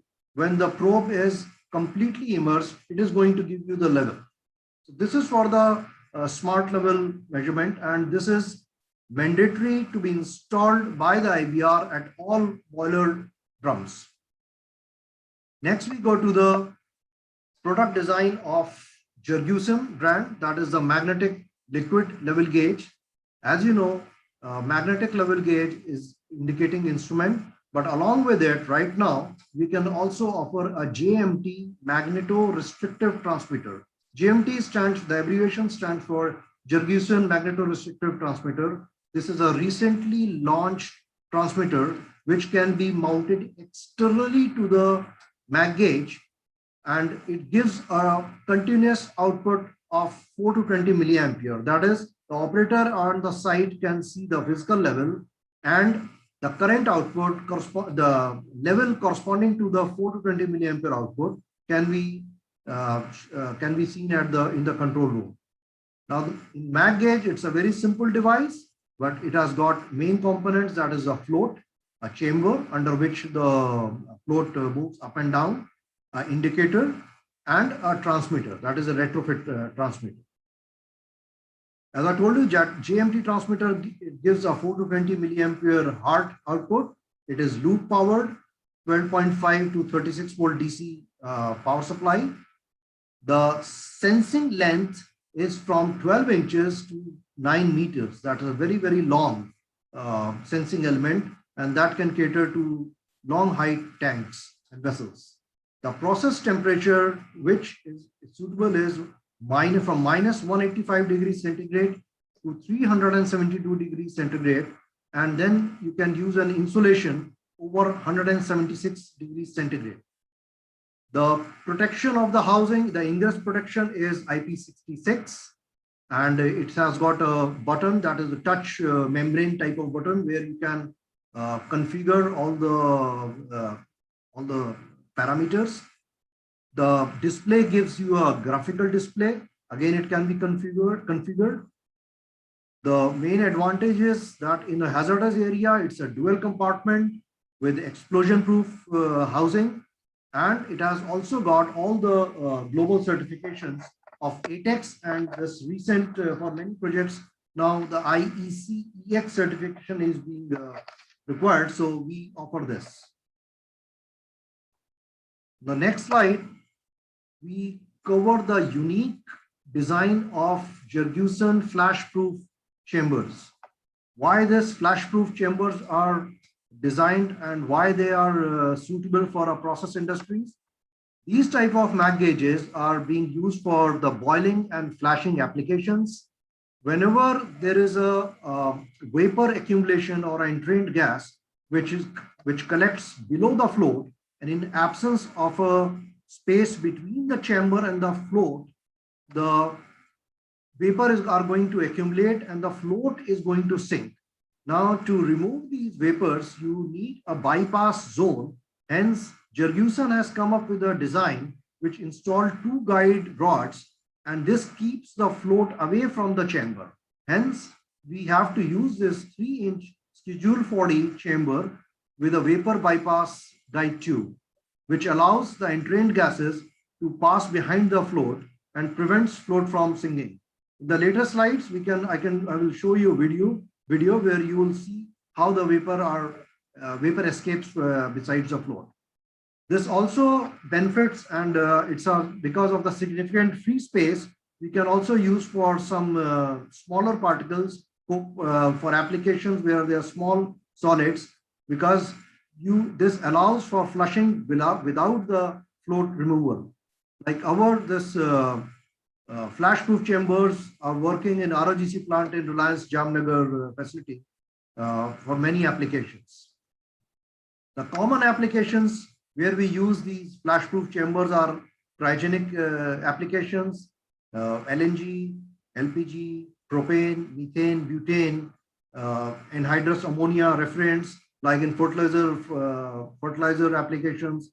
We have given these flash-proof chambers to Pppa fertilizers and other fertilizer plants also. And as I told you, for dirty services also. Insulation is a important parameter while considering for the cryogenic applications, because insulation prevents the loss of energy and helps maintain the process in a fluid state where the fluids have low flash point. This is critical for cryogenic applications where large temperature change will drastically reduce the specific gravity, and which will cause the float to sink, because floats are designed for a particular specific gravity given by the process. And in case of any change in the specific gravity, it's going to be a problem for the float. So the cold insulation, we do it with the help of a foam that is polyisocyanates foam solution, which is 2-inch thick, and this is cladded with the aluminum jacketing along with the moisture barrier. All the joints are sealed, and then there is a non-frost extension. This is a cross-sectional view of the mag gauge. This is the mag gauge, and we have cut this just to show it and explain that this is the foam which are polyisocyanate foam. And then there is an acrylic part which protrudes out from the main indicator and scale is mounted here. And then it is also recommended that we use a hermetically sealed indicator, fused, completely fused, so that there can be no leakage and there should be no fogging, because there is a probability of condensation. Hence, a hermetically sealed indicator is always recommended. Showing the applications. If the liquid in your magnetic level gauge boils or flashes,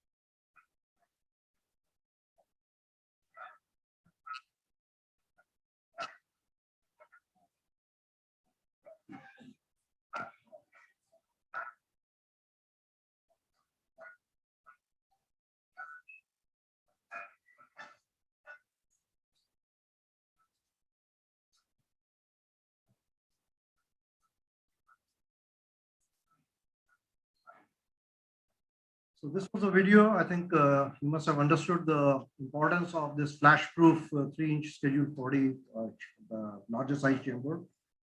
Float, coming to the next part is the float. Float is the heart of magnetic level gauge. And in Jurgensen, what we have selected, the Jurgensen design is that we have selected two 360 annular Elnico 8-ring magnets, and these are with north pole opposing. The Elnico means that this is a combination of aluminum, nickel, and cobalt. Then there are other materials also, but primarily this is aluminum, nickel, and cobalt. As we have studied in physics and we have already played with the magnets, the two ring magnets cause Mr. Bhatnagar, yeah. Yes, sir. Sorry to interrupt. It's already more than 10 minutes, 35 minutes already crossed, 45 minutes now. So I request you to please close your presentation next 1 minute. Extremely sorry for that. Yeah. All right. So this is just very last 1 minute, please.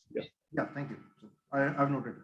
So strong magnetic, that's a USP for Jurgensen product design, a very strong, which couples with the flags of the indicator. Then we'll go for the, we use a cylindrical magnetic float that is being used for the 95% of the applications. And the float material is titanium, Hasloy, and monal, and it has got the stiffener ring for the mechanical strengths. Indicator is also a very important part. Right now, we have just launched a 1.5-inch wide SS indicator flags. This is completely hermetically IP68 index protection, purged with inert gas. And for the temperature till 260 degrees, we use it as a polycarbonate. But for oil and gas, petrochemical, right now the standard is a glass that is completely 100% fused glass indicator. Unlike there are no seals, no gaskets, it's a completely sealed. Applications are offshore, cryogenic, chemical washdown, and for severe environments. The indicator flag style we have already covered. We are using 302 SS flags and the high temperature, which are suitable for UV and sunlights.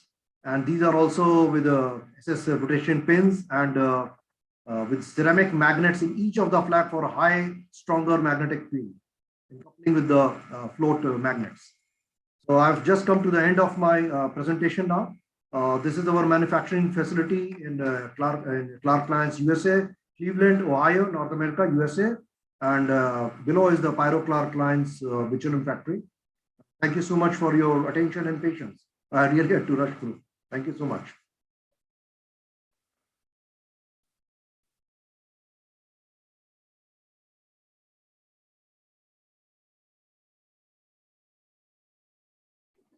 Rishikesh, you're on mute, please. Yeah, Serene, up to you. Thanks, Mr. Prashant and Mr. Advait. Thanks a lot. Yeah. Thank you very much, Swaghat, and thank you, Mr. Prashant, and thank you very much, Mr. Kasmus. It was indeed a brilliant presentation, and of course, amazing, insightful information that we have received from your end.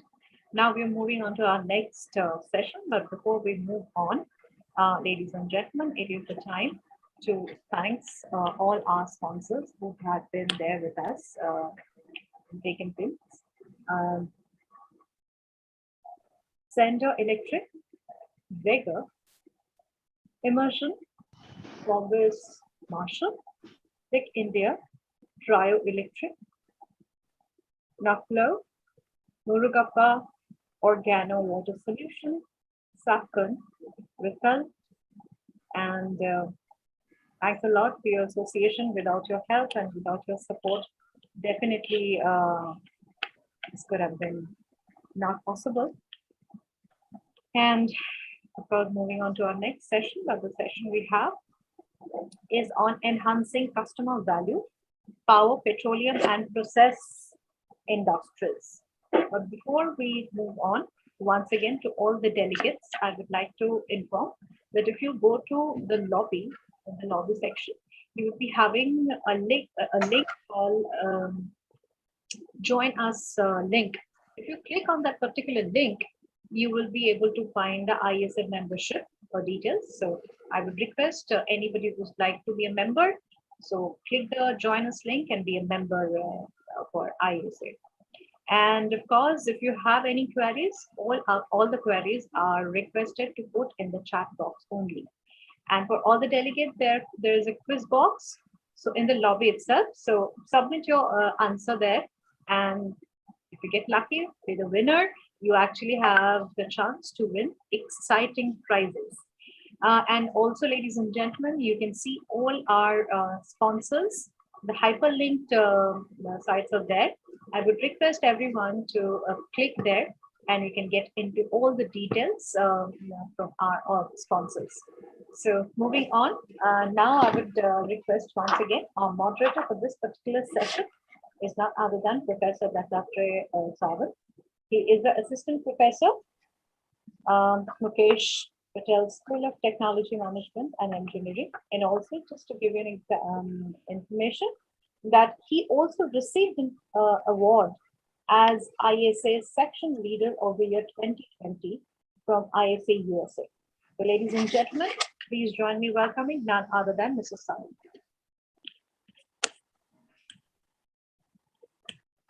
Thanks a lot, Ms. Rain, for introducing me. Good evening, everyone. I'm sure that I'm audible to everyone.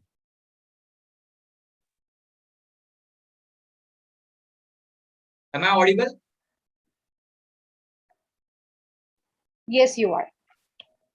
Thank you. Our next session is on enhancing customer value, power, petroleum, process industries. First, I would like to welcome Mr. Abhinav Gurku at Pppa 2021 Virtual Symposium organized by ISA Maharashtra section. It's my pleasure and privilege to introduce our speaker, Mr. Abhinav Gurgu. He is a senior manager, head of vertical market management at Retail India Private Limited. As a result-oriented professional, Mr. Abhinav has 22 plus years of rich experience in sales strategy development, concept selling, technical sales, product management, and technical training with a strong inclination for technical knowledge and sharp business acumen. He has worked extensively in the area of service, key account management, and B2B sales while understanding the dynamics and buying behavior of railways, metro rail segment in a depth. His proven capabilities in value selling, market intelligence, product knowledge, added with customer first approach have helped the organization still high value deals ensuring customer satisfaction. In its current role, he is responsible for analyzing vertical trends in automotive, railways, airports, power, oil and gas, F&B, and other industry segments, and support in development of new market and application that create customer value. Now, I would like to call Mr. Abhinav on screen. I request Mr. Abhinav to please start your video and please share your presentation. Over to you, sir. Thank you. So please unmute yourself. Abhinav, sir.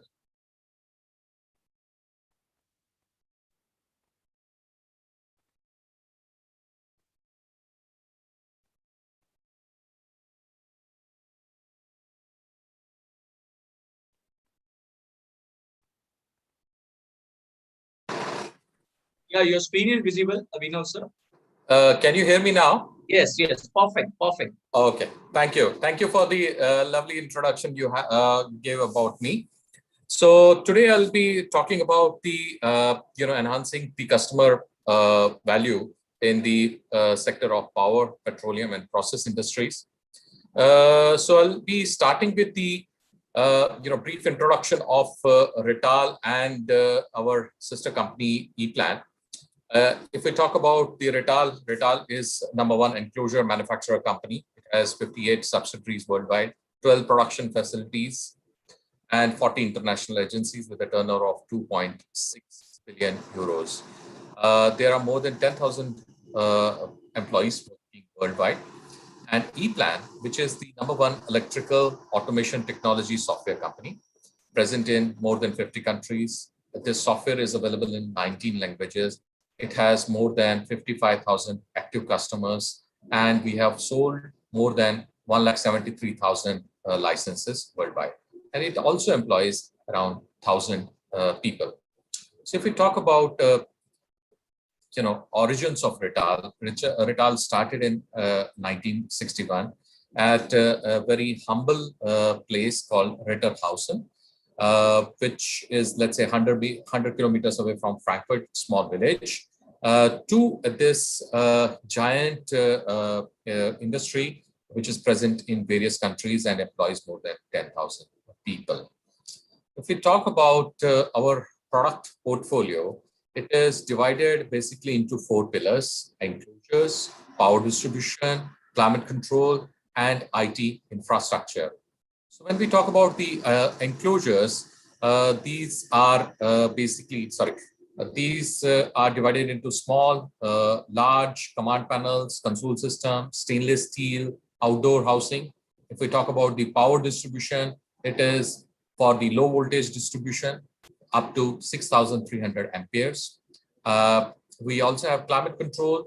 So these are divided into wall, roof mounted, or fan filter units, or air-to-air heat exchanger. So we have everything, all the solution which is required for the enclosure climate control. If we talk about the IT infrastructure, we can provide the complete integrated infrastructure solution for IT, including server and network racks. We also have wall-mounted enclosures. We provide consultancy and planning. We can do the structural design. We can provide physical security, IT climate control, IT power distribution, and monitoring of the systems. So this is our state-of-art manufacturing facility in Bangalore. We have been present in India more than 25 years. We can produce more than 90,000 enclosures in a year. We can produce 3,75,000 small enclosures. We have warehouse capacity of 10,000 square meters right now in India, and it is ever expanding. If we talk about our customer reach, we are present across India in 10 cities with 5 modification centers, 16 service partners, 800 plus employees, and 112 customer-facing representatives. We have more than 5,000 customers in India, 5 warehouses, 40 channel partners, 30 partner warehouses to make sure that you can get delivery of standard products in 48 hours. If we talk about the different verticals which we serve various verticals such as machine building, electrical and automation, automotive, railways, aviation, maritime, food and beverage, process, energy, infrastructure, and we keep on adding different verticals to this list of the verticals which we have. So the topic of today we have is the digitalization post-COVID era, and we understand that the conventional way of things is probably not going to be present in future. Therefore, there has to be a value chain. There has to be a complete digitalization of the process, and therefore the passive components such as panels also have to be compatible with this process of digitalization. So how do we comply to this? There are 4 pillars which we understand with respect to this value chain. One is the engineering, where we can provide you error-free and flexible process with digital twin throughout the value chain. We can provide high-quality 3D data in ePlan data portal, which also is done with the help of 3D assisted design with the help of ePlan Pro Panel.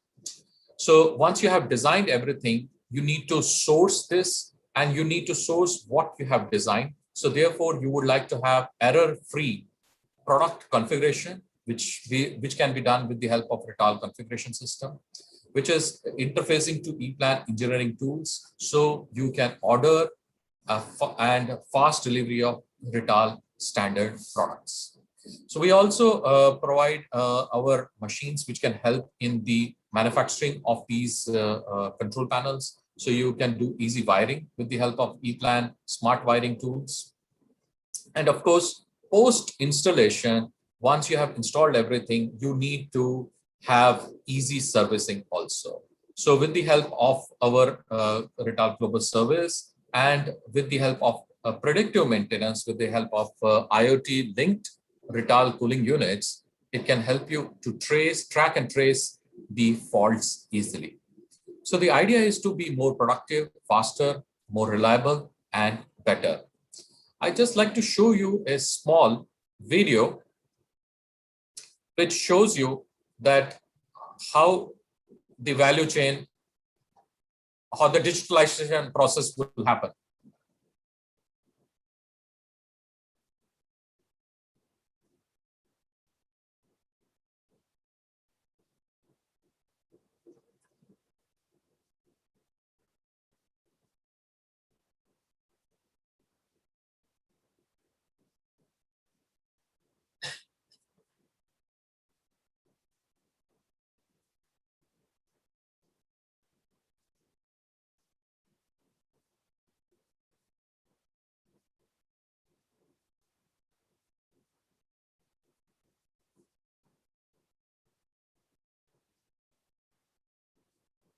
So the idea is not to increase cost, reduce the cost. So I'd like to explain to you what would be the basic steps. I'd like to give you an overview of what would be the basic steps. If you would be interested, we can speak to you at one-on-one basis later on. The first and foremost is the smart production. That means Industry 4.0. So you want digital transformation of the industry. Because the economy is also getting digitalized. So production also has to be fully automated. It has to merge with the cutting edge information and communication technology. So there are different pillars to this, which is smart products, smart service, and the solution. So I'll be talking about a little bit about these things. That is smart products. What do smart products mean? It means that your products, even though they may not be active, they have to be compatible. They have to be intelligent enough to be compatible with the industrial Internet of Things. So you can create a digital twin, which is the basis of which you create new solutions, fresh solutions. So it should be compatible with the entire production cycle. So your order handling, production logistics, monitoring systems, all these stages generate and add data that help companies to understand the product better, manufacture it more efficiently, and also help you to continuously improve it. If we talk about the engineering, which was the basic starting point, so we have ePlan data portal, ePlan pre-planning tool, and ePlan Pro Panel, which help you to create this digital twin, which you see on your screens, and help you to see whether the solution which you are creating is in line with your demands, it is certified or not, whether it is complying to the standards which you have defined. Okay. So there is acceptance of the customer data, validation in terms of the completeness and processability, and you determine whether your enclosure options and associated additional process steps have been followed.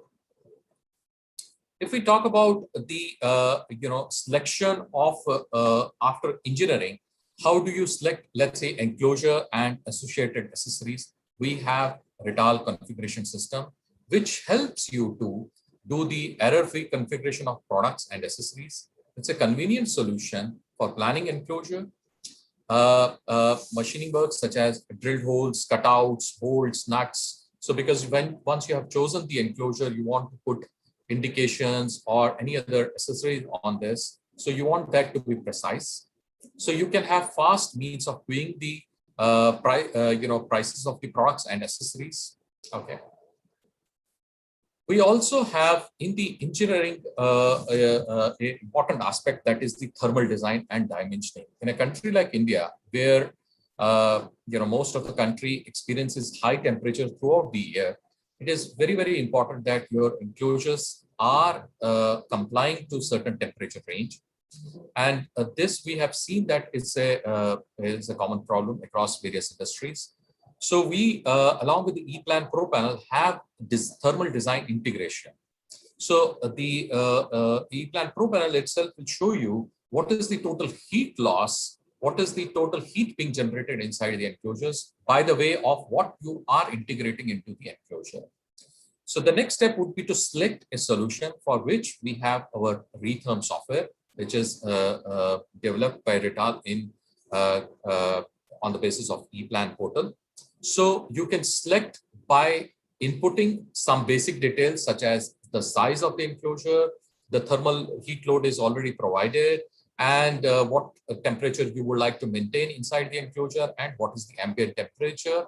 And at a click of the mouse, you can get a right solution through this Retherm software. So I'd like to go a little bit into the products which Retal can provide. We have small enclosures, which again are compatible with the Industry 4.0 concept. We have compact enclosures, we have console system, PC enclosure system, industrial workstations, and the enclosure system, large enclosure system.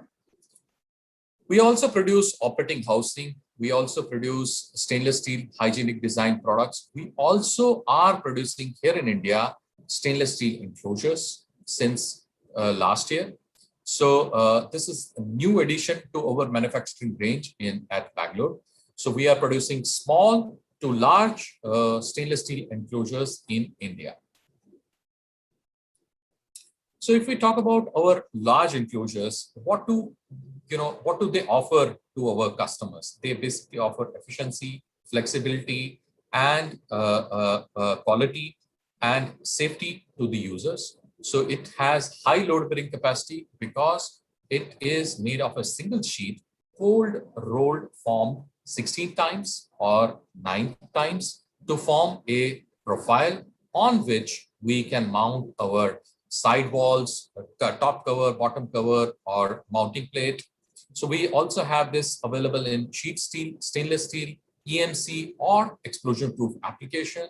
It has got worldwide approvals of UL, CSA, TUV, DNV, and also CPRI. So we can go provide protection category up to IP66, NEMA 4 or NEMA 4X. So you get automatic potential equalization for gland plates, roof, side, and rear panels by default. So there is interior installation on 2 mounting levels. There is straightforward hole count on the profile. So it makes it toolless mountable mounting plate brackets. We talk about this enclosure with respect to the grounding and EMC protection. As you can see, as soon as we fit top cover, side cover, there is automatic connection. So there is automatic grounding of all the accessories, all the parts. So if you are not doing any cutout, you don't need to invest in the earthing cables. If we talk about the modularity or interchangeability, it's very easy to change the door from one side to the other.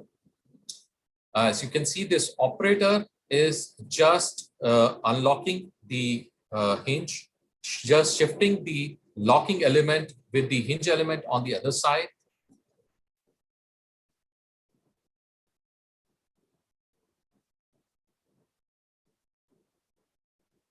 And fixing the locking element.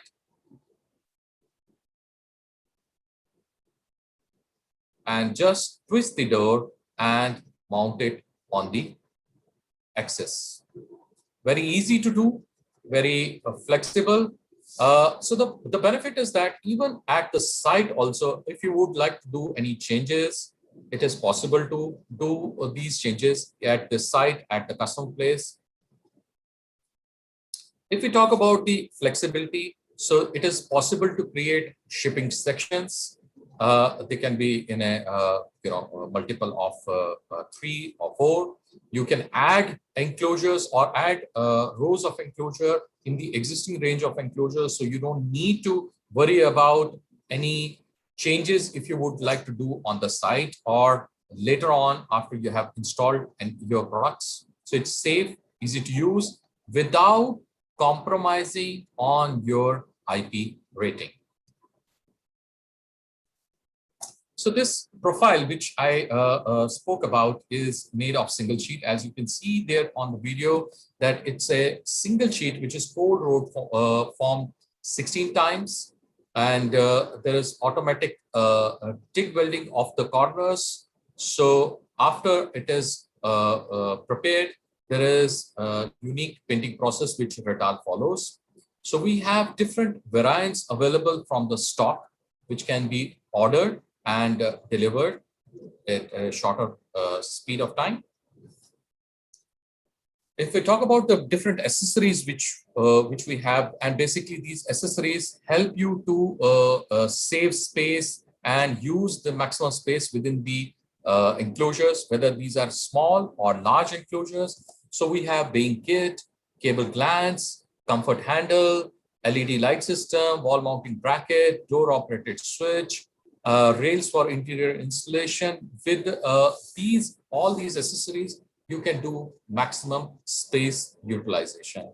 I like to also talk about the information about the hazardous location. I'm sure all of you would be aware about different standards which are there with respect to the different hazardous locations. But what does Retal do?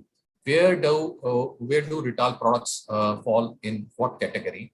So Retal products fall into EXE and EXI category as per IEC 60079 or EN 60079. We also can provide purge panels, which wherein the purging devices are given by the manufacturers of the purging device. So our enclosures are compatible with these purge application also. If we talk about our certification, so we can give you EXE, EXTD. The temperature class is from -30 degrees to +80 degrees. So we have boxes as well as large enclosures which are certified according to this EXE and EXI levels. If we talk about the seismic solution, we also comply to various seismic levels. So we know that India is divided into different seismic zones from zone 1 to zone 5. So we have a certification for the zone 5 also. We already had for a very long time for zone 4. Zone 5 was defined in last couple of years, and we have also got the certification of same. If we talk about different zones which are there, sorry, I think that graphic is missing here. So we also like to talk about the EMC application. If we talk about the enclosure where your electrical or mechanical devices or electronic devices are going together, there are chances that there might be attenuations which can interfere with the working of the devices. So whether those interferences are outside the enclosure or inside the enclosure, we need to have a compliance to the various standards such as IEC 61000 and also IEC 61587. So we have EMC enclosures also complying to these standards. So wherein the painting is slightly different from the standard enclosures. There is a alu zinc coating inside the enclosure, and outside it is normal painted. But we also have various accessories which help you to comply to this EMC application. So we have EMC cable glands, we have EMC fan filter units. We also have the EMC viewing windows, which help you to have completely certified solution. So I like to also touch upon the unique painting process which Rital follows. We have basically we call it a 3 steps for the maximum quality. So the first step here is the nanoceramic coating. So what is nanoceramic coating? It is basically that we have small nanoparticles which are embedded into the surface. As we see the surface under the electron microscope, each surface will have its peaks and valleys. So, just to say that the surface is not smooth. So what do we do is that we fill these gaps with these nano ceramic particles. Once this surface, with which this surface becomes smooth, the idea is that the risk of rusting should be avoided. Rusting can penetrate any surface if it is rough. So with the nanoceramic coating, the surface roughness is removed. Further, we have electrophoreted dip coat priming. In simple and plain words, we dip the flat parts into the paint bath. So you have no nook and corner left unpainted, and you get even and painted surface. And then we do textured powder coating. Just to show you this process in brief, that flat parts are dipped into the paint bath and then they are powder coated. It's completely automated process. We like to invite anybody who wants to see this to our plant in Bangalore, and you can see it for yourself. It ensures that you get completely scratch-free surface on which we do our gasket. It is tested for IP. IP is dust and water both, to ensure that nothing penetrates the surface.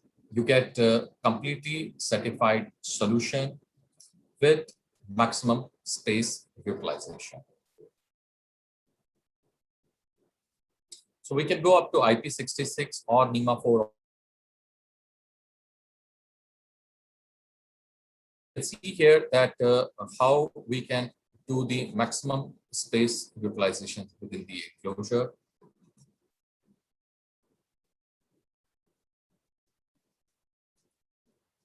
So I also like to touch upon the climate control part here a little bit because it's very important aspect. Once you have installed your components inside the enclosure, it is very, very important that your enclosures have long standard life. Heat is one of the biggest killer of the electronic components or electrical components. The electrical and electronic components operate in a certain temperature range, beyond or below which they will derate or there is a risk of high energy consumption. And also, apart from the temperature, humidity is one of the critical factors. So you would like to maintain your electronic components in a certain temperature range and also make sure that there is no humidity inside the enclosure. So, you need to have a scalable system solution to ensure, you can, if your demand goes up, you can add more climate control to your existing solution. You need a professional design with user-friendly software, which I spoke about, Rhythm software. And also, these are all global products. So, because of the international approvals and certification, and these are also user-friendly. So I like to talk about, few solutions here. We have, if we talk about the cooling with the ambient air, that means you want to use the ambient air.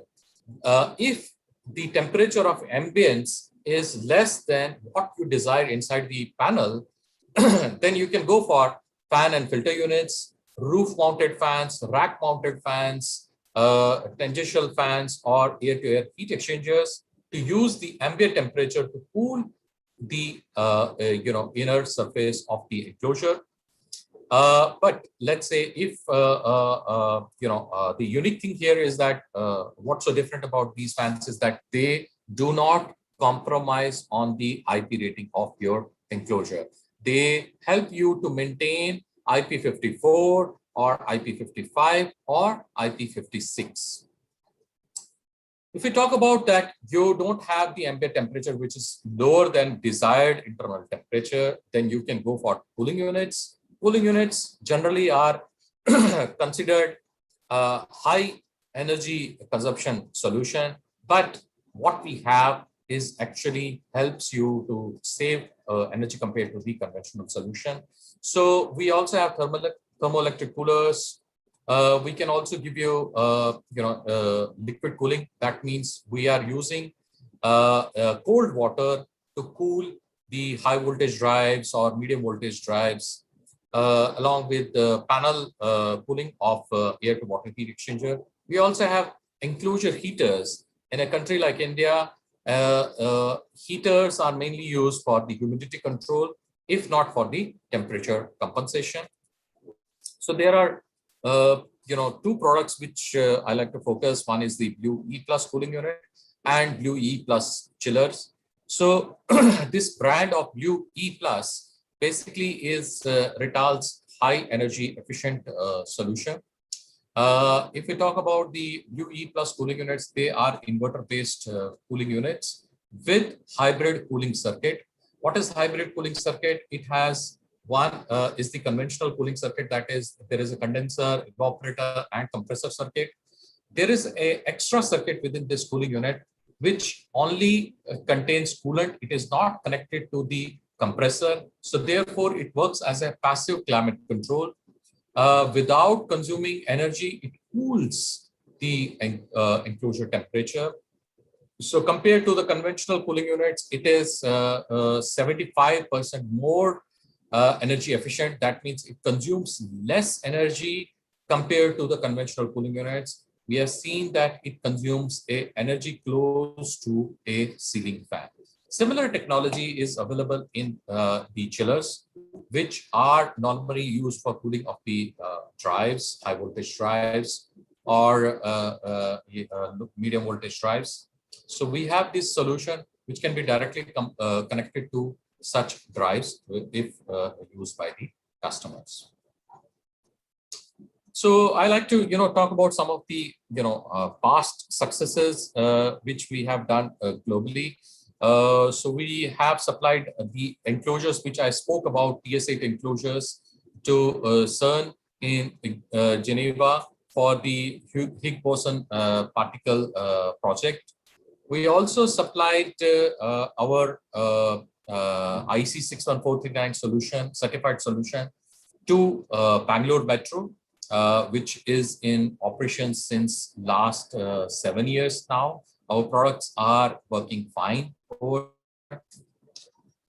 We also have supplied to automotive industry, for example, to Volkswagen, for our cooling units to save energy, because automotive industry consumes a lot of, let's say they use a lot of automation, and for their automation, they need to maintain right temperature. So with the help of our Blue E plus cooling unit, they are able to reduce their carbon footprint.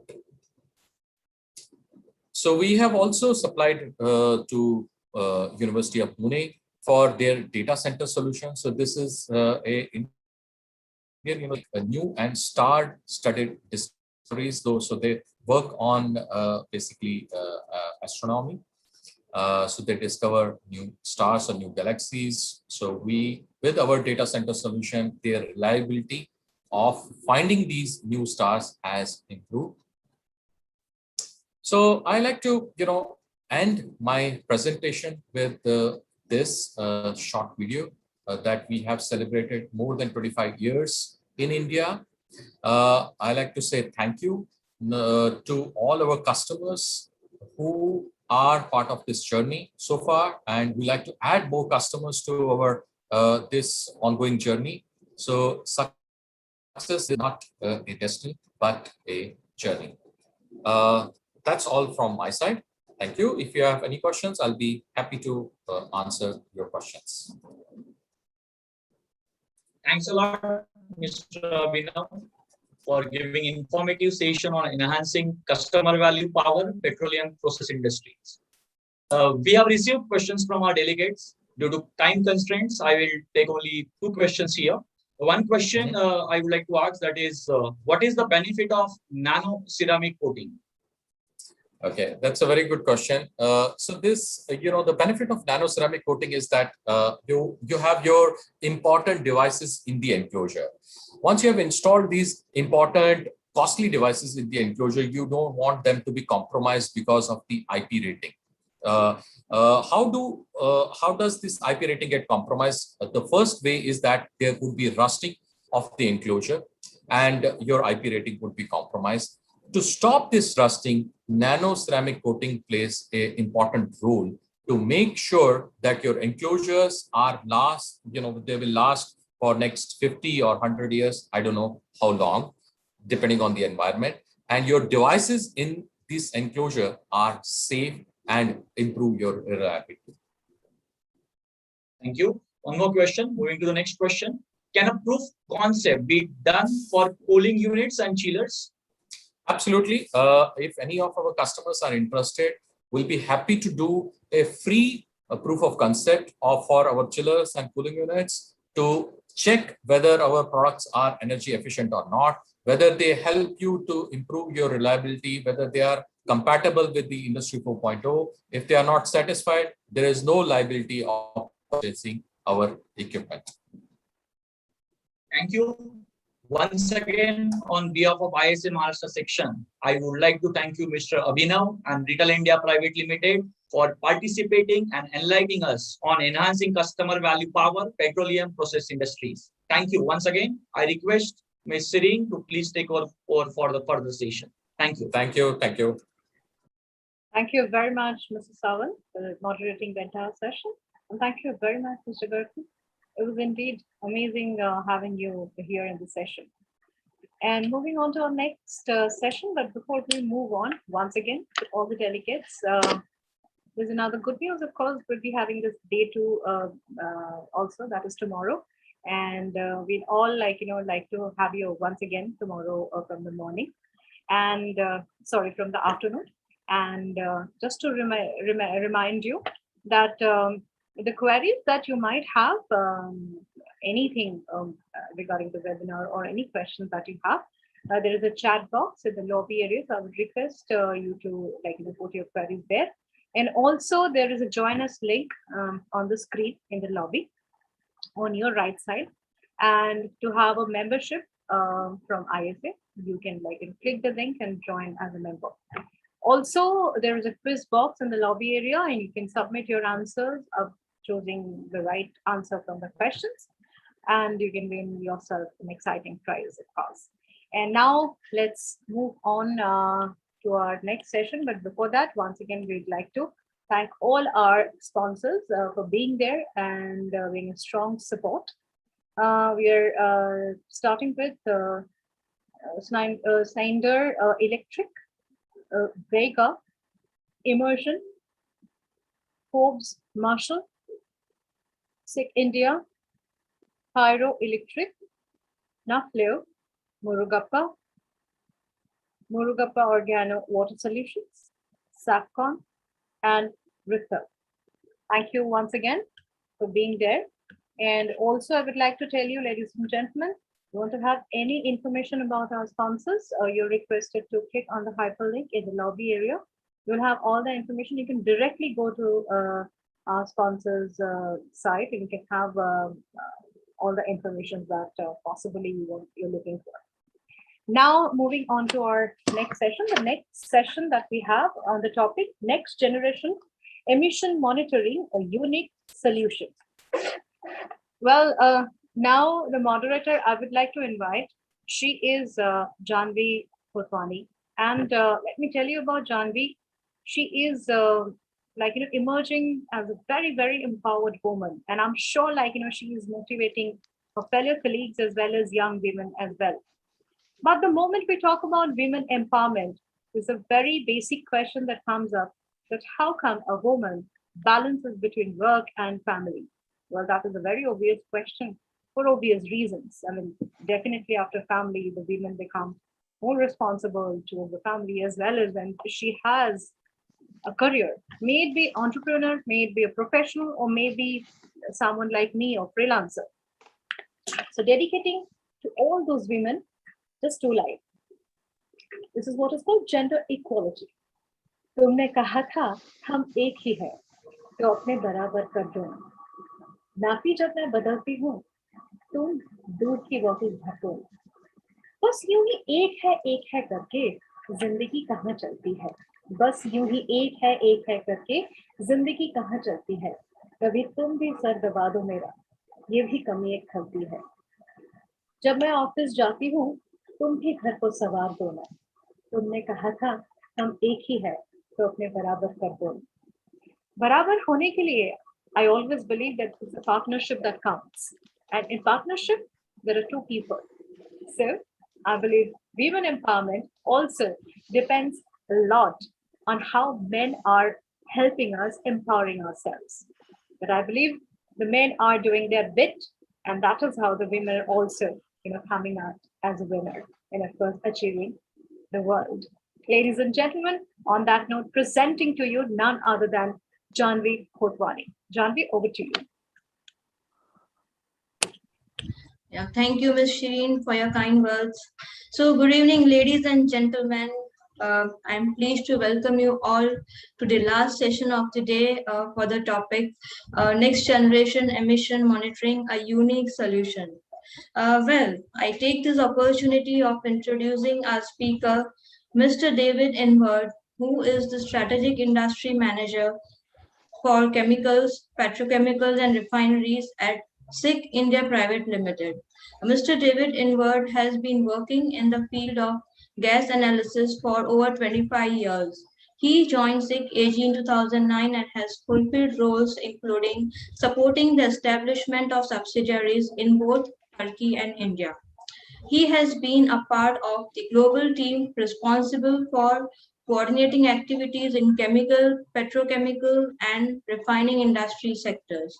This focuses on continuous emission monitoring systems which facilitate reporting dust, gas, and flow rate emissions to atmosphere, I am very much delighted in welcoming him for this session. It is a privilege to have him on this virtual symposium, PPPA 2021 from Prague, Czech Republic.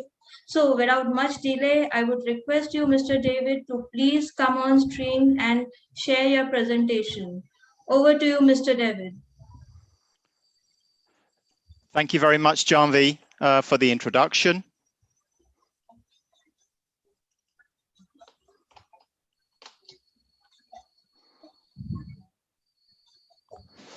Just bear with me.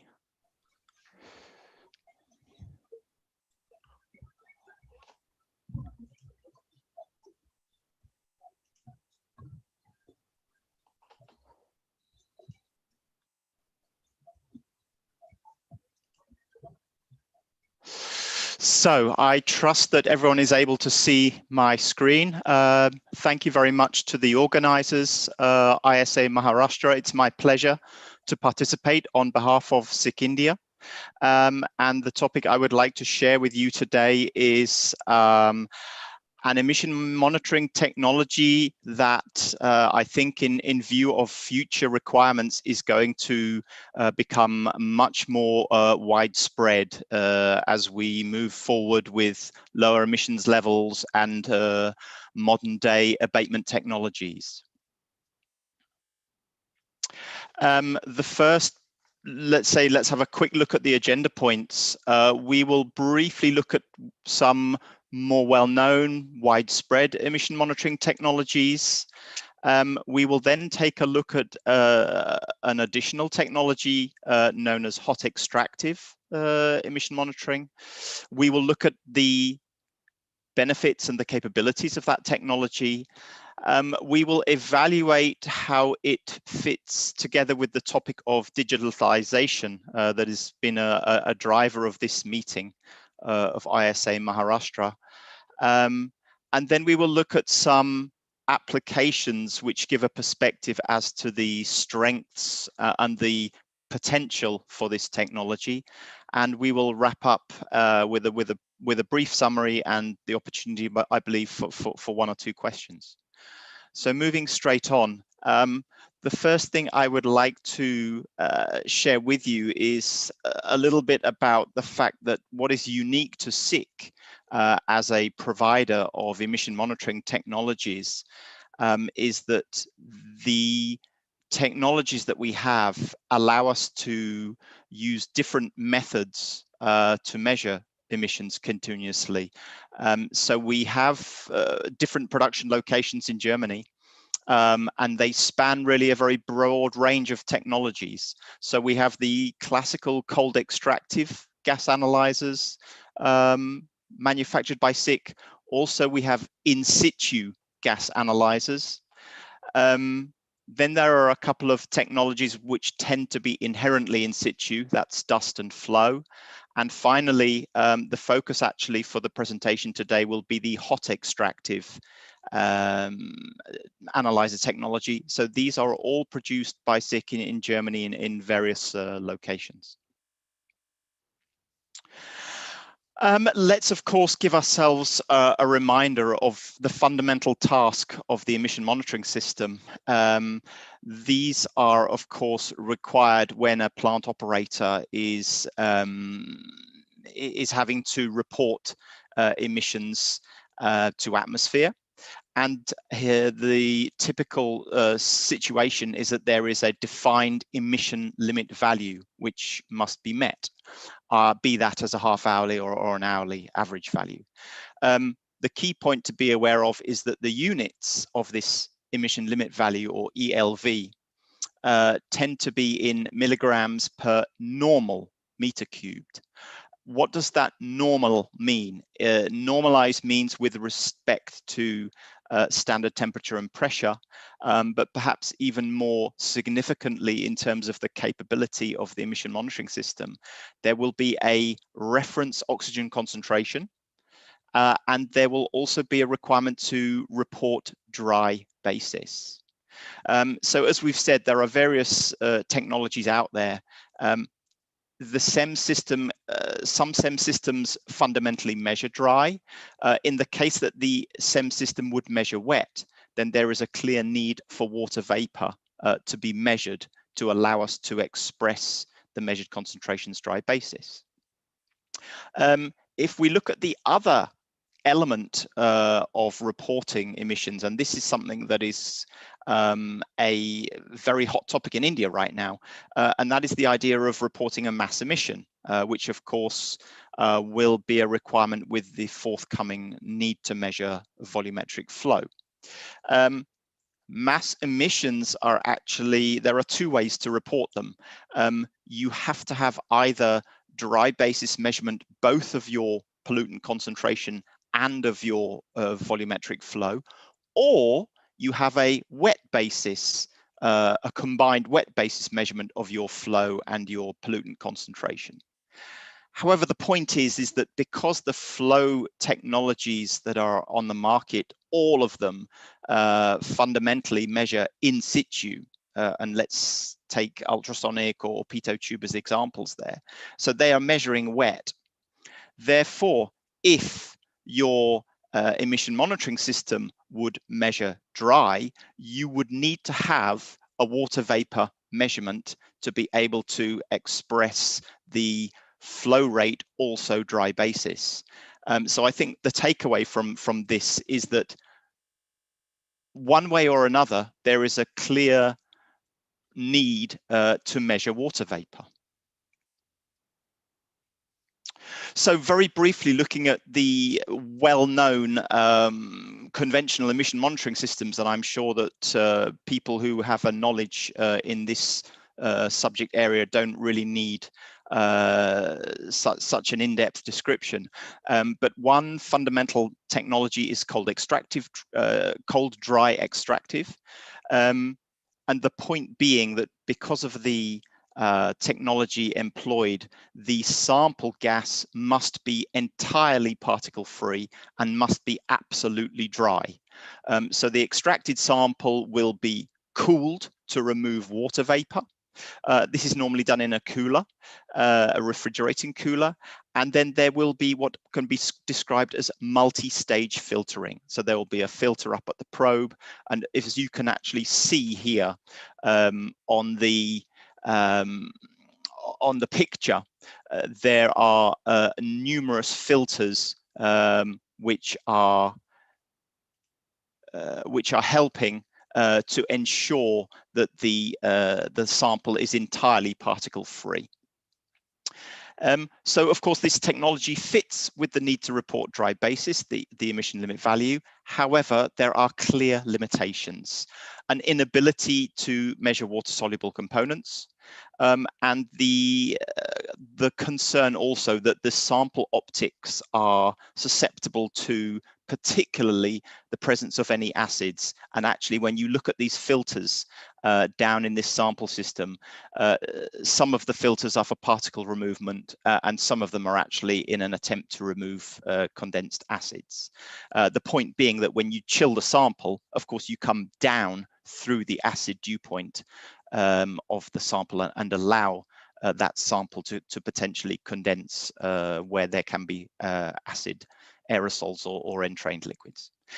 So the summary for this technology is it's better suited for simple applications and where there is well-trained maintenance available because of the high number of elements in the sample system. Moving on to another well-known technology, dilution. This, of course, is based on using instrument air as a means to avoid condensation in the sample gas. So we are handling the water vapor presence in that way. The benefit being you won't need long heated sample lines, albeit you might still need frost protection. Of course, that brings with it a need for a very high quantity of very high quality instrument air, which itself, of course, mustn't interfere with the measurement. So there shouldn't be contaminants that would interfere. And because we don't actually remove the water vapor, then we are measuring wet basis. And this is one limitation of the dilution method, is that we're not able to directly measure water. Therefore, this limits our ability to precisely report dry basis. Because we are diluting with instrument air, then a separate oxygen measurement is required, and that typically would be an in situ wet oxygen measurement. So again, we're not able to establish a dry oxygen concentration for normalization purposes. And the critical element in the dilution is this so-called critical orifice. And the critical orifice is a very small aperture orifice. Is a very small aperture, which is potentially blocked by the presence of either particulate matter or indeed entrained liquids, as you might have behind a wet scrubber. So again, better suits well-supported, simple applications. Now what I'd like to share with you is a technology that's perhaps not so widespread, and it is hot extractive infrared is the technology. And the first point I would like to make is that we have a very simple design. So there are only 3 principal elements: a sample probe with a heated filter, which you see here in the PNID on the right-hand side, a length of heated sample line, and a hot extractive analyzer. So literally only 3 elements: no banks of filters, no NOx converters, no gas coolers, and inside the analyzer there is integrated an ejector as a means to pull sample. What does this design simplicity bring? It brings a drastically reduced maintenance level, and it also brings a longevity. We would expect that a well-maintained system of this nature should have a life expectancy of 12 to 15 years. And one last point I would like to make: the fact that there is less maintenance is critical, but actually the nature of the maintenance is also so important. And on this long-standing technology, the maintenance is also very straightforward. And the reason I make that point is because today there are more complex multi-component analyzers out there. However, you tend to find that their complexity brings with them what I would describe as a black box situation, where on-site maintenance staff are not able to carry out the routine maintenance tasks, and that makes the end user entirely reliant on the support of the supplier, which of course is not a desirable situation. Let's look a little bit at the analyzer itself. We saw on the previous slide the overall design. Here you can see in a cabinet, what you can see is here is the heated line coming directly in to the analyzer. The analyzer has a multi-component capability, 12 components plus oxygen, and the oxygen is a zirconium oxygen, so it's also a hot technology that fits with the hot photometer, as well as the pollutants that we are so often required to measure.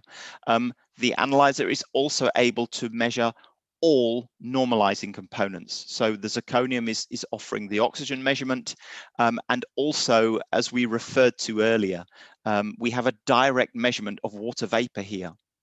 What does this mean in terms of reporting? Because we inherently are measuring hot wet, of course we can measure a mass emission, so that's a direct combination with a hot in situ flow measurement. But because we measure the water vapor, we are also able to report dry basis, should there be an emission limit value as a concentration. And one additional component worthy of mention. Today there is so much talk in the world about heating. The other component that we're able to measure also in a wet basis is CO2. So for the forthcoming requirement to measure and report CO2 as a greenhouse gas, which also has to be done as a mass emission. It is possible for end users to support their calculation, which is the usual basis to report CO2, with a supported actual measurement, concentration or mass flow measurement of CO2. The last point I would like to make is that this analyzer has been certified as a European manufacturer. We have got certification from TÜV in Germany, also from MCerts in the UK, and you can see on the right-hand side the certified ranges, the lowest certified ranges for each component, together with some additional measuring ranges that have been certified for applications where concentrations can run much higher. Now, we made the statement earlier that the technology is very robust, and I would like to briefly dig into with you why that is the case. And the key point here is that to generate both the measurement and the reference signals, which is always required of an emission monitoring analyzer working on an optical base, light absorption. Both the measurement and reference signals are generated by passing light through a single cuvette. So here you have your sample gas continuously streaming through the measuring cell. And the way that the analyzer works is that we have different filters that are installed on filter wheels, and those filter wheels move to align filters in the optical light path, and we choose a wavelength for each component, one wavelength at which that gas does absorb infrared light. The example shown here is CO, carbon monoxide, and we choose the reference filter at a wavelength at which the gas does not absorb infrared light. Now, the key point in terms of why this analyzer is so robust is if we imagine that the sample system is not perfect, or that we're in a more challenging application where we cannot avoid the presence of some contaminants, be they entrained liquid droplets, be that some elemental sulfur, whatever that might be. The ingress of this contaminating material into the cuvette, of course, changes the light characteristics through the cell. But the key point is that the characteristics are changed identically for both the case when the measurement filter is aligned and the case when the reference filter is aligned. The changes in that measuring cuvette condition are therefore self-compensated between those two signals. And that is why this analyzer will actually quite happily continue measuring when there is dust contamination in the measuring cell.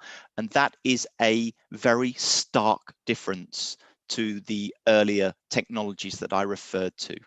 And the reason being that, just to take one example, the cold extractive analyzer has physically separated reference and measurement cuvettes. So if you get a change in the measurement cuvette due to a contamination, that gives you an offset. Let's look a little bit now at the capabilities of this analyzer in terms of being able to give us more data, more intelligence, and really being a flexible modern emission monitoring analyzer. There is a function of this analyzer which is called reference energy. What does that mean? What that means is that when we perform a zero check, we are actually monitoring the intensity of the light coming to the detector. And what we can anticipate is that over time, and I'm talking here about months and years, we can expect that the reference energy will slowly deteriorate, whether that be aging on the optical elements, whether that be due to some contamination, regardless. So when we first set up a new analyzer, we set the reference energy to 100%. And we set an alarm level at, for example, 60%, when our experience tells us that that's still sufficient light intensity for the measurement, yet below that level, then we need to perform a maintenance, either to clean the optical parts or perhaps to replace an optical part. And this is a really powerful diagnostic tool that we can access to give us an insight into really the, let's say, the aging process of the analyzer over a significant amount of time. The second parameter that we also monitor in the same way is flow rate. We again set up the flow rate initially at a certain rate, and equally, same as reference energy, same as monitoring light through the system over time, we also monitor flow through the system over time. And of course, in particular for high dust applications, that's an invaluable piece of information that might help us to trigger a back purge, for example. There's one additional chunk of intelligence that I would like to share with you that is particularly valid for India, and that is what we call calibration filters.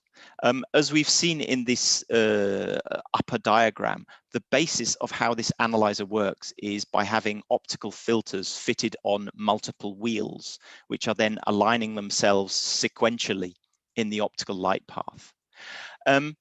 What we have also got the ability to do is actually use one or two of those filters to simulate a sample gas flowing through the system, because we're able to configure that optical window that it simulates the presence of, let's say, a calibration gas normally contains 80% of the measured range.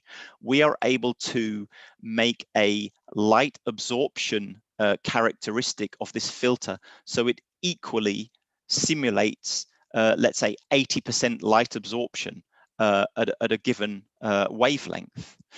This was actually part of the approval of the overall analysis system that I referred to earlier, EN 15267. So both TÜV and EMCERTS, the European authorities, said, yes, this is an equally valid way to validate the analyzer in terms of performing a span calibration. So this is a really flexible alternative to the classical use of calibration bottles. And the reason why I point out that it's let's say, its significance for India is due to the fact that the CPCB are asking to have remote access to all emission monitoring systems in India. Now, this ability to remotely initiate simply a move of this calibration filter in line is a much simpler idea than remotely having to switch solenoid valves to hope that the calibration bottle has enough gas in. So really, for this remote validation requirement from CPCB in India, this is a really ideal solution. And all of these elements are really pushing us in the direction of a preventative maintenance regime. So rather than saying something has to be done on a monthly basis, this analyzer will tell you when it needs maintenance. The other aspect of the analyzer that is really cutting edge is the actual ability to communicate, and it's everything based on a web display. So again, as you can see on the right hand side, we have a very nice large 12-inch touch screen, color touch screen.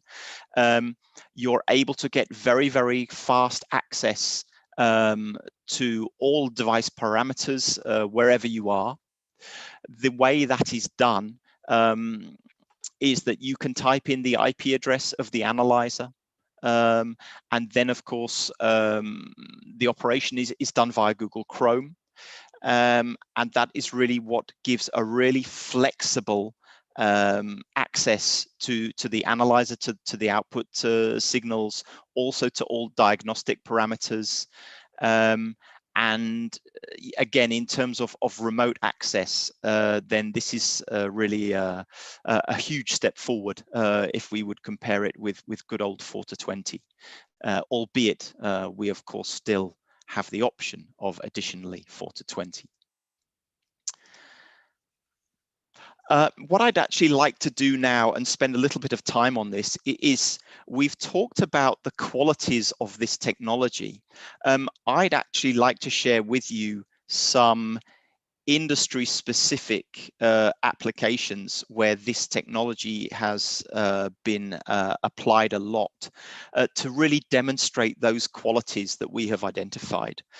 So actually the first one I'd like to start with is really the industry that has most recently been added to the industries that are having to continuously report emissions to atmosphere, and that is the maritime industry. So the many ships sailing around the world who now have to report emissions and can no longer burn heavy fuel oil and without considering the consequences. Now, having an emission monitoring system on board a ship brings a set of challenges that are quite unique. So we must really expect that there will be no skilled onboard maintenance. The maintenance staff on a ship have got their hands full keeping the ship running. They really do not want to be spending their time having to change filters, empty cooler condensate vessels, and so on and so forth. Therefore, they are looking for a technology that has absolute minimal maintenance, ideally no maintenance. The next aspect of the ship is that there will be very, very heavy vibrations present that the analyzer technology must be able to withstand. And also, because of spatial limitations, because the space on the ship is so limited, having pressurized calibration bottles in very confined spaces is also a major safety issue. So again, we don't want to have calibration bottles on board the ship to support the emission monitoring analyzer. Those three qualities, zero or extremely low maintenance, the ability to handle vibrations, and the ability to operate and self-validate without calibration bottles, all fit really well with this hot extractive infrared technology.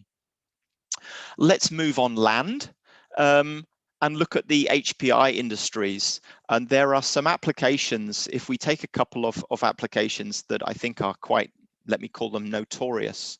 The one is behind the fluidized bed cat cracker regenerator, or indeed on an ethylene plant, the decoker units. Here we are having to deal with very fine particles. And of course, that places a huge challenge on the sample system if the analyzer insists on really having a particle-free sample to measure. So the idea that we're able to employ a technology that actually is not so fussy about the presence of dust in the measuring cuvette is really something that's a good fit here. Similarly, elemental sulfur behind the sulfur recovery unit on a refinery or on a gas processing plant. That's another application where this analyzer can happily accept trace concentrations of elemental sulfur passing through the measuring cuvette. And the other, let's say, aspect that when we talk about modern day abatement systems, if we're measuring in what I can describe as condensing conditions behind a wet scrubber, and be that in power industry, be that in HPI, be that in waste industry, the ability to measure trace concentrations of gas in the presence of very, very high water concentrations is a major problem for your conventional emission monitoring systems. But for this hot extractive infrared that works at a very high elevated temperature, 180 degrees C, no problem at all. Equally, for an SCR as the basis of a DNOx, adding an ammonia component because we want to measure ammonia slip, as well as, of course, as reducing the NOx concentration, we want to be quite clear that there is no excess ammonia slip going through the SCR. this analyzer is very, very happily able to measure ammonia as an additional component. The cement industry, and this is something where I will bring you some references that are valid for India. Because cement industry and indeed waste to energy as well, these are two industries where we are burning these days alternative fuels, can be plastics, old tires, pet coke, whatever it might be. There's often a requirement for measuring additional trace pollutants that are water soluble, HCl, NH3, ammonia. That is something that this analysis system is perfectly capable to do. And again, in the background of an accepted high dust loading, we can accept some dust passing through this analyzer. And the other element that you get on a cement plant is really a very harsh ambient environment. Even in the analyzer house, it's very difficult to keep everything super clean in there. That's not a problem for this robust system. In waste to energy, that's really a nascent, what I would call a nascent industry in India. Things are really taking off in India with the smart cities coming through. Again, we have many of the common themes here. Trace pollutants, measuring behind a wet scrubber, and again for waste plants, they tend to be very, very low in manpower. So really it makes sense to have a technology that will not require a lot of regular maintenance input, and that again is where this technology is really extremely well suited. Let me, for those different industry types, actually share with you some few references just to demonstrate the robustness of the technology. So long before the regulations came in the maritime industry, Scandinavia is really a wonderful part of the world in being very, very switched on as to air quality. So actually the first system that was installed on a ship was done in Norway. It was commissioned, it was a cruise ship commissioned in 2009. And this is something that you will not see written about emission monitoring systems.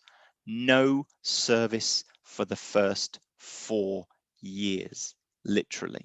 And as I say, if for those of you who are familiar with maintenance requirements for emission monitoring systems, that's an entirely different world. Looking at HPI industry and wanting to take actually what I consider the most difficult refinery application, the sulfur recovery unit application. We have an analyzer on this plant in a refinery in the US that was commissioned in 2005. So that's now 16 years ago. So again, I want to share with you the longevity expected here, is 12 to 15 years. And actually that analyzer was a dual stream switch. So I don't suppose that would be allowed today, but they were actually monitoring 2 SRU stacks with a single analyzer that was stream switching between the two. And again, because we measure hot, then we avoid all the issues with elemental sulfur condensing out. And just a little nugget of information, that analyzer is so popular on site that it has actually been given a name. That analyzer is called Marilyn. And I've never heard that before. So there we are, Marilyn working for 16 years on a refinery in the US. I wanted to bring you also some references that are relevant for India. So there is a cement producer in India who purchased a large number of these systems and 18 systems, and they were commissioned. The majority were commissioned across 2010, 2011. I think the remaining 4 were commissioned in 2012. So we have 18 systems on Indian cement plants working in your ambient environment with your maintenance regimes, and those analyzers are on average at least 10 years old now. And with power to add, we see no reason why those analyzers shouldn't continue to work for a number of further years. And actually, the oldest analyzer that I was made aware of on waste to energy, there was an analyzer that's commissioned in the year 2000, still running today. And so that's an analyzer running for 21 years. And actually, we've also got references in India. And I was informed by a colleague earlier this week that the analyzer on a waste plant in India has not received any maintenance in the last year. So therefore, I just wanted to share with you on an application and reference basis the real power and robust nature of this technology. So let me just summarize. A hot extractive infrared analyzer is able to reliably measure. I think we've looked at a variety of industries, and I've looked really more at the more challenging applications, which it is still able to excel in. The single analyzer itself measures all the components, typically all the components we need. And as we mentioned earlier, that covers both the pollutants as well as what we can consider the reference parameters as being oxygen, water vapor, and CO2. And actually that water vapor measurement is not just useful for normalizing the pollutant concentrations of gases, it's also helping us, if there is a dust emission, it also helps us to be able to express the dust emission dry basis. We can use the water vapor, the measured water vapor concentration to help us compare our measured dust concentration with an emission limit value, which again will be expressed dry basis. This very simple design base, probe, heated line, analyzer, 3 elements, is the reason why we are so robust, why the maintenance requirements are so low, and why we expect such a long life, 12 to 15 years. And in terms of digitalization, we have a really state-of-the-art ability to perform a self-monitoring from the analyzer of diagnostics, to be able to be remotely validated as an alternative for calibration gases, and that's of particular value if your calibration gas is either toxic or is difficult to work with. Say HCl, ammonia are calibration gases that normally need to be combined with a wet gas generator. So by using the optical filter to validate HCl and ammonia, we don't need to have the complexity of working with this wet gas generator. So yes, more data, more easily available. And finally, the version of the analyzer pictured is the new generation analyzer. The product name is MCS200HW. It was certified, I think now 18 months to 2 years ago, and we do have references already in India. That concludes the presentation. I hope it's been of some interest for you. It's been my pleasure. It's been a real honor to be able to present at ISA Maharashtra. Thank you very much. And I'm really open for any questions that you might have. Thank you very much. Thank you so much, Mr. David, for such an informative session and sharing the valuable insights with us. Yeah, we have a couple of questions from our delegates in our chat box. The first one is, are the pollutant concentration output values dry basis or wet basis? The answer to that, Janvi, is that it can be either. You can configure the outputs. The analyzer fundamentally measures wet, but if you want to have directly from the analyzer dry outputs, dry concentrations, then that's configurable because we have the water vapor, the dynamic water vapor measurement. Okay. One of the question is, can the measuring range of an existing component be changed or even a new measured component added? Yes. So the answer to that one is yes, that can be done. For expanding a range or putting in a second range, that's something that we typically do. If I take the example of the sulfur recovery unit, we actually have two separate ranges there. So we have a range of perhaps 0 to 100 ppm SO2 for when the sulfur recovery unit is running well. And then we will have a second range, and it's perhaps there's no limit. There is no, let's say, limit to the difference. So you could have one range of 0 to 100 ppm, and the other range could be 0 to let's say 10,000 ppm, because we use a different measuring wavelength for the second measuring range. To add a component, as long as it's a component that can be measured, then yes, that can be done. So what we need to do is we need to add the optical filters for that component. We would need to do a calibration that can be handled by the service team. We have a very, very skilled and very experienced service team in SICK India. So yes, it's also possible to retrofit a measured component. And of course, if you would have an SCR project in the future, then the ability to add a component like NH3 ammonia is a really powerful capability of this analyzer. No need to buy a lot of new hardware. You simply add another component on the existing analyzer. Oh, all right, Mr. David. That was quite a lengthy explanation.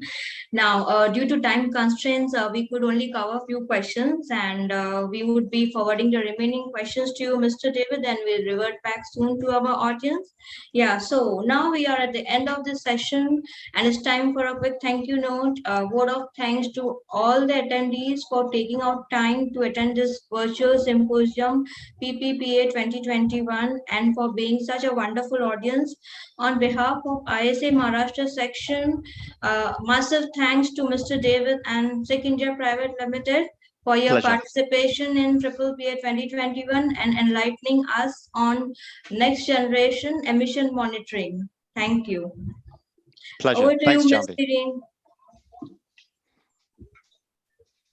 Thank you very much, Mr. Ibad. It was indeed a brilliant presentation and so nicely covered the topic, next generation emission monitoring, a unique solution. It was very vivid and we actually had a very clear picture. Thank you so much. Janvi, thank you very much for brilliantly moderating this session. And now we've come towards the end of this entire day virtual symposium, PPPA Meet 2021, ISA Maharashtra section. Before I invite Mr. Niranjan Vise for the concluding remarks, I would once again like to thank all our sponsors for their association and constant support. Sender Electric, Vega, Immersion, Forbes Marshall, SICK India, Pyro Electric, Nafleo, Pppa Organo Water Solutions, Sapcon, Vitel. So once again, thank you so much for supporting us and of course giving us all possible support and energy and association. Thank you so much to all our sponsors. Before I invite Mr. Vise, I would like to tell you that you've been a wonderful audience, and thanks to all our speakers as well as the moderators who have actually done a brilliant job and being a part of this wonderful virtual program. And now I would like to invite Mr. Niranjan Vise, and he has done industrial electronics engineering and having 30+ years of experience in process automation.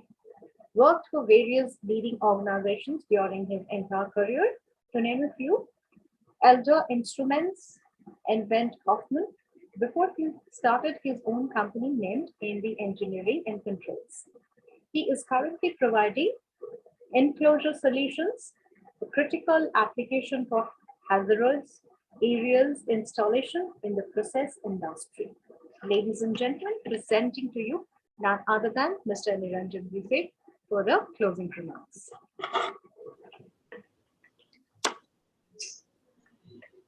Can you hear me? Yes, sir. Good evening, friends. Ladies and gentlemen, we have come to the end of day one. We had a nice introduction about ISA membership by our president, Mr. Vaibhav Narkar.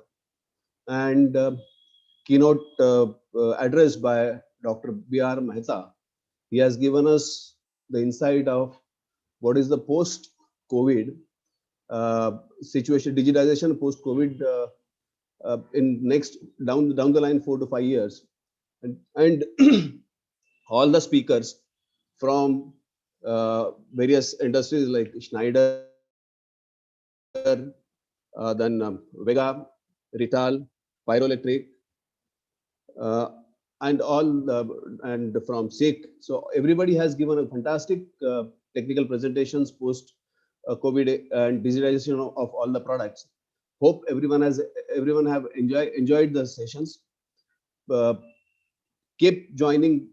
Please join next tomorrow for this second session. Thank you very much for joining all the delegates. Thank you very much for the day. Good night. Over to you, Sirin. Thank you very much, sir. Thank you very much. It was indeed wonderful closing remarks. Ladies and gentlemen, this is a promise that with the second day agenda, we'll be again coming to all of you tomorrow. Exactly at 1 o'clock, we'll start our virtual symposium, which is called PPPA Meet 2021 from ISA Maharashtra section.